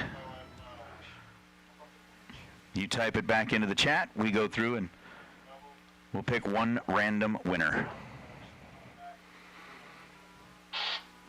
Okay. So you guys know that now. Yes, thank you, George. You only type it in once. Kind of like one of my favorite movies on the planet, Hunt for Red October. One ping only, please. Vasily. One ping only, please. Some things in here don't react well to bullets. But that's what we play here. So you just type it in once. Typing it in more than once doesn't help. It'll actually get you disqualified. But that's tomorrow, Friday, and Saturday. So make sure you are in the chat bleachers watching along, and make sure you are sending your thanks out to the folks at Motor Mania TV, Joanne and Mark, who are out there working hard. And, of course, send your thanks to the folks at Strange Engineering for being out here to help us out. That is one thing that I've talked about and will always talk about.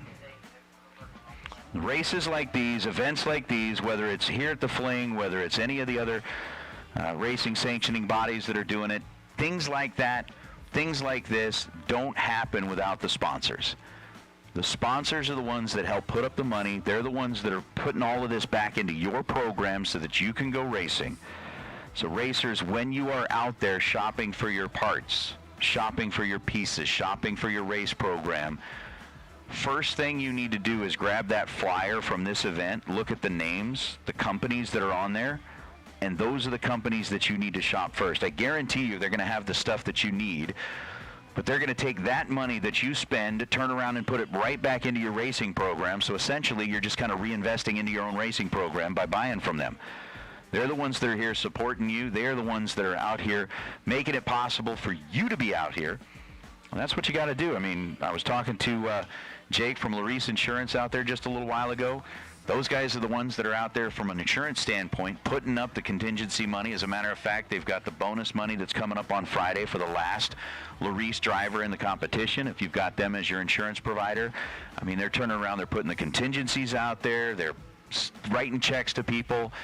Those are the guys that you shop. When you're looking for insurance for your program, go look at Larice. They're the ones that are going to hook you up with what you need for your insurance, and then they're going to turn around and write you a contingency check for participating in the program. I mean, that's just kind of the cool thing that they do. I mean, you look at all these yellow and black banners out here with Jegs, Yeah, they're close to the track, but they believe in this program. They've been part of this program from the very beginning. I mean, Jegs made it no secret that sportsman racing is like his absolute first love. That's what that family has been doing for years, and they turn around and put it right back into your deal. So when you're online looking for, hey, where do I go for parts? Jegs.com. I mean, it's that simple. They're the ones that you go to. The tire manufacturers that are out here, Mizzier Enterprises, all those folks, they're the ones that are reinvesting in you. So make sure you turn around and reinvest in them. And I'm going to get off my soapbox now, but that's just kind of the way that it goes. I mean, they pay you back. Show them. Show them. I'm just saying. I'm just saying. That's the best way to do it.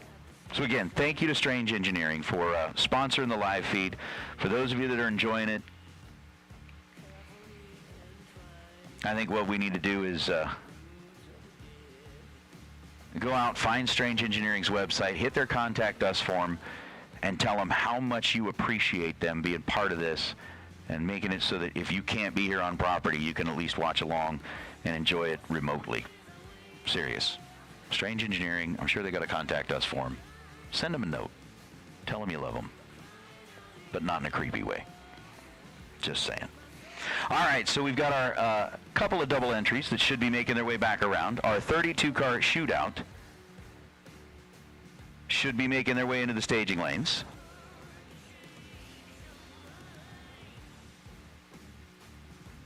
And we're going to have a whole lot more fun here today.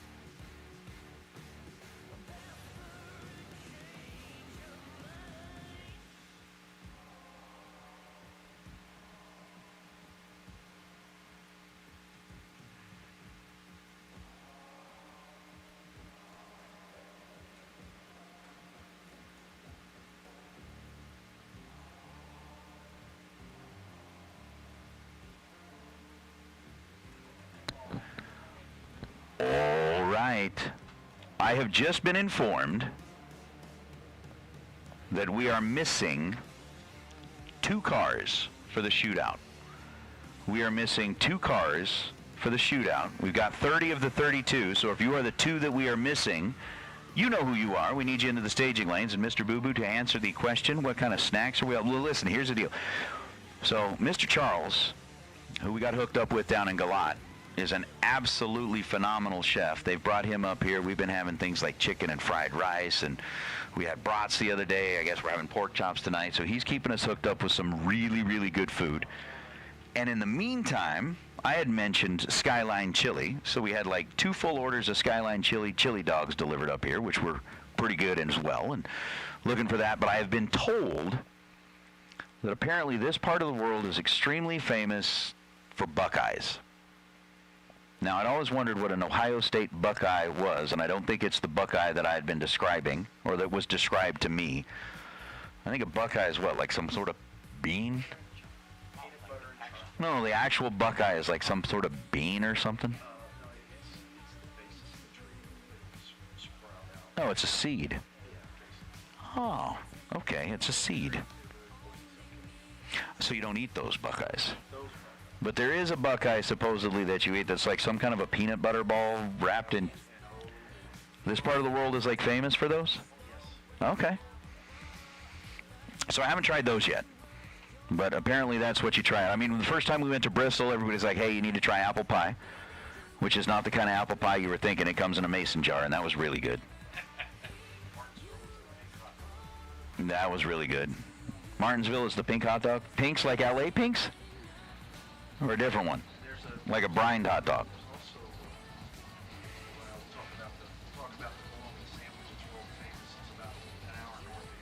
There's a bologna sandwich? Ah, okay. We'll find out about that too. But apparently what I need to try now is a Buckeye, so I'll have to go find one of those.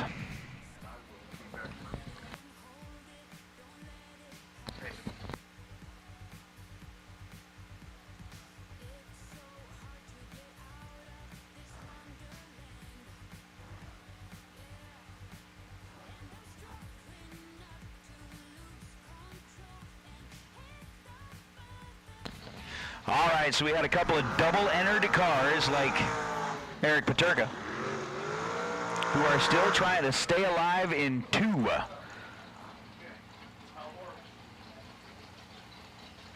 As we are making our way through round number 4.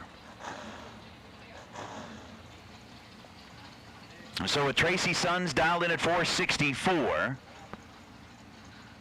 Eric Paterka on the right side dialed in at 482. We'll see where we go. Oh, and I definitely can't forget to mention that, it was Mr. George Hoff who introduced me to Scrapple down in North Carolina. Never knew what that was. I had a Scrapple sandwich. It was pretty good. What's a Scrapple sandwich? It's kind of like a sausagey thing. It's really good. Tasty. So the 482 to the 464, we're staged, we're set, we're on. 2,000 the difference between Tracy Sons and Eric Paterka, and down at the finish line, it's going to be Eric on a double breakout. Eric was 22 on the tree, Tracy was 24.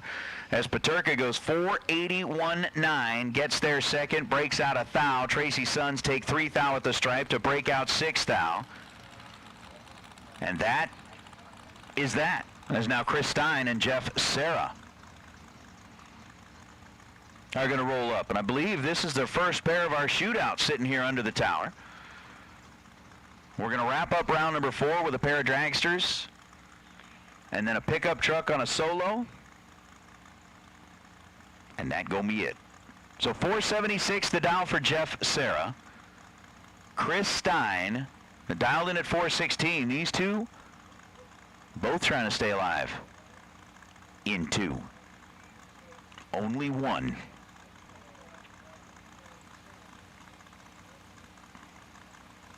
Only one. Kind of like, what was that old Highlander? There can only be one. So 415 to a 476. Sarah's leaving first. And 18 thousandths of a second separate them. Check it out. Chris Stein runs dead on 4. 19 green. And nope. Jeff Serra 001 dead 4 puts up 5 total over the right-hand side of the racetrack and gets the win light. Stein was 19 green and no prayer.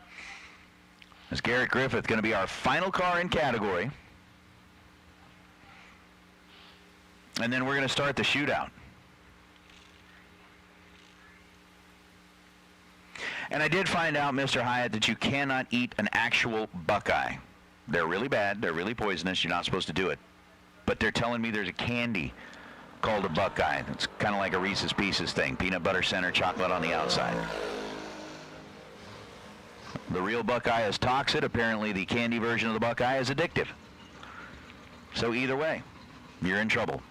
005 on the early side for Garrett, but on the solo shot, it don't matter. He goes 633 on a 632, gets the win light, and we'll be back. We are into round number 1 of the bonus shootout. Jeff Serra with a 5-pack. Chris Stein had a 19 light. There you go. So Steve Law and Robbie Breeden. Jeff Serra 1. Breeden with a 702, Steve Law with a 471. Pickup truck versus dragster. Little Cincinnati, Ohio, and Boonville, Indiana. Of course, if we were, down in Tennessee, it'd be Boonville. Do they kind of slang it up here as well? All right, a little bit. I didn't know.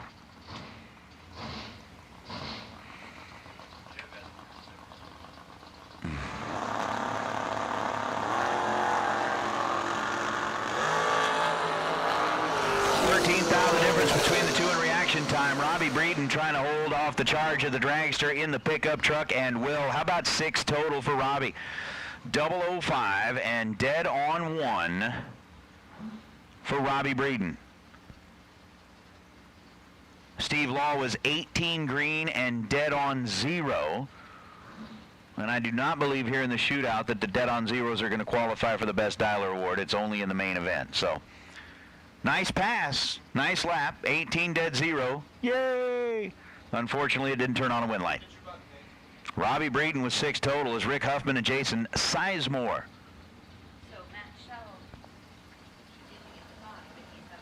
How about the Chevette versus the Beretta? A couple of cars that were extremely popular when I was in high school. He says as he totally dates. How about another one? Dead on 0.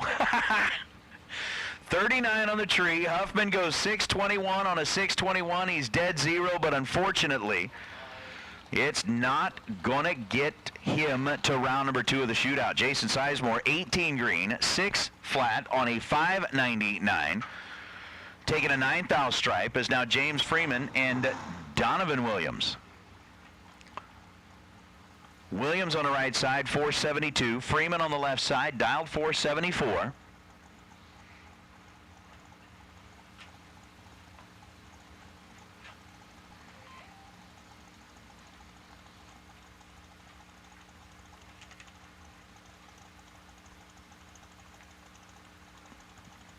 And we're sitting in pre-stage for just a second. Freeman rolls in. Williams bumps it in, locks it down, and away we go. Both are double 6 thou separate them in reaction time. And a whomp, whomp, whomp to the finish line. Goes 473 and a 472. Donovan 001, 15 thou above, 16 total, taking 3 thou for the victory. James Freeman was 007 in reaction time. 12 thou above the dial to be 19 total. And 3 thou behind on the loss is now Steve Collier.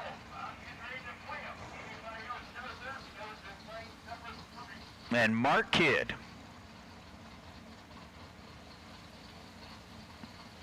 The Twin Falls, Idaho based ride. Dialed at 463. Steve Collier out of Huber Heights, Ohio? Was that Huber? Old Mother Huber? Okay, not that. 2 thou the difference between the two in reaction time. Dragsters trying to reel in Collier in the truck and can't do it. How about this? Another dead on run. Not quite dead on 0, but dead on 1. Collier 22 green, dead 1 is 23 total. Mark Kidd takes 7 thou at the stripe to break out by 4 thou on the loss is J.R. Lockhart and Johnny Ezel. I'm going to roll up here. Johnny dialed 459. JR dialed 482. We're still missing one? We're still missing one for the shootout? What? Well, if you are a shootout driver and decided that you're going to be taking a nap back in the trailer, wake up, man.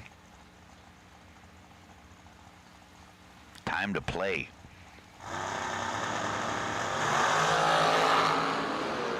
1,000 difference between the two in reaction time. Winner's going to be Johnny. Ezel gets it done, 4:58.9, under 1,000th of a second. J.R. Lockhart is under 13 thousandths of a second after he was 18 green. Gets to the stripe first by 13. And breaks it out by 13. Oops. Oops. Johnny Ezel moves to round number 2 of the shootout as Tom Clark and Joe Hoskins.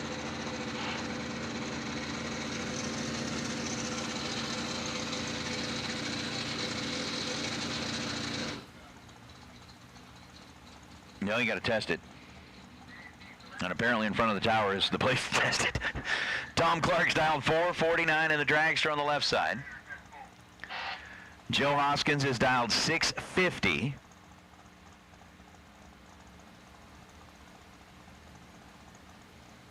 And the drive for EE.com Chevrolet S10 on the right side.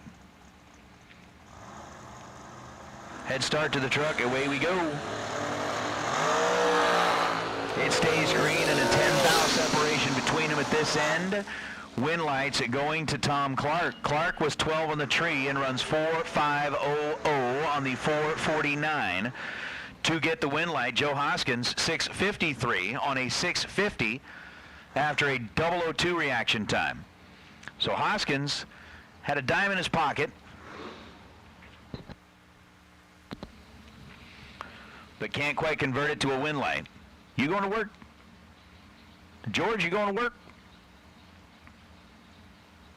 You got to pay the bills, man. Mike Matty and Cameron Atkins. Matty here on the right side. The dragster out of Ashland, the Danny Nelson built car, 488, going up against Cameron Atkins, who a town, the name has grown in tremendous popularity ever since the release of the Cars franchise. It's later. 4,000 the difference between the two. Winner is going to be Cameron Atkins by 0.02 of a second.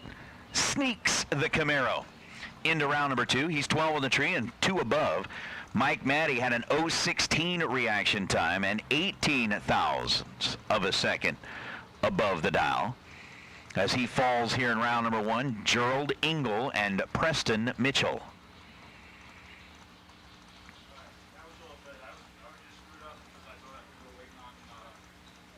Engel, 605 dial, left side.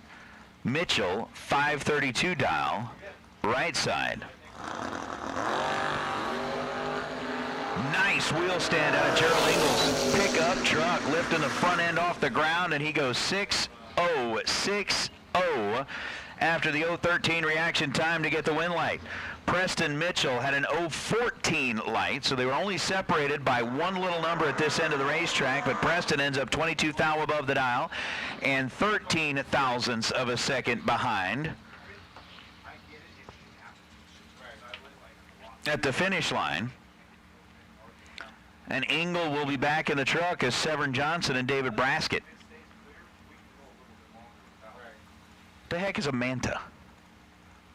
I forgot to Google that. That's not Opel. Really? I've never seen one before. It's cool looking. I like it.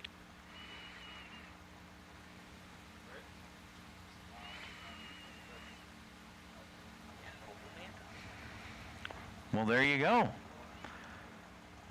David Braskett dialed in at 547. Severn Johnson dialed in at 460. I mean, compared to the Opals that I've seen, that thing has got twice the cubic inches inside as the other Opal. That must have been like the family edition. 7 thousandths of a second separate them in reaction time, and the win light's going to David Braskett. So I get to see the Opal again.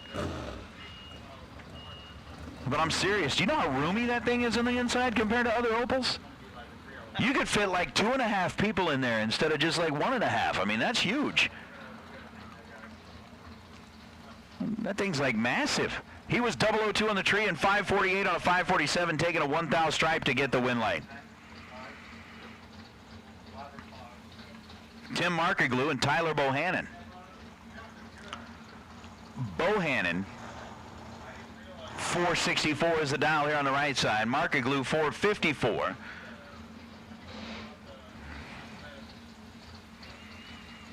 Dial in over on the left. I think Tyler Bohannon's got one of the fun names to say. This is going to be like Hannah, Bonana, Banana, Hannah, Bohanna. I'm just, you know, I'll get a little punch drunk on a Wednesday afternoon, and that's going to be a scary thing. 5 pound the difference between the two in reaction time. Win light's going to go to Markaglu, 009 and dead on 4. Ends up 13 total here, taking a 5,000 stripe to get the win light. Mr. Boo Boo says, yep, the mantle fit just one of me. Look, man, I'm getting to be that way too.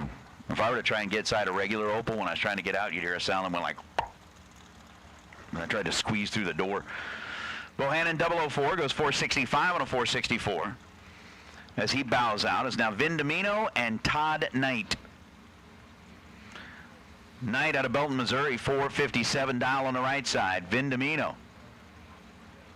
for Numidia Dragway. The team out of Staten Island lists his owner as Taylor Fletcher, which is accurate. Red light start for Vinny. 002 on the wrong side of the tree. Goes 454 on a 454. Todd Knight, 002 green, and ends up 21 thou above the dial. And that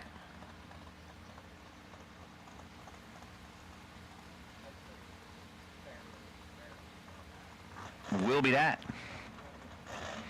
So a 002 green winner for Todd Knight, 002 red light. On the loss for Vindemino is Justin Daniels and Michael Needham. Needham with a 506 dial. Daniels leaving first with a 521 dial.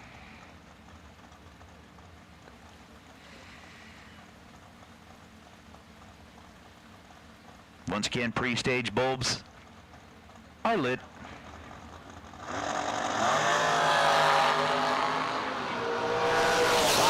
Thousandths of a second, the difference between the two, and it's going to be Michael. How about a one-pack? Justin Daniels puts up 6 thou in the reaction time column, goes 11 thou above the dial, and Michael Needham says, hey, Ma, watch this. 001, dead on 0. And said, I'll tell you what. If you can get inside a one-pack, I'll let you go to the next round. Oh, you couldn't? Sorry. Damn. You're like, oh my. That's crazy. De local. Bob Haynes and Eric Bowman. Bowman on the right side. Haynes in the 78-bodied Malibu. Complete with the air movers all the way around it. I want to see him put little pieces of tape on that thing and put it in a wind tunnel. I want to see what it does. Well, Eric Bowman's got control of this one and will light up the scoreboard. 447 on a 445. Bowman 2 above, 19 green. Getting the win line. Bob Haynes was 36 green. Take 10 thou at the stripe to break out by 7 thou.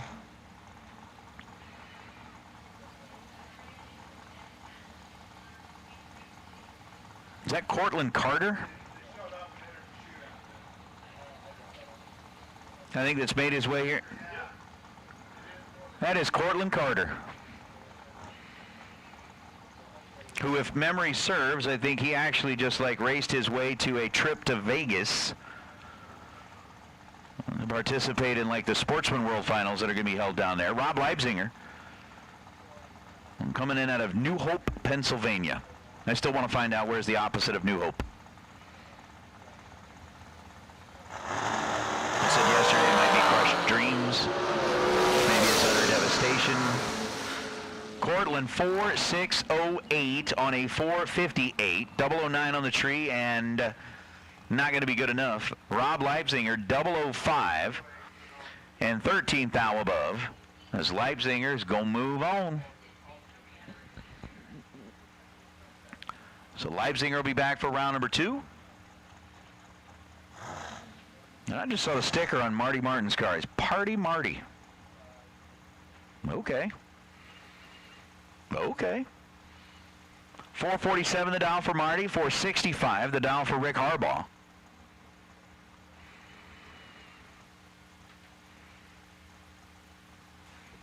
And after we get through this last couple pair, I've got not necessarily a racer in need announcement. Rick Harbaugh red by 11 thousandths of a second. Party Marty is going to go 447 on a 447. 27 green, dead on 2. Bacon.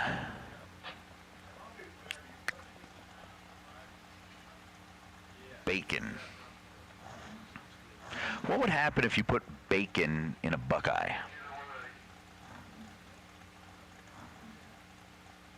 Just wondering. Just wondering. Joanne, Joanne just said that would be yummy. I think it would be. So Marty, 27, dead 2, gets the win light. Harbaugh was 11 red, goes 466 on a 465, is now Elizabeth Salmons and Zach Sylvia. Elizabeth, who was involved in what was one of the best side-by-side races that I've seen all day long, was between her and Jeff Sarah. I want to say she was like trip zip, Sarah was 002, and it was crazy. Zach Sylvia goes 2,000 red and then runs 478 on a 479. Elizabeth Salmons 40 green, goes 481 on a 483, gets the win light, and is the final car to advance into the round of 16 here in the shootout. So again, we talked about, I don't know, Pete's got something to say. No, just once, excuse me, Nate. Round 5 door cars, round 5 in the 15K event, door cars to lanes 5 and 6, please. That was important. So again, door cars. Need you to make your way to the staging lanes, please. Door cars for round number 5. Door cars, round number 5. Need you to the staging lanes, please. So door cars, round 5.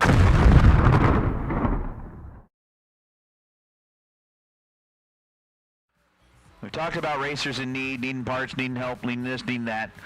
We actually have a Fling crew member who is in need. All of you guys know Cowboy. Cowboy standing up there at the front of the staging lanes. He needs a little bit of help. Needs like one of two things. Either number one, if there is somebody that's headed into town for any reason, he needs somebody like stop by an auto parts store for him, and he just wants you to come up and see him. He'll, let you know he's really looking for some power steering fluid. He needs to get some of that. So if you happen to be headed into town for some reason and are coming back and are willing to maybe stop by and see Cowboy, that would be great. He'd love a little bit of help if you can help out. Or if you happen to have a little bit of power steering fluid that's here that could help him out, you can do that too. But either way, if you've got something that can help out Cowboy with his power steering situation on his truck, stop by the front of the staging lanes and help the man out. Again, I don't think he's asking for freebies. He's not asking. He's just a little bit of help. That'd be great. So we got a little bit of track prep to do here. We have called our door cars for round number 5 on the Advanced Product Design Carburetor. $15,000 to win Wednesday. They're going to be rolling up into the staging lanes. Following that, we'll get into a little bit more of the shootout. And it's going to be super fun, super exciting. Overall, it's just going to be super. You have to be on the right side of it. And when you, in my opinion, now, obviously, but before I didn't think this way, if you don't keep things simple, you don't have a prayer. You're going to win by 1,000 or lose by 1,000. So that's been my game plan. And every time I get there, I'll think about, what this guy usually does and try to show him something very little different. I'm not the guy that does anything really wild. And so far, it's been working out for me. Especially recently, the amount of rounds you won in Vegas and Galat was a huge number, and your driving was excellent all the way through. You actually, for you guys that don't know, Tim was actually the co-MVP for the Galat event, the Spring Fling Galat event. Him and Kevin Brannon. We couldn't. It was too close to call, so Kevin and Tim, we decided they'd be co-MVPs. And the only reason you weren't MVP is because you missed a tree twice. Yeah. And that's saying that's with the amount of runs you made, it's pretty impressive. Yeah, no, I mean, I felt like I was driving well. I was hitting the tree, and then out of nowhere there was 2 runs that were like a 30 or a 40, and I was like, I didn't even know where they came from. I guess I started. Yeah, and all your other runs were like a lot of double O's, a lot of teens. Yeah, I think looking at it, I think most of my runs were double O's, and if they weren't, they were like a 10 or 11 or a 12, somewhere in that world, maybe a 15 here and there. But that was, I would have to say I was averaging about a 009, a 10, somewhere in that world. I'd agree with that. And I think you hit it on the head. The biggest takeaway from, and this can help other racers, when you'd have a bad run or a bad day, you'd kind of like you said, in your own words, spin out, and you have a hard time resetting yourself. That's the difference between the Tim Arcagullo of today versus 2 years ago. And if that's any, if anybody could learn anything from that, it's don't overreact to a bad loss. Just go back to square one and, you know, trust the process. Absolutely. I mean, all these cars are good, and something might, you know, you might spin a tire, or something might happen a little off. But if you sit there and say, "Oh, the car's junk, and I got to do something totally wild," you know, hold a whole bunch of numbers or whatnot, and I don't see it working when the packages are so tight. You just gotta take a deep breath and say, "All right, throw that out and regroup, and just do your thing." And that gives you better odds, right? That doesn't say you're going to be the best driver. I would say there's 410 drivers there. I would say every one of those guys is a great driver, and maybe 80% of them are better drivers than me. Maybe 100% of them are better drivers than me. It just, you know, it's when it's your day and you're thinking logical and you're coming up with your plan and the car's working. That's it. You know, you got to do it 10 times. Yeah, and on paper that sounds easy, but to actually go out there and execute is a different story. Let's talk about the execution. If you don't mind diving into your personal life a little bit, you changed your diet, and it had to do with sugar. Yeah. It seemed like it, from what you're telling me, it made a huge difference in your reaction times. Oh yeah, well, so my doctor, basically, I went to go see my doctor, and we all know him, right? I think you went to him once or twice as well, and he's a brilliant man. And hereditary, my parents were both diabetic, and I remember when I was like 25, 30 years old, I asked him, I go, "What's the chance of me being diabetic?" He goes, "At the rate you're going, 100%." Wow. And you know, so he checked me out. He's like, "Listen," he goes, "you got high cholesterol, you got this, that, the other thing, you know, you're pre-diabetic. You gotta, you know, cut the sweets, cut the carbs." And he was giving me some diabetic, you know, pre-diabetes medication, basically. And I'll tell you, the best thing for me, and the best luck I've had, if you really think about it, is I'm racing with Vinny Domino, and he'll starve you for the rest of the day because he doesn't eat anymore. So like, you know, and you know, that's helped. So I learned to not eat.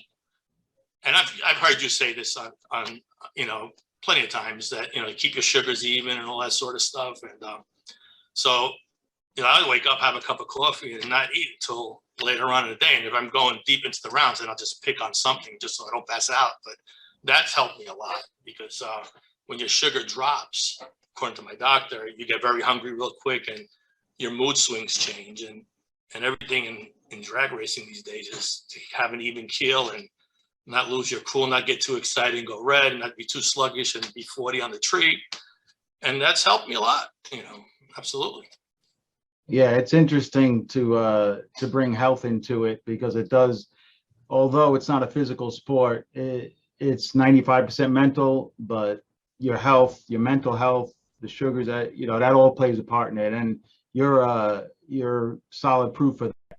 Yeah, well, you know, you have kids, right? If you give them a whole bunch of candy bars at nighttime before they go to bed, they'll go crazy. So it's pretty much the same for us adults as well. And, tell me about it. Last night at the baseball field, Severio had a stack of candy, and when he went up at the plate, he looked like a zombie up there. I don't know. So I see it firsthand with kids too. Yeah. So Tim, you're a successful businessman. You own a trucking company. How do you relate? Like, you can make critical decisions in your business, like probably the best I've ever seen. Yeah. You get on a racetrack, and how can you relate the does that, being a good decision maker and being good in business, how does that play into racing? Or is it just the whole, you know, has nothing to... That's an interesting question, because if you've heard me in my office and have day-to-day issues. We have about 100 trucks on the road, and 100 trucks on the road is 100 problems every day. People that are in the trucking business, I know a lot of drag racers are, they could totally relate to what I'm saying. So when I'm in the office, you have to fix problems instantly. when you're drag racing, you have 4 seconds to figure out a plan. So it does help you, but that's not to make an instant decision is only at the top end. So you have to be shut down, in my opinion, and just focus on one thing for 50% of the race, and the other 50 starts turning into like my day-to-day operation at work. So it's not, I can't say it's the same. You know, it's totally different. What I do when I do go to race, I try to turn my phone off and not deal with work, because then I get spun out of control as well. So yeah. So I mean, other than the finish line driving, and you have to make a quick decision, which I don't do too much of finish line drive. I'm not the wild dude. I'm only, I have to make a little, From what I see, you're very solid on the tree. Yeah. And you make, especially more recently, you make good decisions at the finish line. Right. You've been doing a lot of the right things at both ends of the racetrack. Thank you. At the in the winner's circle. So what do you have? Three Fling big checks now? Well, I have 3 Fling checks, and I have a dragster I won with you guys. So, yep, yeah. So that's, you're racing with the best of the best, and having 3 plus the dragster shootout win. That puts you right up there towards the top, man. You should be very proud. But every time when you get into the winner's circle, I could see the emotions come out of you. What makes it so emotional? Wow. I was going to hope that you wouldn't get into this part, but obviously, listen, as you get older, these things mean a lot, they're a real bucket list. And which, by the way, Tim, that's my favorite part of the events in general, is the winner's circle. Or for me they're the worst, because I guess I like, obviously, like, now Pete has pretty much every one of my interviews, and the first one, don't ever show that to anybody else, because I was like so excited. I was just grabbing the mic and going crazy, right? And that was, that was a while ago, maybe 6-7 years ago, whatever. And nowadays, I think about my family and my kids and my wife, and I know they're watching me, so it kind of choked up, you know what I mean? But yeah, no, it's something. And I guess the younger guys, they can't relate to that sort of stuff. But as you get older, you're like, wow, that's it's a big accomplishment, and your family looks up to you, and it's pretty cool. So when Mike right, always brings up my wife and my kids, that's when I get choked up, because well, that just goes to show how good of a family man you are. And also, I agree with you. Brought to you by Advanced Product and Design Carburetors, APD Carburetors, Wednesday, 15K. Round number 5 kicks off right now. And it's going to bring up Wes May out of Greentown, Indiana. The 82 Buick Regal dialed 681, and he's going to be taking on Kurt Harrington out of Muncie, Indiana. The 87 Chevette going to be dialed in at a 603.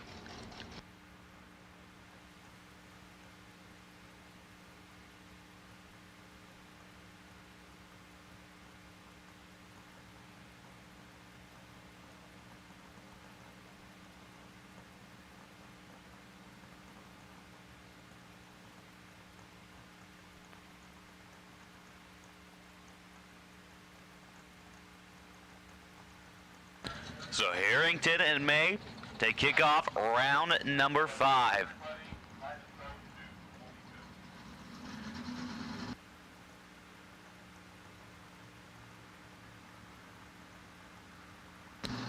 Pre-stage bulbs lit on both sides.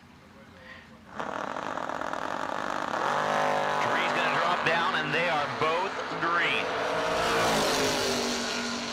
Wes May gonna look over the right shoulder, hit the brakes, and lays down 2 total. Harrington let go 7 to go 11 above. And when he let go of the button, he was just in the way. Wes May 2 total, locks out Harrington. Wes May moving on. Here comes Gary Williams out of Bradenton, Florida. He's in the Sonoma down 572. And he's going to be taking on Rocky Van Note out of Red Key, Indiana. The Vega wagon. Mosier Engineering on board for Van Note.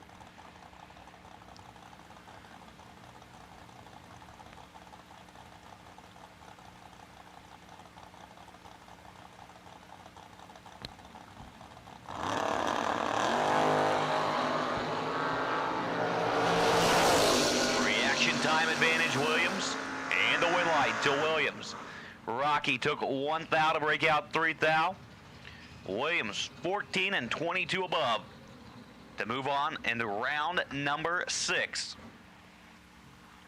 Garrett Griffith, Alexandria, Kentucky, home for the S10 pickup truck, dialed 634, and AJ Ash out of Long Beach, Michigan. He's going to be dialed into 582.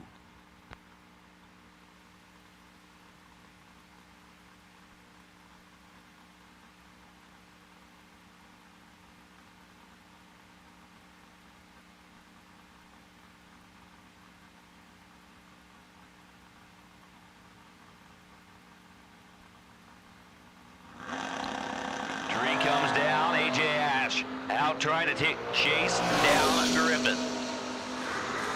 3 thou separated. Griffith 9 dead 2 to lay down 11 total. AJ Ash let go 12. Took 4 to break out by 5. He couldn't get inside of Griffith. Griffith gonna move on. Jody Davies, the Camaro down 660. He's gonna be taking on Jeg Coughlin Jr., part of that Jegs camp. He's down 580 in that Chevy 2 wagon.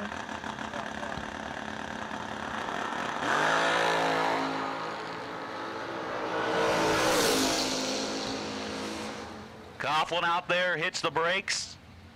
Still couldn't get there. Jody Davies, 007, takes 17 to go 22 above.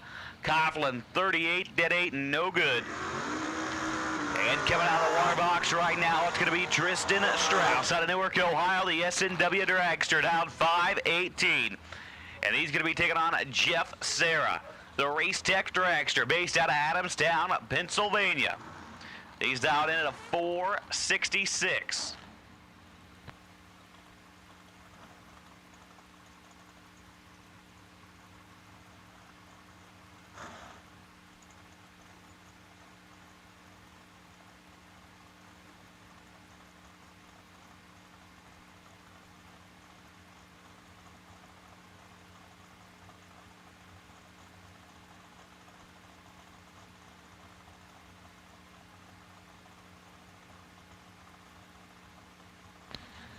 So we're rolling into the dragster side of things here in round number 5 of APD's warm-up Wednesday for 15K.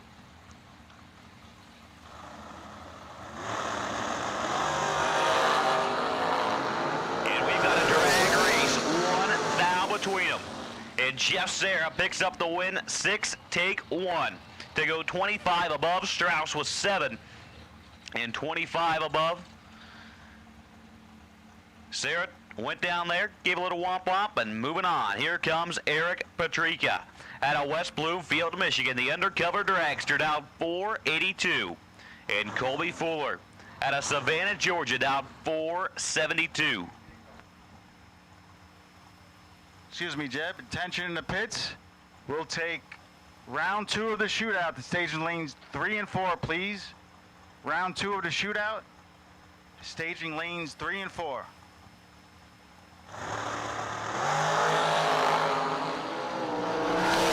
Eric's going to be moving on. Colby Fuller, 005 red. Eric, 006 dead 9 to lay down 15 total.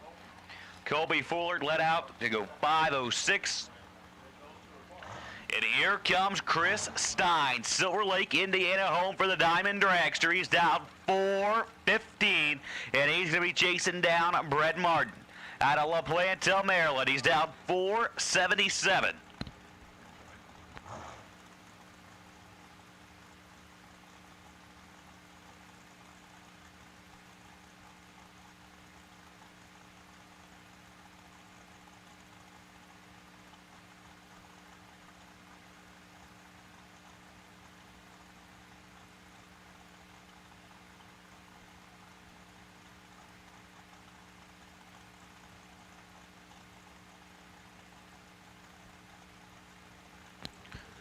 Chris Stein taking his time.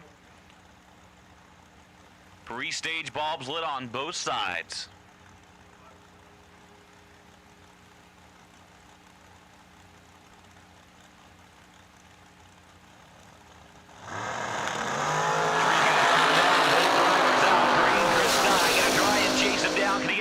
Yes, he can. 12, a net 5. Lays down 17 total. And when he let go of the button, Brett Martin had no chance. He was 33 and dead 7. As Chris Stein moves on to the next round, we're going to be on hold for just a few minutes while we wait on a couple doubles to come back around. But today on this APD Carburetors Wednesday 15K, we've had a lot of great racing so far. No, I just can't get enough. And we got a lot of great racing left to come here for the Jegs Summer Fling, presented by Optima Batteries.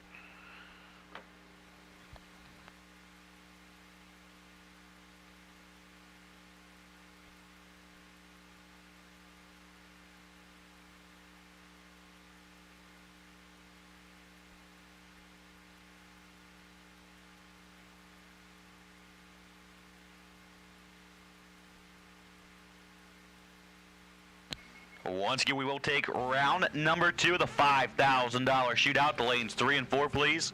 Once again, we'll take round number 2 of the 5K to lanes number 3 and 4, please.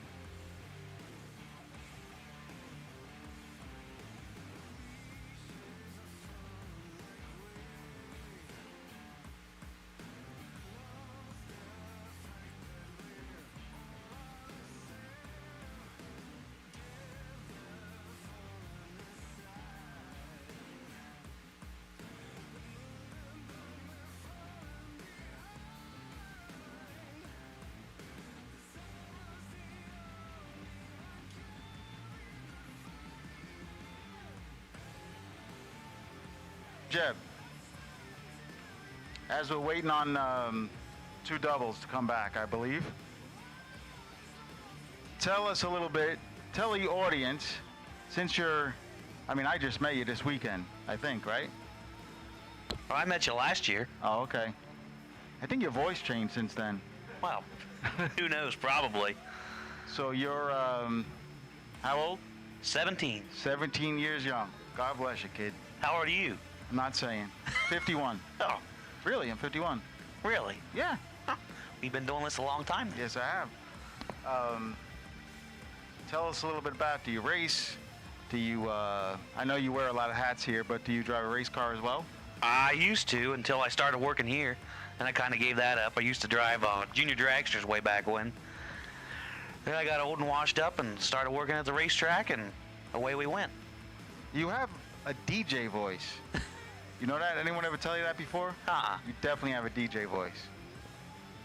You could be like a radio station disc jockey. No, I'm glad, I mean, I guess one door closes, the other one opens, right? So Brian Loans was scheduled to come here, and he called me this morning, and felt real bad for him. He's not feeling well, and he couldn't make the trip. So here we are. Yeah, that obviously leaves some pretty big shoes to fill. I actually got the pleasure of meeting Brian last week out in Indianapolis. Got to say hi to him and talk to him for a little bit, but yeah, definitely leave some big shoes to fill here, and hopefully I can step up and fill those for you. Yeah, Brian is definitely one of the best. I really enjoy working with him. He's a wealth of knowledge, and he's very quick thinker, good guy, funny guy. But so far, so good. Well, thank you. Doing a good job, bud. Well, here we go to finish out round at number 5 here in the 15K. It's going to bring up Jeff Serra out of Adamstown, Pennsylvania. He's going to be down at a 478, and he's going to be taking on Lester Atkins out of Corydon, Kentucky. He's down 445.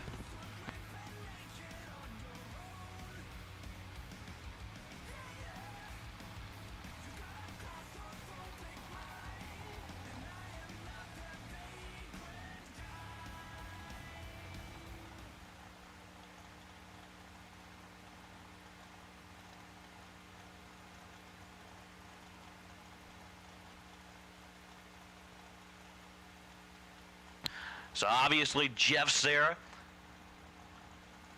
he was your winner and a runner-up last year at this event, in the main event. And I know he's looking to do that again here this year. He's one that goes rounds everywhere he goes. And Lester Atkins is looking to put a stop to it here. Pre-stage Bob's going to come on. Lester bumps on in first. Serra follows him in. Tree's going to come down. 23 between them. Serra, 11, take 11 to go 25 above to pick up the round win. Atkins, 34 and 13 above. Couldn't get inside that run. Serra's going to be moving on into round number 6. We got a pair and a single before we can put the cap on round number 5.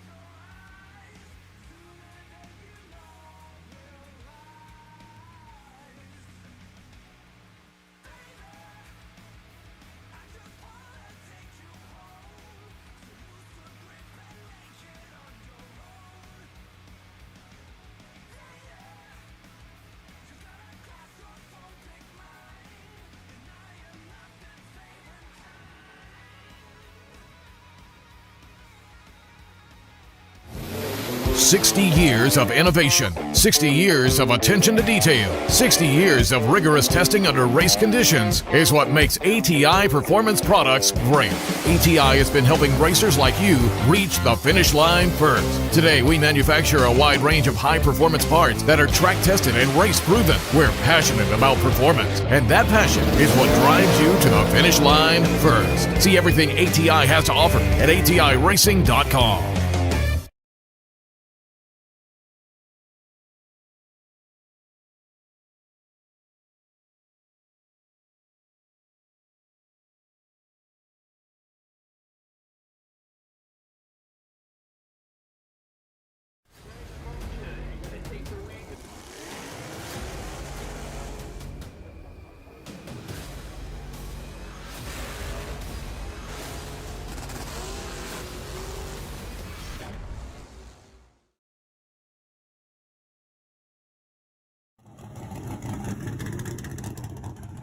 Meet the next generation of Autometer's legendary Ultimate Tachometer line, the Ultimate 3 and the Ultimate DL, which places the power of more advanced data acquisition systems in an affordable, convenient, and compact package. With the Ultimate 3, you can record the engine and driveshaft RPM at 100 samples per second with up to 60 seconds of available memory. Playback data right on the tach itself or easily download to the award-winning Data Pro Analysis software.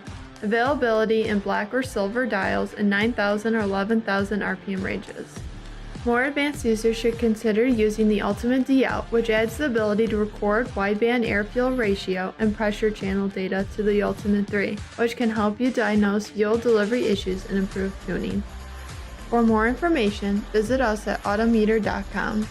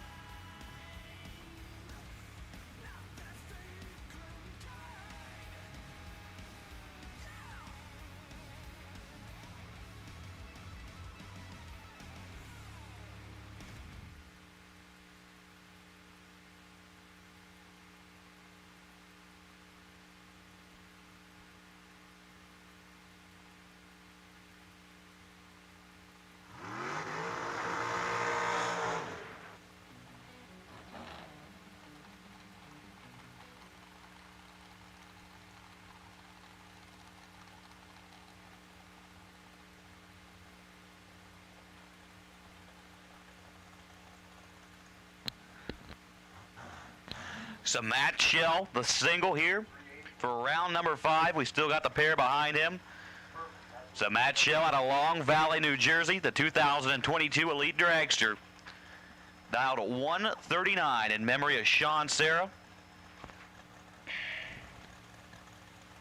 Shell's going to get the solo, and he'll come back for round number 6.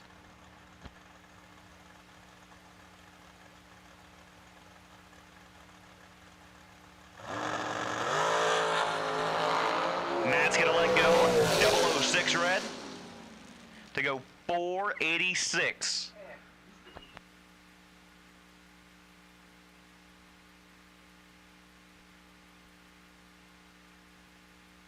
That'll be just a moment. We got the final pair of round 5 coming up.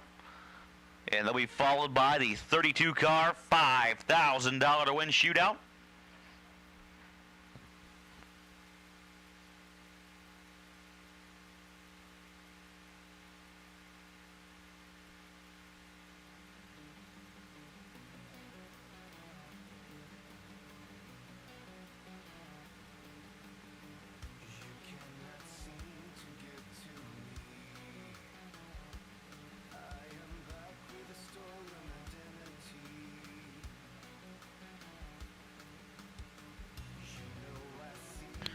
So the last pair of dragsters firing up back in the staging lanes, and they're going to get ready to roll on around. Coming underneath the tower.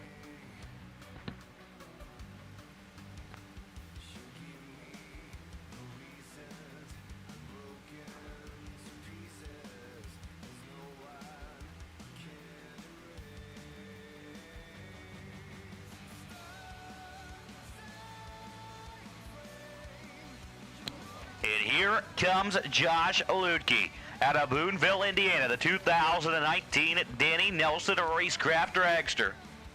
He's dialed 461.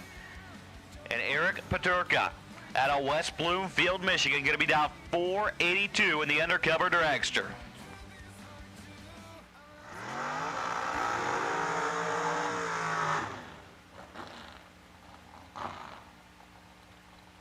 So this is a final pair for the APD Carburetors Wednesday $15,000 warm-up.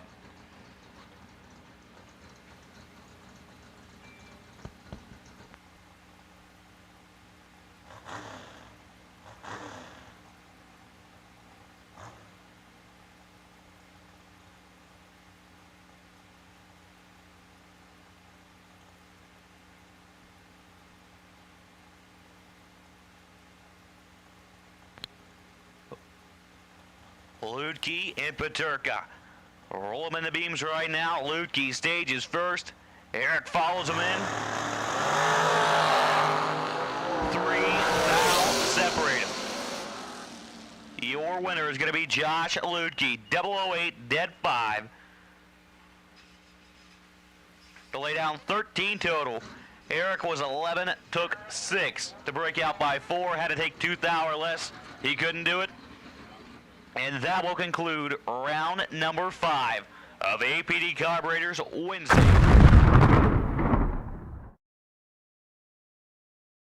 Win 32 car shootout. And it's going to bring up Robbie Breeden out of Cincinnati, Ohio. He's in that Needham Motorsports S10, vowed 702. And Jason Sizemore out of Kyles Ford, Tennessee, that 1990 Chevrolet Beretta.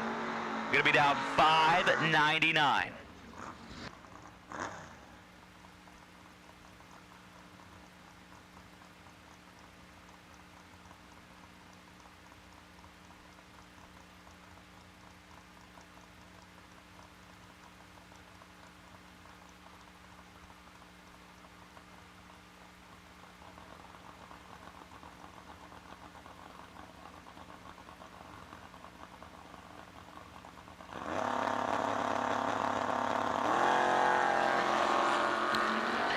Robbie Breeden's going to get the win light. Sizemore is 1 thou red. Robbie 699.1 on a 702. And here comes Steve Coyer out of Huber Heights, Ohio. He's going to be down 650. And Todd at Night out of Belton, Missouri, down 458.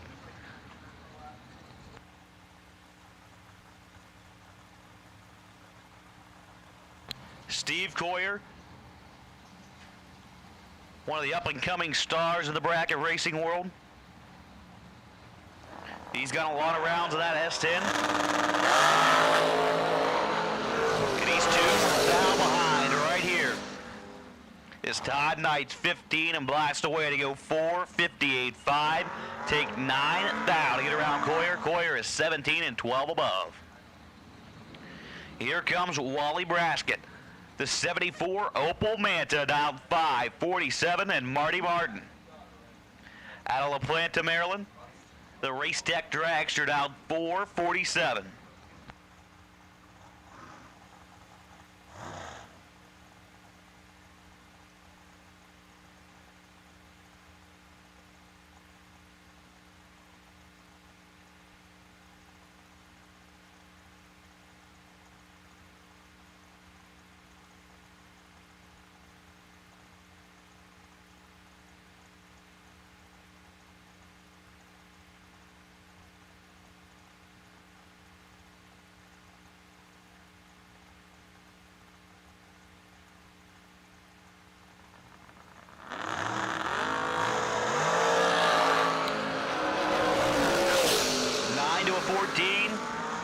Marty Martin, 009 and 17 above to take 1 thou to get the win light. Braskett, 14 and 13 above. Couldn't get there. Marty Martin moving on.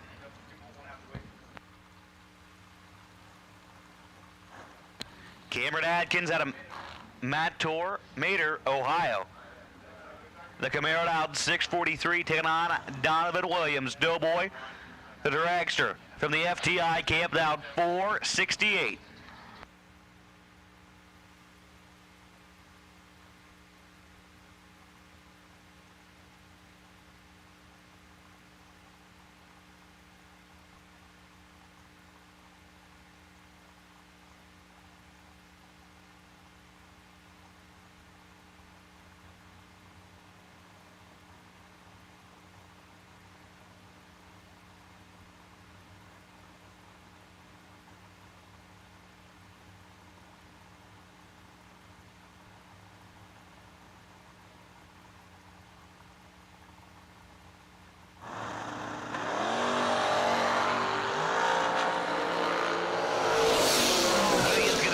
chase down Atkins. Took 11th out the stripe to break out 5 thou. Should have took 6 or less. Couldn't do it. Atkins 006 and 18 above. Going to be moving on. Rob Leipzinger out of New Hope, Pennsylvania. The Race Tech Dragster out 458. And Elizabeth Simmons out of Harrison, Ohio. The Ed Quay Dragster out 483.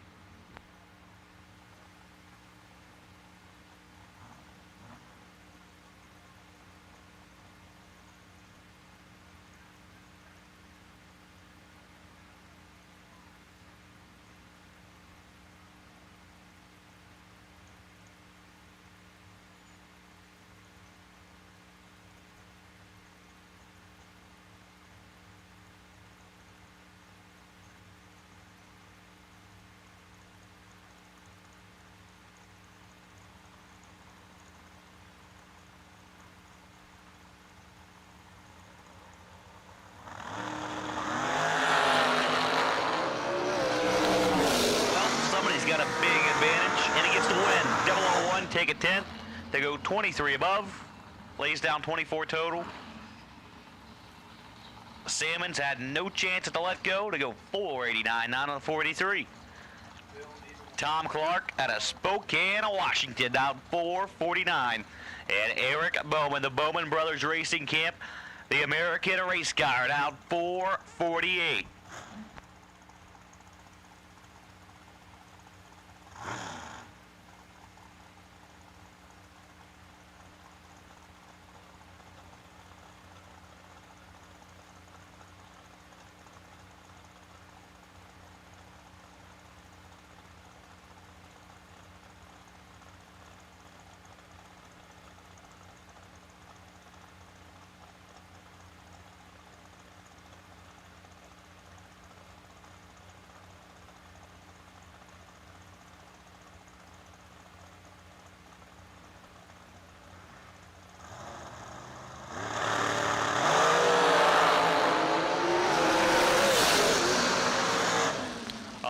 Thou between them, and Bowman picks up the win. He's 24 to go 11 above Tom Clark. 13, take 25 to break out by 3. Had to take 22 or less. He couldn't do it. Eric Bowman going to get the win light and move on in to round number 3 of the 5K 32 car shootout. And here comes Johnny Bracket racer Johnny Ezel out of Louisiana, down 459. And at Timmy Markaglu out of Staten Island, New York, the Race Tech Dragster, down 454.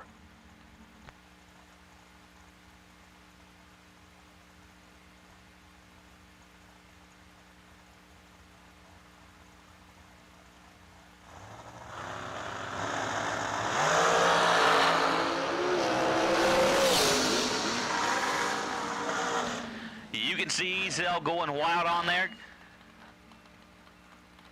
They go 464 on a 459. Backing into Markaglu. Markaglu was late. When I say late, I mean almost 100.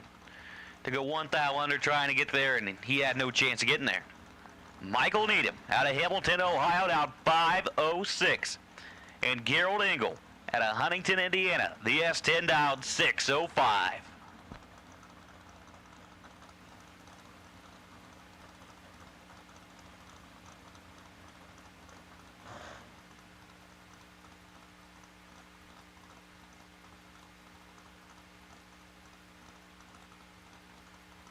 Round 6 door cars to lanes 5 and 6 now, please. Round 6 door cars.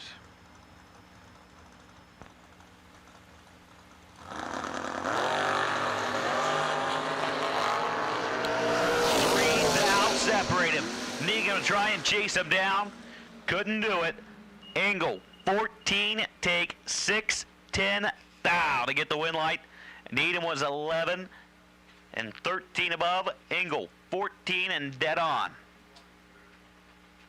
Needham was 11 and dead 3. Engel was 14 dead 0 by 6, 10 thou. Engel moves on into round number 3 of the 5K 32 car shootout.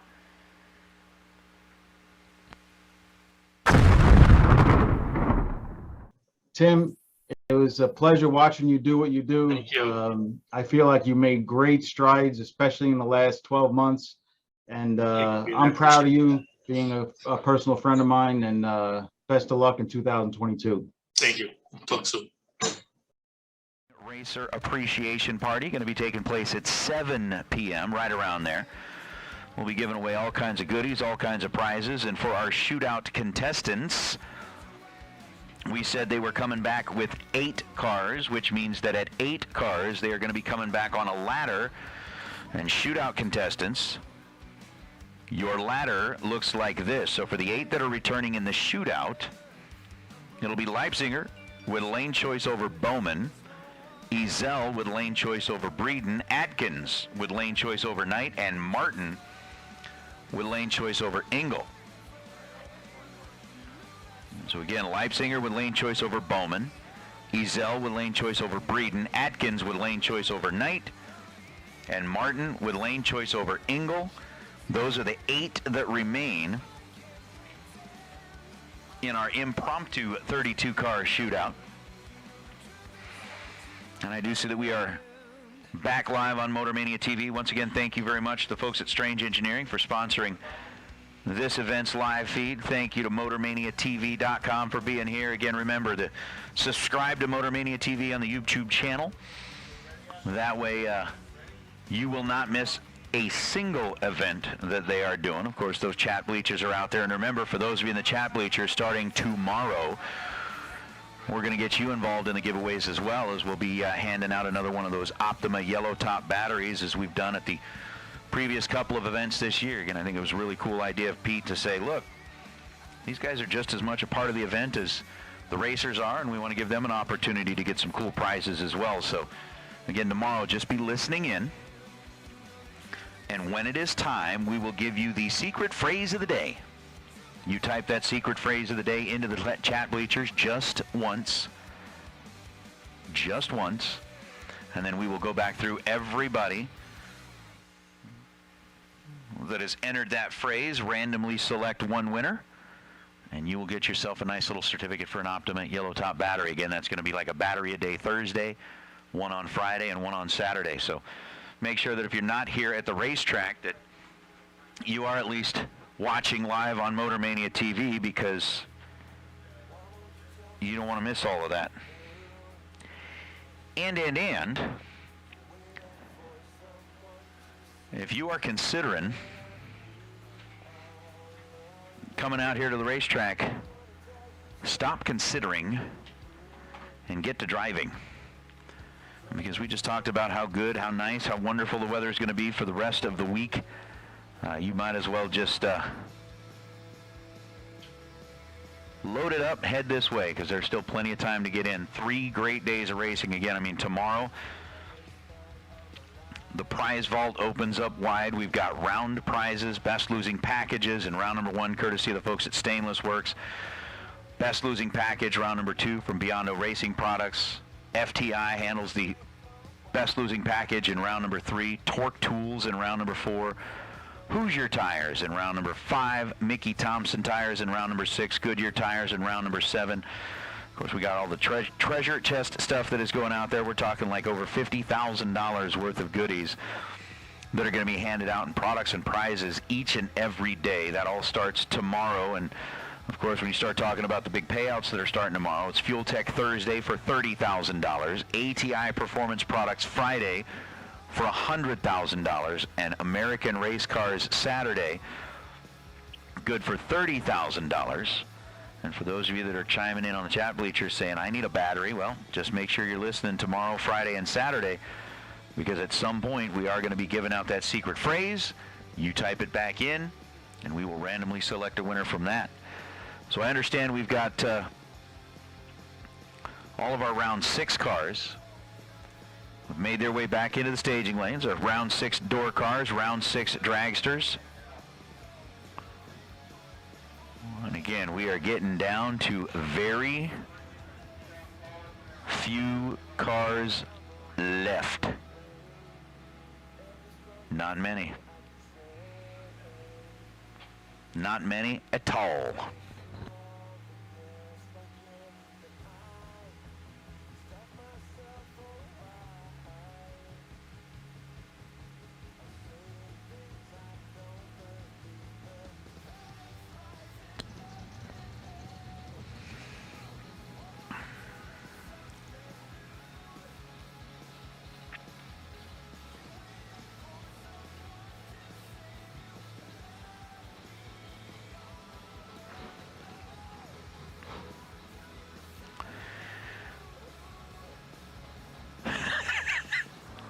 Barry, can I give you the heads up? Tell you what, I will give everybody in the chat bleachers the heads up.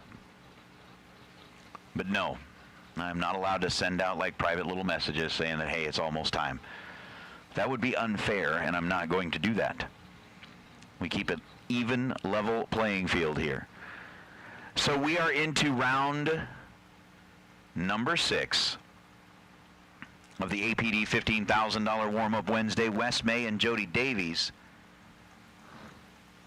going to be our first pair of door cars to take to the racetrack. Wes dialed in at 681. Jody Davies dialed in at 662. We are pre-staged, staged, and away. Oh boy. Jody Davies picking a bad time for a bad light. Wes May gonna make him pay for it.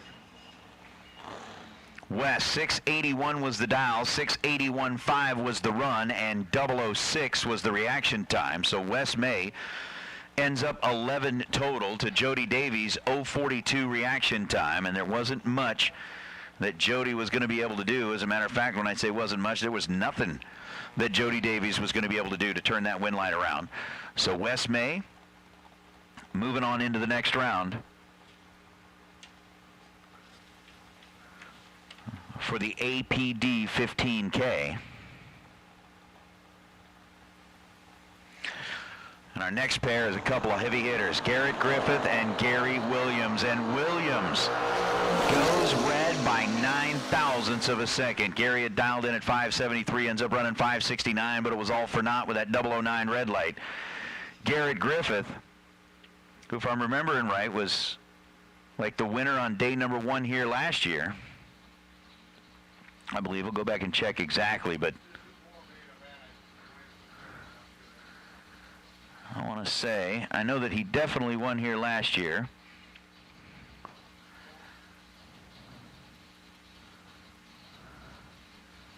Yeah, it was the 15K last year that he ended up picking up the win.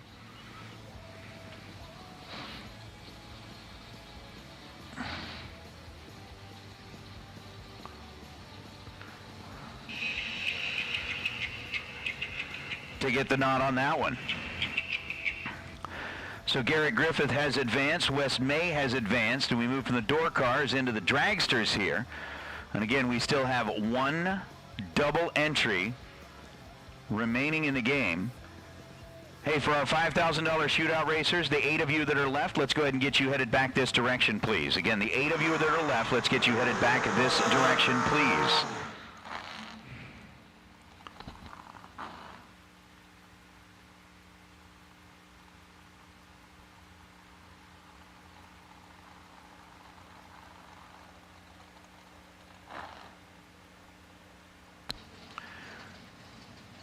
All right, Jeff Serra and Josh Ludke going to be our first pair of dragsters to give it a shot here in round number 6. Serra dialed in at 466. Josh Ludke dialed in at 459.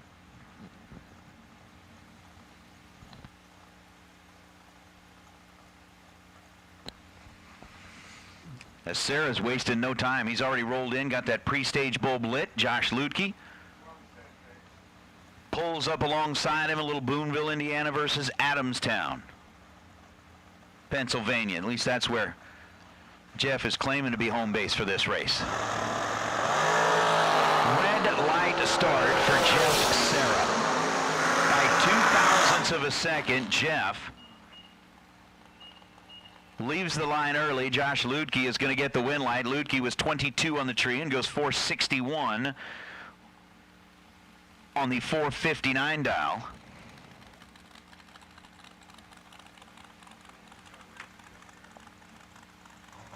And Serra, who was our final double entered car, still has one in. He'll be making his way back around before we wrap this thing up in this go round. But now Chris Stein and Eric Paterka. Eric here on the right side.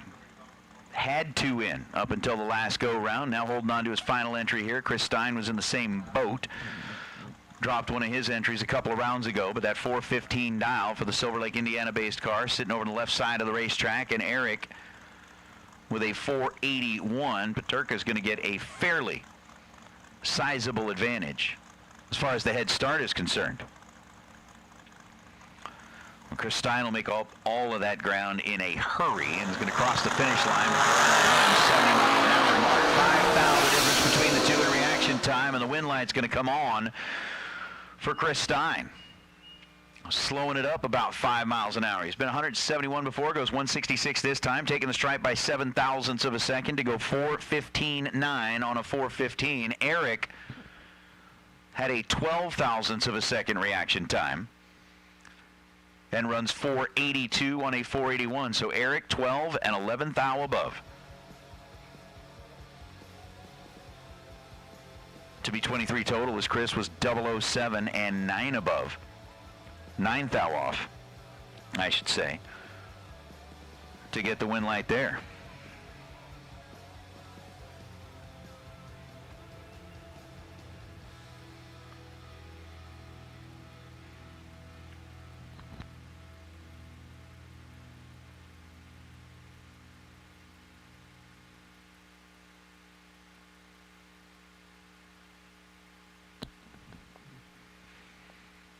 So as we are waiting on our final car to come back for what is the double entry of Jeff Serra here in round number 6, once again, shootout drivers. We have called you into the staging lanes for your round of 8. We'll have Rob Leipzinger with lane choice over Eric Bowman, Johnny Ezel with lane choice over Robbie Breeden, Cameron Atkins with lane choice over Todd Knight, and Marty Martin with lane choice over Gerald Ingold.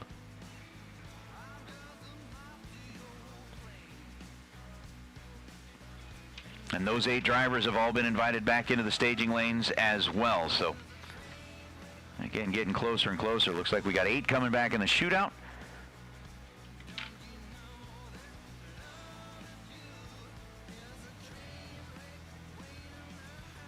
We're going to have about 5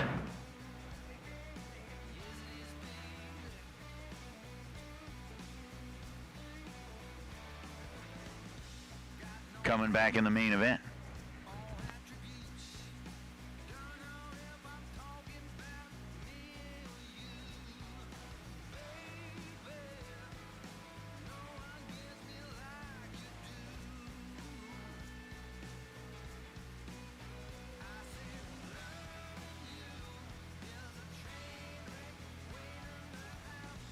Are you tired of missing your dial-in? Do you want to tighten up your race day package?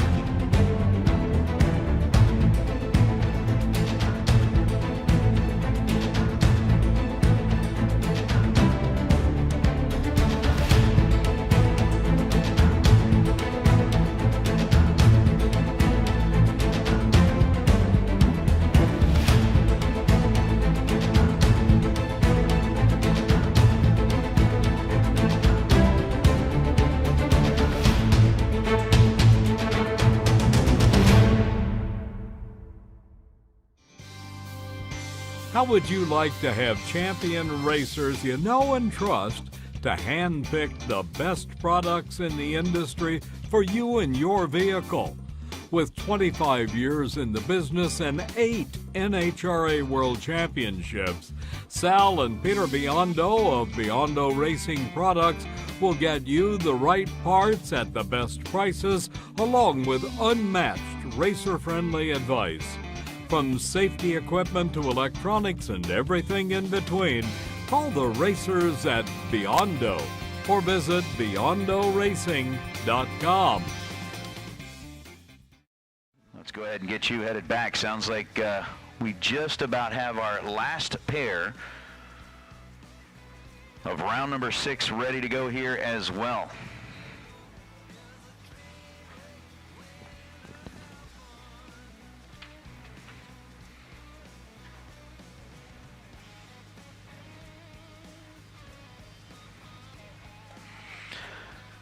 So we got one last pair coming back for the APD $15,000 main event, which will have essentially wrapped and whittled things down to just 5. We've already advanced Wes May, Garrett Griffith, Josh Lutke, Chris Stein. We'll determine the last of the 5 that will jump in on that game. We had come back with 10 this go-round, and again with the adjustment that are done here, the ladder will start at 8 for all of the Fling events, and since we had 10 left last time, we were just 1 round early on the ladder, so they'll come back at 5. We'll go on the ladder there, and that's going to make it pretty interesting. Again, you'll have 5 and 3, and then we'll get back with our final. We've got 8 left in the $5,000 to win shootout. Again, it's going to be Leipziger with lane choice over Bowman, Ezel with lane choice over Breeden, Atkins with lane choice over Knight, and Martin with lane choice over Engel, as we're getting them paired up back in the staging lane. So on a beautiful Wednesday, we are taking care of business here in a very efficient manner.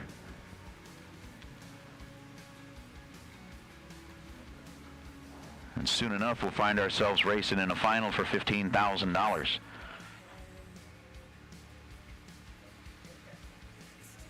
And that's kind of the other thing with the shootout here. Again, kind of an impromptu shootout that was put together. Open to 32 cars. It's going to pay $5,000 to the winner, $1,000 to the runner-up, and $500 in the semis. And we're essentially going to decide our 4 semifinalists in their next go-round. So that's essentially kind of the cha-ching round for them. These 8 cars roll back up here. You light up the scoreboard, and you're guaranteed to walk away with at least $500.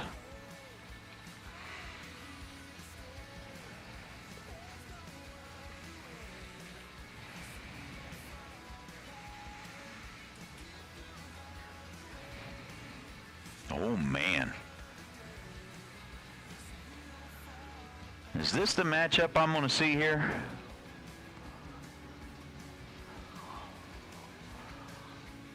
Well, let me correct that. Is this the matchup we're all going to get to see here?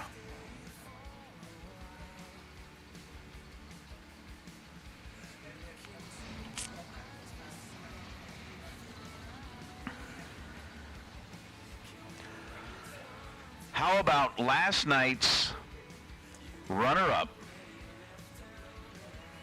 in the American Race Tech Dragster Shootout? We heard his story last night in the winner's circle, a young man who is already making quite a name for himself and essentially kind of his first year out here. And it's going to be a family affair. Matt Schell on the right side of the racetrack, dialed in at 486. And Jeff Serra on the left side, dialed in at 476.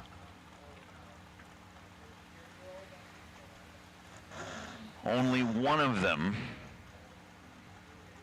will get to move on, and well, you got Jeff Serra, who last year, like any property that he rolled onto, ended up going home with a check, essentially, including this one, where he went home with both the winner and runner-up check in the $100,000 race. And Matt Schell popped in last night, and really in his kind of first appearance in a Fling, ended up being the runner-up in a shootout. Now trying to take it down to the round of 5 on a $15,000 Wednesday. Matt's in on that 486 dial. Jeff's in on that 476 dial. And a red light start for Matt Schell.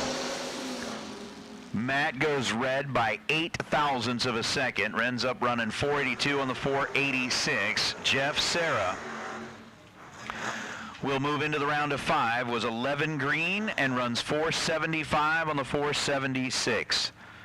So the 5 that are coming back in the main event today, Wes May, Garrett Griffith, Josh Lutke, Chris Stein, and Jeff Serra. There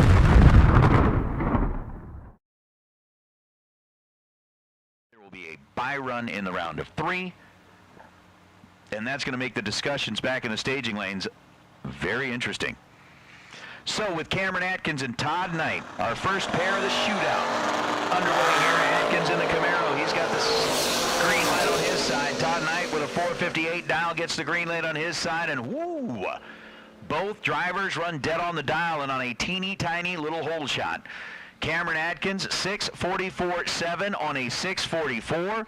Todd Knight 458 on a 455. Cameron is 7th thou above the dial. Todd Knight is 5th thou above the dial. Cameron was 16 green to Todd's 25 green. Comes down to a 7th thou margin at the stripe, and Atkins will take the door car into the semifinals of the shootout.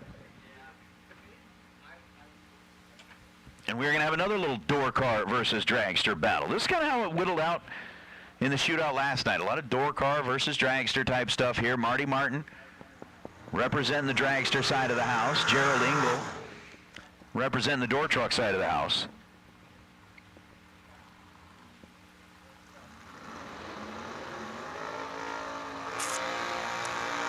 And Gerald coming out of the water box now, staring straight down the racetrack at a 6.05 second dial.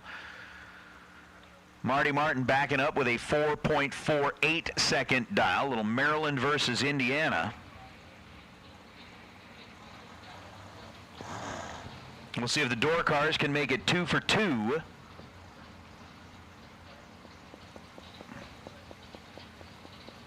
Or if the dragsters are going to go ahead and even up the score. And again, we got one pair of dragsters. Everything else is like door car versus dragster, I believe. I think Breeden's still in the truck, right? All right, so Gerald Engel, pre-stage bulbs are lit. Marty Martin, first one in. Gerald joins him there on the starting line. Here we go. 3 thou, the difference between the two in reaction time, and down to the finish line. The door cars are going to make it 2-4-2, 6:06. On a 6:05 for Gerald Engel, 008 on the tree. Marty was just 3 thou behind at the hit, was 8 thou ahead at the finish line to break out by 1/1000th of a second. Marty Martin 447 on a 448. Taking 8 thou at the stripe, breaks it out 1 thou, but Gerald Engel with the 008 keeps the door cars 2 for 2 here. Now we are guaranteed to have at least one dragster in the semifinals of the shootout because, well, we don't have any door cars making an appearance here just yet. We got one more door truck that's going to be coming up in our final pair of the shootout for what is round number 3. Rob Leipzinger dialed in with a 457. Rob cut a killer light in the last go-round, and Eric Bowman dialed in at 448. According to the loud, his car goes red by 0.07 of a second. Bowman drops it on the wrong side of the tree. Leipzinger's 18 green and goes 459.0 on the 457.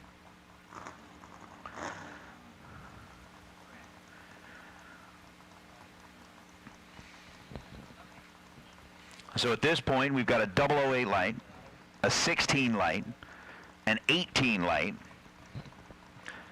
We've got 2 door cars and 1 dragster that have moved into the round of 4. Robbie Breeden was going to try to make sure that the door cars have the dragster surrounded in that $5,000 shootout. Johnny Ezel says, ain't no way that's going to happen.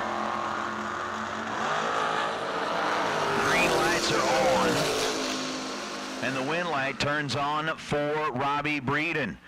Breeden was 23 on the tree to Johnny Ezel's 017.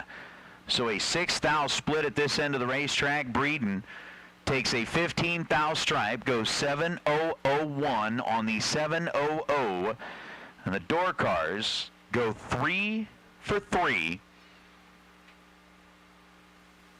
in the quarterfinals of the shootout. So Robbie Breeden.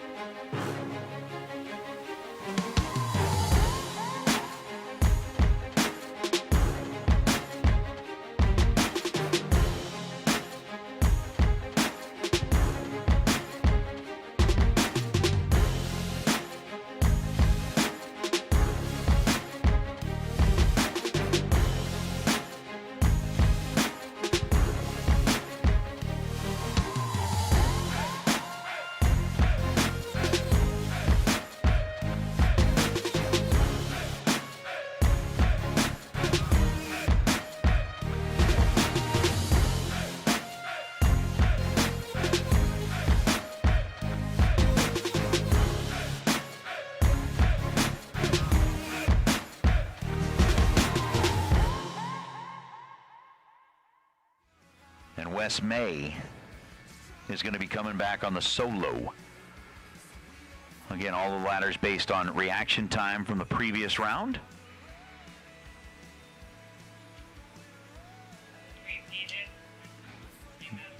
So we'll do a little bit more with that. And man, I got to tell you, that is kind of the most exciting thing that ever happened to me, and that's how I almost got arrested.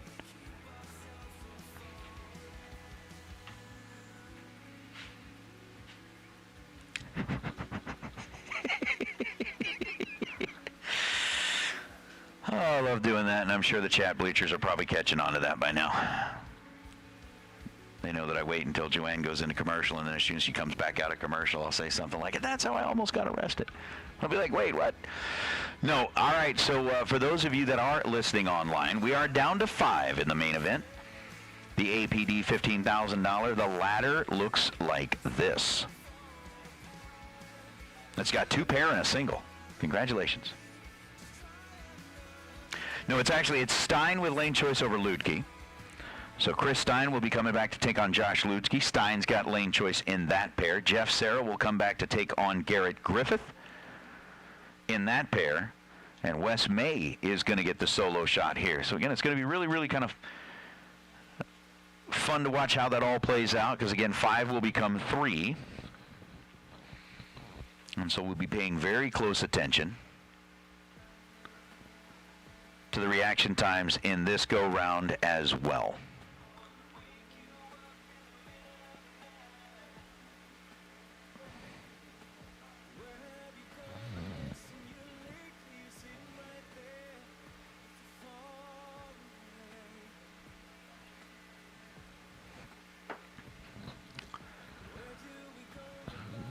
So as we are waiting on those cars to make their way back, I do want to just send a friendly little reminder for everybody that's in the chat bleachers, because I know there's several folks who were not listening earlier, or, had to take care of other nuisance-y type stuff like work and those types of things.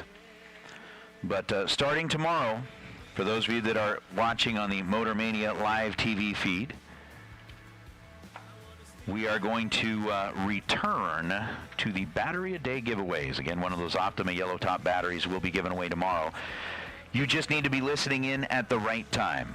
And when that time comes, we are going to give you a secret phrase of the day. You repeat that phrase, type it in one time and one time only in the chat bleachers. We will select randomly from all of those who do, and you will get a gift certificate for an Optima yellow top battery, courtesy of the Fling. So that's going to be one of those really cool things. I do have the ladder. And I want to see if I was right. Yay me. It's not often. So when I do, I will celebrate the little things in life.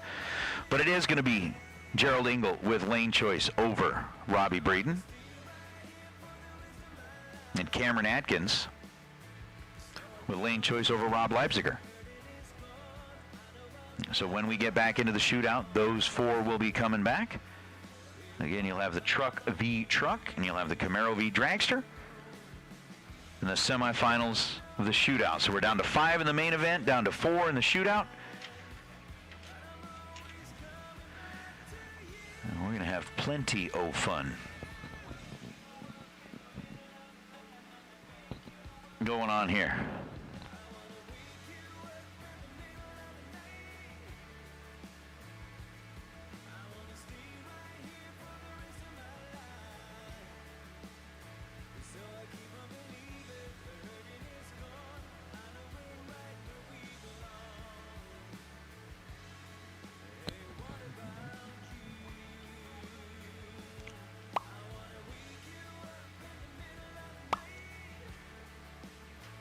Yeah.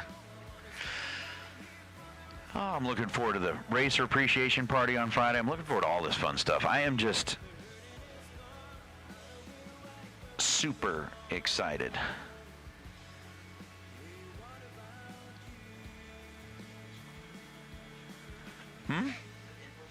It's always a good time at the Fling.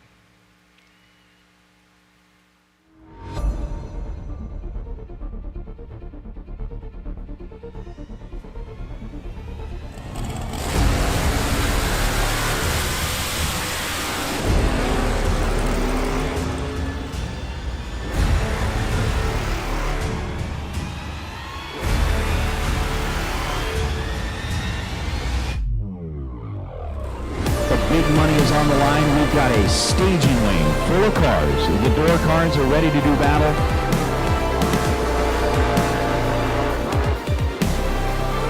This is a sight to see. I mean, like I said, this drag strip is cut right between the mountains.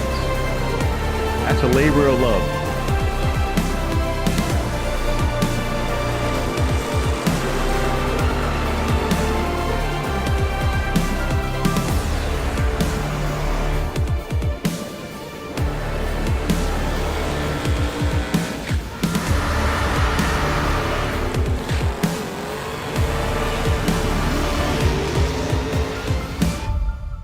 So this could get really, well, I'm not saying it could get, it's going to get really fun, really fast.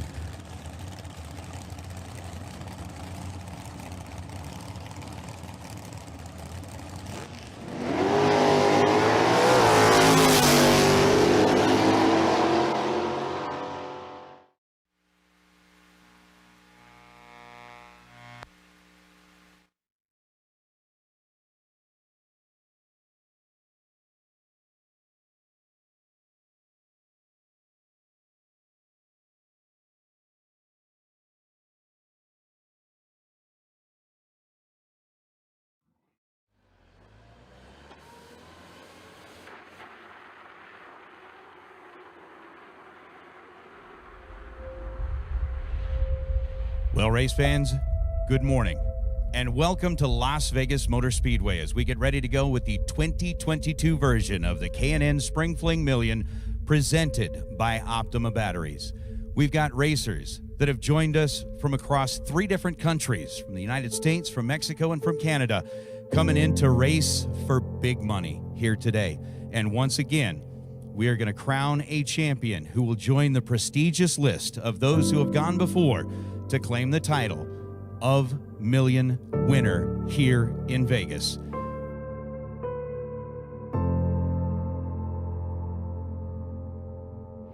Get your Million Tech card. You never know.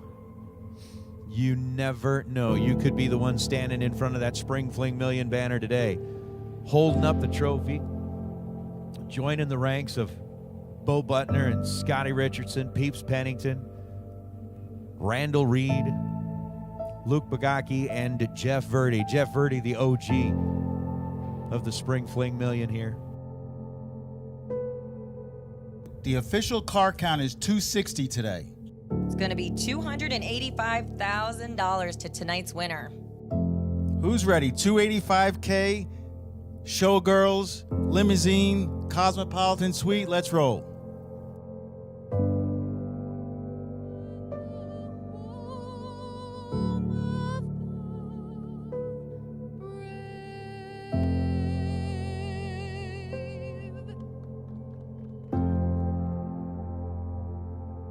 Racers, the time has come. The Spring Fling Million is about to get underway.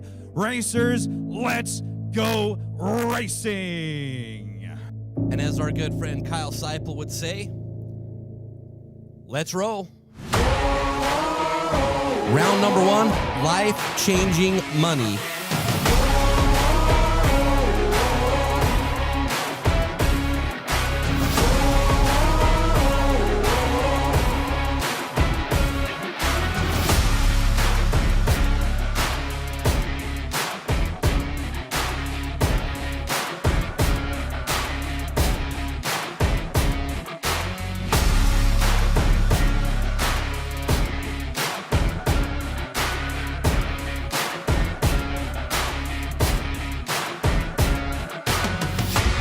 Kevin Brannon and Spencer Massey. Coming in the Nova out of Texas, the tree begins to drop. Spencer's down in at 647. Kevin's down in at 460. 5,000 separate them in reaction time, and the win light belongs to the Rabbit. Kevin Brannon on a double breakout. Kevin was 005 on the tree. Take 2,000 at the stripe to beat 2,000 under 459.8 on the 460. Spencer Massey was right behind him and ends up 5,000 under the dial. Massey with a 10,000 light breaks it out by 5,000, but Kevin Brannon, the Rabbit, is going to claim the victory and will become racer number 7 to etch his name on the wall of history here at the Spring Fling Million.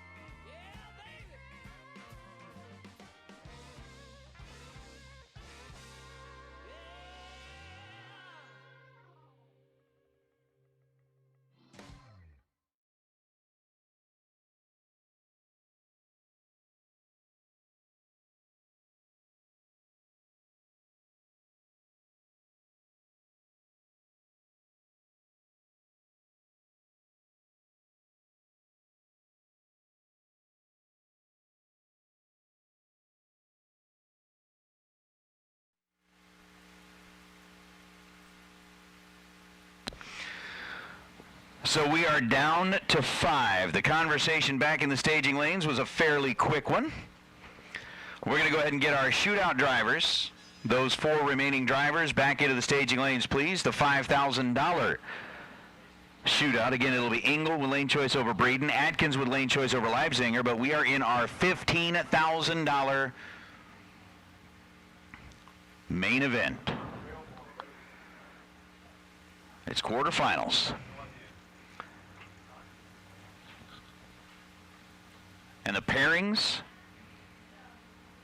are going to be Jeff Serra, who's got lane choice, over Garrett Griffith. Serra has opted to go into the left lane. We got Chris Stein with lane choice over Josh Lutke, and Wes May The odd man out, who'll be taking the bye run down into the round of 3.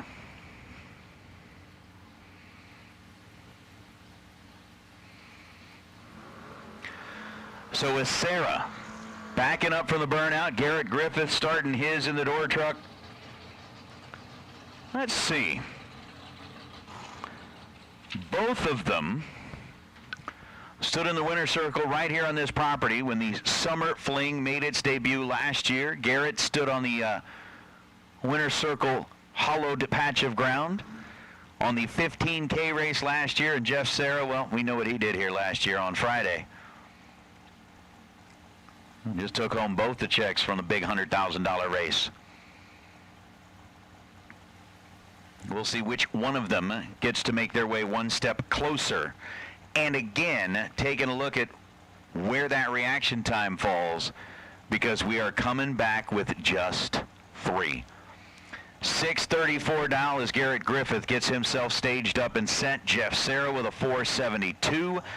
Blinks on that second part of the lights, and here we go. Both drivers are green, 1,000th of a second. Separate them at this end of the racetrack, and it's going to be Jeff Serra coming back. Garrett Griffith on a 6:34 dial gets to the stripe first by 34,000ths of a second to go 6:33.5. Breaks it out 5 thou after an 0:19 reaction time. Jeff Serra was 0:18, so the bar has been set for who's going to get the bye. Wes May has it this time. It's either going to be Serra or the winner of this pair between Chris Stein and Josh Ludke. If you want the solo at 3, you got to win this round and be better than 0:18. Otherwise, Jeff Serra would claim it with the 0:18 light. So Josh Ludke dialed in at 4:61. Chris Stein dialed in at 4:15.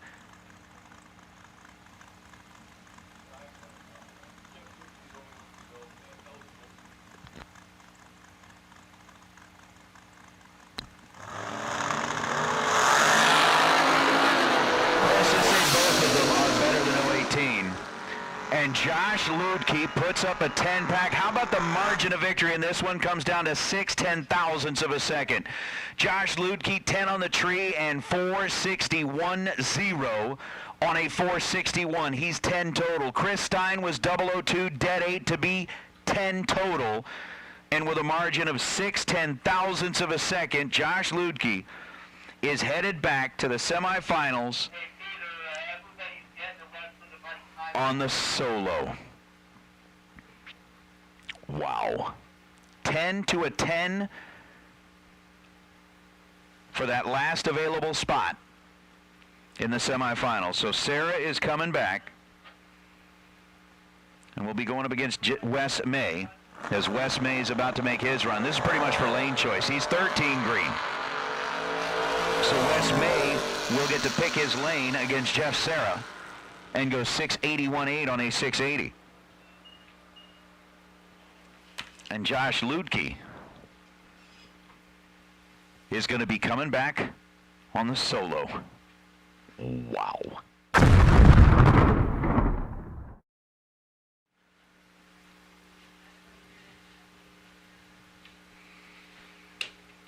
So Serra takes out Griffith. Ludke in a 10-pack to a 10-pack race takes out Stein. And Wes May takes his solo shot. We're down to 3.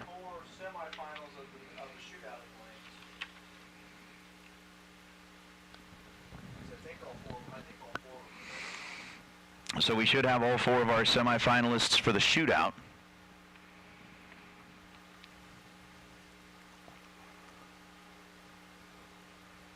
Sitting back in the staging lanes.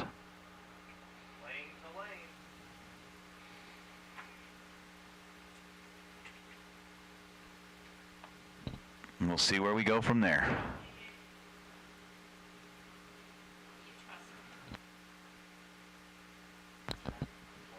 My, oh my.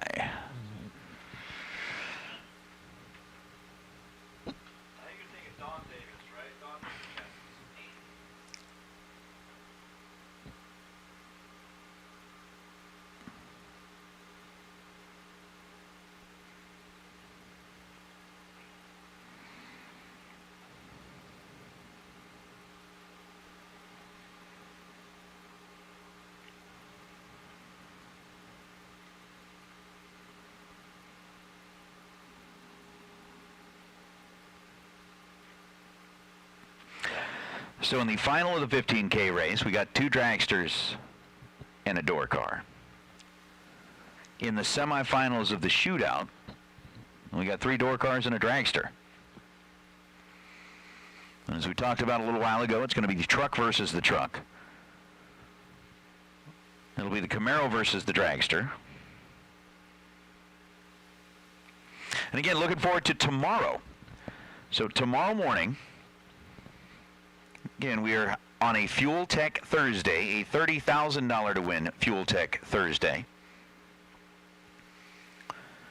According to the schedule, we're going to get things underway at 8 a.m. with our new entry time runs. So again, new entry time runs will get you on track at 8 a.m. Any of the new entries that roll in here. And Pete's anticipating we should have a decent little handful of new entries. Will either roll through the gate tonight or buy their way into the event tomorrow. And then, following the new entry time runs, we are going to go ahead and throw in a run for the money. So again, all of the racers that are here that are going to be competing will get an opportunity to participate in that run for the money.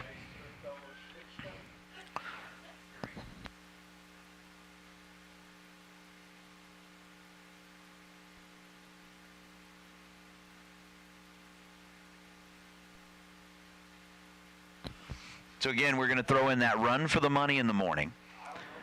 It'll be a $20 entry fee, and they're going to hand out a whole bunch of cash during that as well.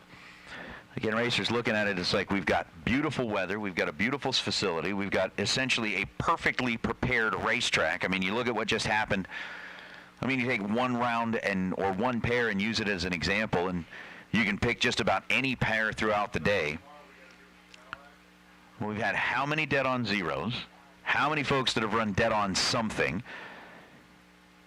And then that final pair of the quarterfinals of the 15K race, you had a 10-pack to a 10-pack, separated by 6/10,000ths of a second. So since we've got that, again, good weather, good track crew, good track, good racers, we might as well utilize the opportunity, and we're going to go ahead and have that run for the money tomorrow. Again, racers, that'll be your option should you choose to do so.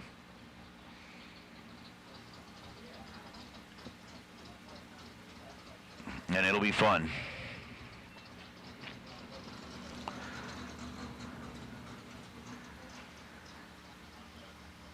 Here comes the shootout.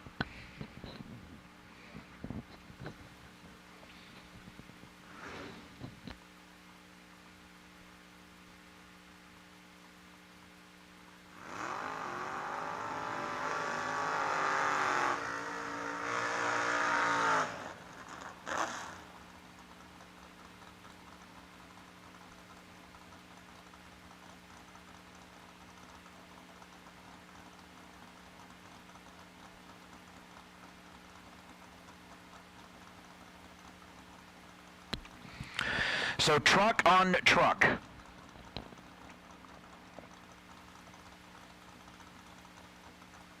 Let the violence ensue. Robbie Breeden dialed in at 699. Gerald Engel dialed it at 605. Is Engel's truck black or blue? It was like a really dark navy blue. Is this like Bloods versus the Crips? Blue versus red. Oh. 19,000 split between them here at this end of the racetrack, and it is going to double breakout. The situation down at the end of the racetrack. Gerald Engel was 21 on the tree and goes 6:04.8, getting their second to be under by 2,000ths. Robbie Breeden taking 25 thou at the stripe, breaks it out by 8,000ths of a second after he was 002 on the tree. So Gerald Engel will advance into the final round of the shootout with that 021 light. And we know that he will be the truck representing the door car side. We'll find out if Cameron Atkins will make it an all-door car affair, or if Rob Leipzinger is going to sneak the dragster in there. What's up, Mr. Riggins? I miss you, buddy. Kind of wish you could have made it here this weekend. That would have been a whole lot of fun. How far away are you from here? I thought you were closer to here than you were to Bristol, right?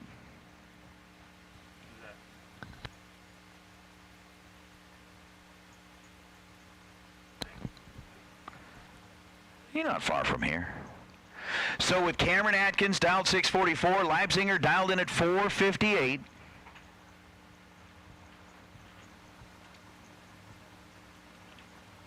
We are staged.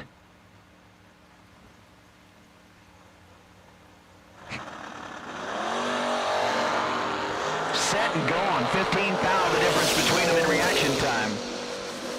And at the stripe, the win light's going to go to Cameron Atkins, and he's going to make it an all-door car ordeal in the final round of the shootout. Atkins, 002 on the tree. That'll have him with lane choice over the door truck of Gerald Engel in the shootout final. 3 left to go in the 15K. 2 cars left in the shootout. And it is going to be a whole lot of fun. You've got a wedding to officiate, huh?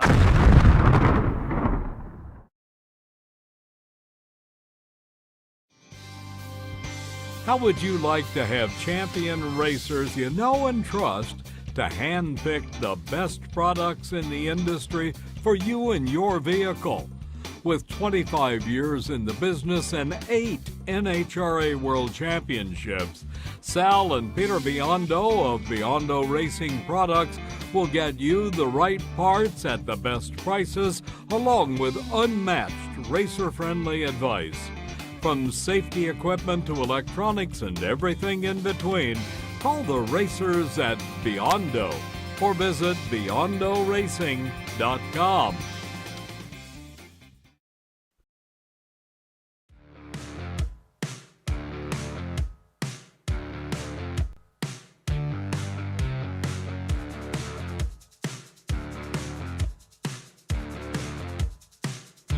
We're here at National Trail Raceway getting set up for the Summer Fling. I'm with the starter here, Bill, and Bill is going to do an example of how stage lock can help you. Okay, this is going to be an example of the no stage lock, and my car red lighted and it didn't move. This, we're going to say for the sake of argument, this is your left front tire. You staged really shallow. You go on your rev limiter. The tire stands up a little bit, and it uncovers enough light to trigger the stage beam and give you a red light. So the wheel didn't move. All he's doing is putting a little bit of pressure on the wheel, and that fraction of an inch of movement can cause a red light. With stage lock, that protects you from the possible red light there. I'm on the starting line. I wanted to show you guys and gals the blinder setup that we bring to each Fling event. So it's a nice blinder, nice divider, but what I like about it the best, if you come around this side, you'll see some LED lights to keep the Christmas tree lit up. So at nighttime, you won't have any problem of picking out that top bulb. And we had a seminar yesterday. We spoke about how at nighttime some people struggle. I believe that that's a game changer. I think every tree, every track, every event should have that type of blinder that lights up the tree like that. So as we were getting going this morning, we did our usual track prep. They cleaned off all the beams, checked the rollout. The rollout is 11.5 inches in each lane. I watched them measure it. I actually measured it myself, so lane to lane, you guys have nothing to worry about there. At this track, they are a stickler for details. Ever since JJ and Jay Livingston took over at National Trail Raceway, that is why we come here. You'll see flat black. This is freshly painted flat black outside of the groove. And you say, well, that's not pretty. It's not shiny. You know, why is it there? Well, it's there to prevent false reds, to prevent shine. And every morning we'll paint it flat black to keep it fresh, and anytime we spray, when we do track prep, we'll put mats down so that it stays flat black. Good morning, racers. We're here. It's Tuesday at the Summer Fling. We're about to get things kicked off, and I'm standing here with Bill Leahy. Bill is the starter, and he does a lot of the track prep. And what impresses me about Bill is the attention to detail on the starting line when it comes down to the rollout. And Bill and I sat down for a little while earlier because he was checking the stage lock feature. And stage lock has been a controversial topic. So we decided to do a little video on it to explain, shed some light on the controversy and how it works. So for one thing, I talked to Bob Brockmeyer. I got his approval to talk about his product here. And stage lock was introduced in the early 2000s as a defense from red lights, false reds, they call it. False reds being a car is staged super shallow. He puts it to the mat, gets on a chip, the card rocks. And what was happening was it was creating false reds where people were coming to the tower, the wives would have the camera, and they'd come to the tower, Bill, and they'd say, look, my car did not move. How did I get a false red? And that happened over and over. So the fix was stage lock. Now, if it's such a fix, why is it so controversial? That's what we're going to talk about. The one thing I'll say is that regardless of stage lock, if an event is using stage lock or not using stage lock, you need to prepare the starting line per Brockmeyer's standards. And we're going to show some pictures up here on the video. But that means flat black paint on each side of the groove in each lane. And that also means taking care, polishing off the beams every morning, checking for spider webs every morning. And that's one of the things that brought me here, Kyle and myself here to National Trail Raceway to put on a Summer Fling. It's the attention to detail these guys have. J.J. Murray, Jay Livingston, and Bill here standing here with me. So, Bill, if you would, walk us through stage lock a little bit. Okay, what you have is you have your typical pre-stage stage. You got 11.5 inches rollout on both of them. Back here you have your stage lock sensor. These sensors use a blocking tube with a 5/16 holes, what they receive the infrared through. The stage lock sensor is an open tube with approximately the bottom third of it blocked off to protect from any stray light, from glare, off a wheel, off the track surface, from the glue or anything like that. This sensor shares an emitter with the stage sensor. So what happens is that beam leaves through a 1/4 inch hole on the emitter, and this picks it up.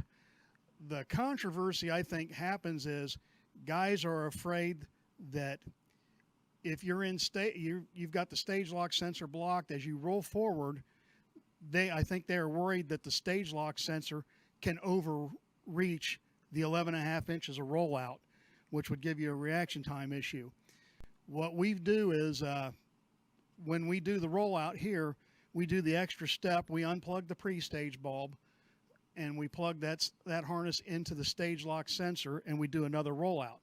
So what we do is we measure when the pre-stage light comes on, which would be when your wheel would hit it, and then we roll through and get to where the stage light comes on. That would be the amount of rollback you'd have. Typically, it's 1.25 inches rollback. The closer you are in the groove towards the sensor, it's 1.25 inches. As you come inward from that, it might get down to 1 inch of rollback, which is still plenty. You're going to pick it up off your right side anyhow. Then we also go and continue to roll through, and what we verify is when you exit the stage lock sensor, when light gets to that, the wheel uncovers it. I like at least 1.5 inches from the time your pre-stage bulb would go out reading this to where your stage light goes out. So your exit, you have 1.5 inches of clearance from where you exit the stage lock sensor to where you exit your stage beam. So that way, that would clear up that issue.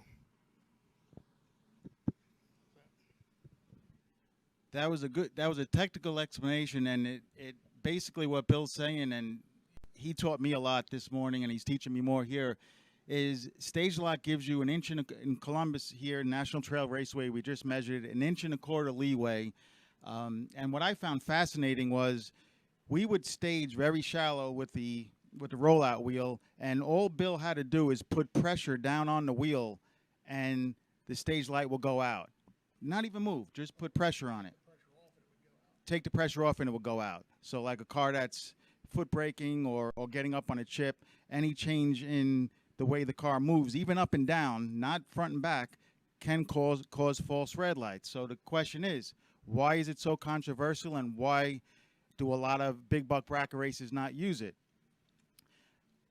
I called Brockmeyer on this, and I asked him that question.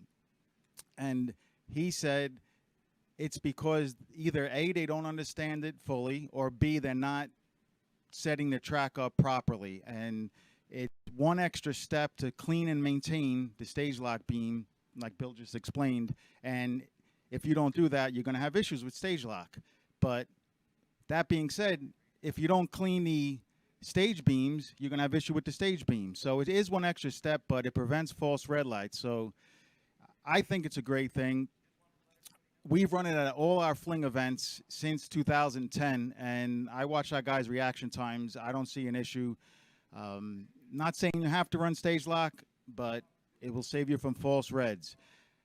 One other thing that has been X'd, since the stage lock beam shoots across the track from one side to the other, can you get a different reaction time staging laterally different from left to right? That's what was brought up in recent topics in the Big Buck Bracket Race forums. I asked Bob about that. He said that for your reaction time to vary, you're staging laterally from left to right outside the groove. You'd have to stage so far outside the groove to affect it just a few thousandths, to affect your reaction time just a few thousandths, that you'd be hitting the wall. So you basically, there's not that much credibility to that theory in Bob's mind, and the way he explained it to me and the way Bill's explaining it to me. I'm going to continue using stage lock at the Fling events. We always have. I've run with NHRA over 3 decades now.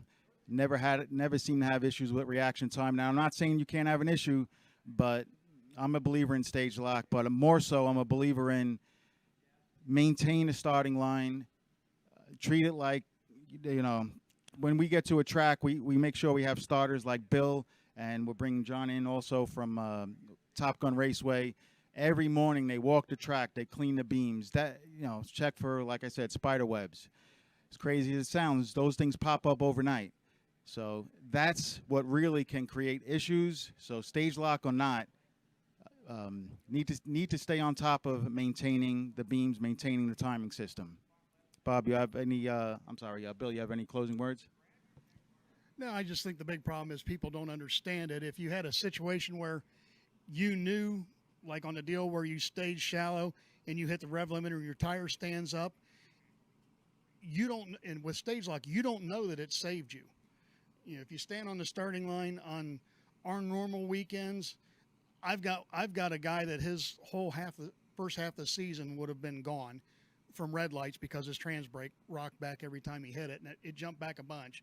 Stage lock kept him in the race. You know, it is going to affect, if you roll back an inch, you're going to have an inch more rollout. You're going to have your typical difference between reaction time and your ET being quick like you normally would. And that was my concern when we started this. When Jay wanted to install it here, I said, you know, what's going to happen is if a guy rolls back an inch and he gains an inch of rollout, and then his ET's quick, you know, he's going to be a little bit later, he's going to be a little bit quicker than the guys on the internet saying he got that we have a lazy infrared, which I don't know if that's what's caused it or not, but like I say, that is a fact that if you roll back, you know, just like if you rolled in 2 inches normally and only rolled in 1 inch this time, you're going to have a difference in reaction time and ET.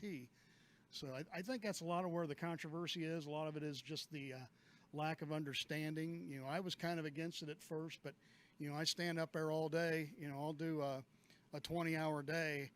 In a 20-hour day, I'll see at least 3 or 4 cars that got saved, that, you know, in fact that they didn't red light. But like I say, more understanding, I think guys will accept it more. Yeah, I think that's a great point. So guys are getting saved, they don't even know it. So what's the worst of the two? If a guy, like Bill says, if a car rolls back, if you're not using stage lock, you're going to get a red light. You have no chance of winning the round. If you're using stage lock, at least you have a chance because to stay locked into the beams. So we use it at all our fling events. Like I said, I'm not here to sell it. I'm just here to explain it. And I think a lot of the people out there are having a hard time understanding exactly how it works. And what it really comes down to is taking care of your starting line, whether you use stage lock or not. Turned in today, please. Just stop on by the Diva desk and let us get that all squared away. So, $15,000 worth of advanced product design carburetors on the line here on a warm-up Wednesday. And speaking of guys that are getting warmed up, Wes May and Jeff Serra have both shown a tremendous amount of potential for what the remainder of the weekend has to hold. Wes is sitting in the 82 bodied Regal, sitting over the left side of the racetrack with a 681 dial. Showing up on his side of the scoreboards, and Jeff Serra, who again, everybody else out there is going, oh, that's great. I'm just so happy that he's getting on a roll. Man, it's been, really hard for him lately, and that guy just, man, he could really use it. So Serra with a 474 dial. The pre-stage bulbs are on. Who is going to be coming back to take on Josh Ludke in the final of the 15K? We are about to find out. I'd say about 8 seconds from now. We are green and green. 6,000 separated minute reaction time, and the winner is going to be Wes May by a margin of 1,000th of a second down at the finish line. Wes was 007 and dead on 5 to pick up the win light. Against Jeff Serra, Serra was 001 and 1 above. Comes down to just a thou at the finish line. Serra runs 475.2 on that 474 dial after the 001 reaction time, but Wes May locked it in.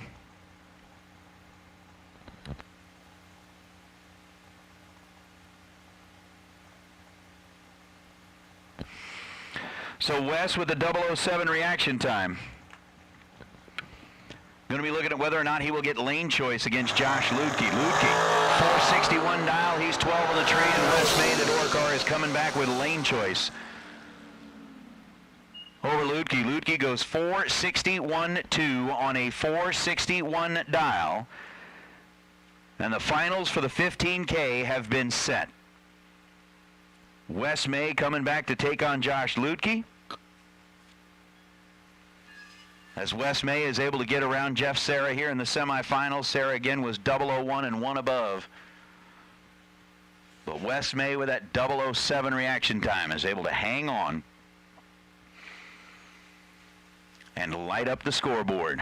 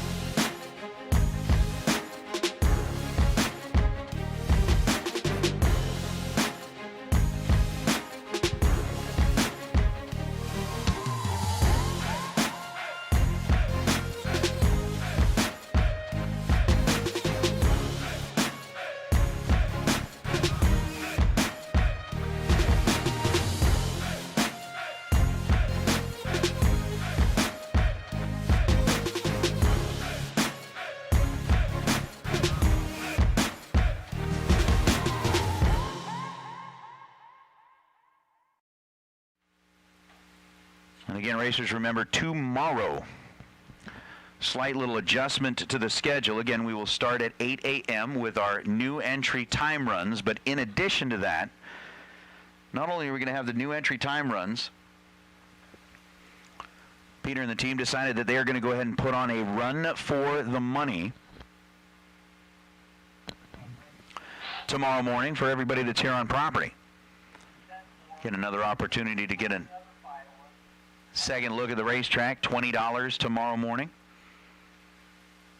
We'll get you into that run for the money. Again, we'll start with new entry time runs, then we'll get into the run for the money, and after the run for the money, we'll get into our Fuel Tech $30,000 to win Thursday. Again, we got the racetrack, we got the crew. You got the bottle, we got the cup. Come on, everybody, let's race.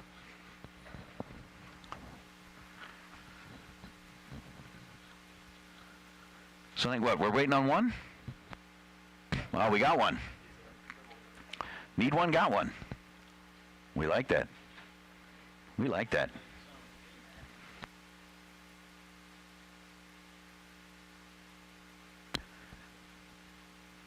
I can see Marco down there having a conversation with the drivers, and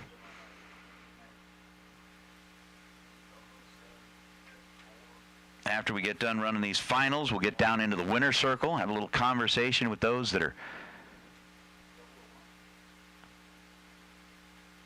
going home with a big check, and it is going to be fun. Again, with Wes May and Josh Lutke back in the pit area right now, getting the cars turned around. They'll be headed back this direction shortly.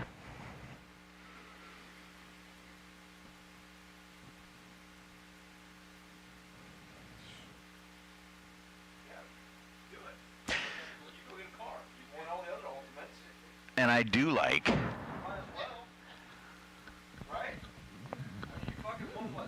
I do like the fact that at each and every racetrack you go to, you always find some spot that becomes like the golf cart parking lot. In Vegas, we got what we call the duck pond. Tell them this is their warning.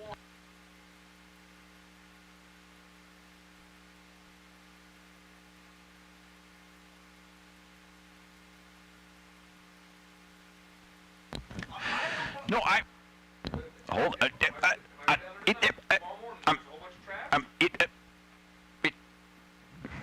Joanne right now is. What's wrong with the audio? All right, I'll be the bad guy here, JJ. No, but I'm just saying, like at Bristol, you get up there and like everybody pulls the golf carts out into like the little walkways up in the grandstands, which is like a really cool vantage point of the whole racetrack. In Vegas, we've got the duck pond at Galat. We see a lot of folks lining up against the fence over by like the concession stand and that. And here at National Trail Raceway, we got those folks down there just beyond the grandstands that have pretty much kind of formed their own little golf cart lineup. I like that. Now, JJ has asked me to make this one public service announcement. For those of you that are participating in spectating down there in the golf cart row, we'll call that GCR, golf cart row, JJ has but one request, and that is to please clean up after yourselves when you leave. Kind of like that, what do they call it, no trace camping? Please leave nothing behind while you are down there. He would certainly appreciate it if you would do that. It would be very nice of you. And this message brought to you by the folks at National Trail Raceway, particularly JJ, who is asking that you please clean up after yourselves before you leave. It's not like the movie theater. Don't leave all the popcorn laying on the floor and all the other, beverage containers, hot dog wrappers, whatever it is. All right, so I've done that part.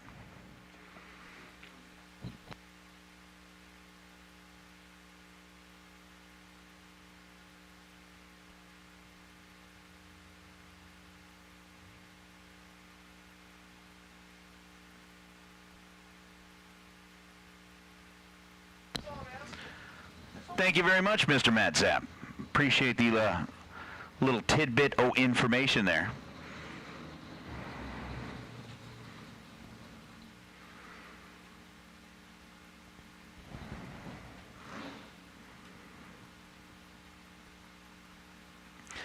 So here we go. Shootout final for $5,000. As Cameron Atkins rolls up on the left side of the racetrack and Gerald Engel rolls up on the right side. Just got the little tidbit of information that Cameron picked up a 10-grander at Kilcary Speedway, a 20-grander at Dragway 42 2 weeks ago. He's got a brand new little baby that's a month old. First time at the racetrack, was in the winner's circle picture for $20,000. We'll see if he can pick up $5,000 here. He's got to get around Gerald Engel. And with a 0.4 of a second split on the dial, we'll see what happens. Gerald dialed in at 6:05 in the pickup truck. Atkins dialed in at 6:45 in the Camaro. Pre-stage bulbs are lit. Essentially racing for what is a $4,000 difference, at least as far as the payout was written up when the shootout was conceived. $5,000 to the winner, $1,000 to the runner-up. Not sure if they split it up, but we'll find out. Oh! 003 red light for Cameron Atkins. The win light's going to belong to Gerald Engel as he goes down to be 6:05 on a 6:05. Gerald, 23 green and dead on the money to pick up the win in the $5,000 impromptu shootout today. So congratulations to Gerald Engel. Congratulations to Cameron Atkins, racing his way into the final round. Unfortunately turned on the bulb on the very bottom of the Christmas tree by 0.03 of a second, then run 6:42 on a 6:45. And oh my, Matt Zapp, I thought you were a religious man. What is this language? Goodness gracious. No, it's all good. So Gerald Engel gets the win, 6:05 on a 6:05 after the 023 green light, and that will solidify our first winner of the day. The pickup truck takes home the check in the shootout, and that leaves us with just one more pair to go. The final of the advanced product design, carburetor, $15,000 Wednesday.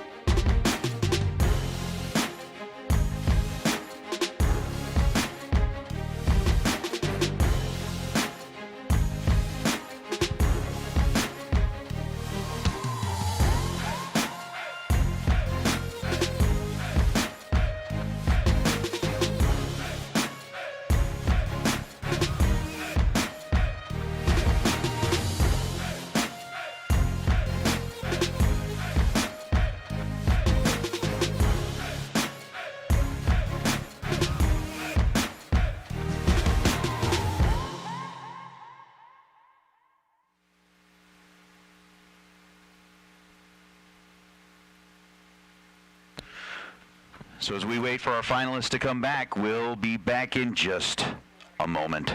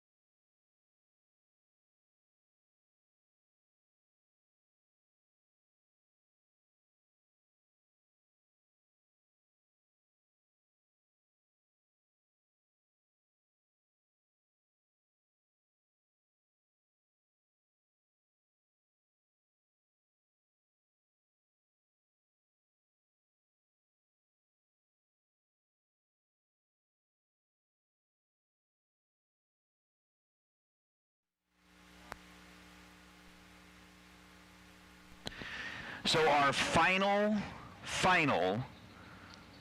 of an Advanced Products Design Wednesday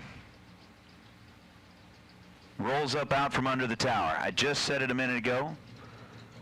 Not realizing I hadn't told Joanne to pot us back up yet, but the weather today here was unreal. The place is gorgeous. The weather's gorgeous. If you are within like a 10-hour drive of this place, you got to get here. Drive half of it tonight. Drive the rest of the morning. You'll be here in time for new entry time runs tomorrow morning to race for 30 grand, Friday 100 grand. Right now we're racing for 15 grand. We've got Wes May and Josh Ludke, who have rolled all the way through the field. And we're going to find out if it's going to be a door car kind of day or if it's going to be a dragster kind of day. Josh Ludke, the racer out of Boonville, Indiana. The Racecraft chassis ride, dialed in at 461, and Wes May, who had the bye at 5. Ludke had the bye at 3. Wes May had to race his way through Jeff Serra to get here. Dialed in at 681 over on the left side of the racetrack as the sun begins to set at National Trail Raceway. Talking about that from the seminar a little bit earlier, kind of that dusk hour. Green lights a pair, and away we go. Josh Ludke in control of this pair and will score the win. Josh was 0.28 on the tree and goes 461 on a 461 to get the win light. Wes May had the 0.43 reaction time, a little bit later than he wanted to be, I'm sure. But he'll still end up as the runner-up here on the Advanced Products Design Carburetor Wednesday, and that puts it in the books. Congratulations to Josh Ludke. They're going to be making their way back down the return road. We'll be talking to him in the Werner Circle here in just a moment. But man, oh man, what a day. It has been awesome. It has been fun. And we've got a whole lot more to go in the next 3 days here at National Trail Raceway. So we're going to get resituated. They're going to come down here. We're going to do a winter circle shot. We'll party on that. And we'll get back at it tomorrow morning.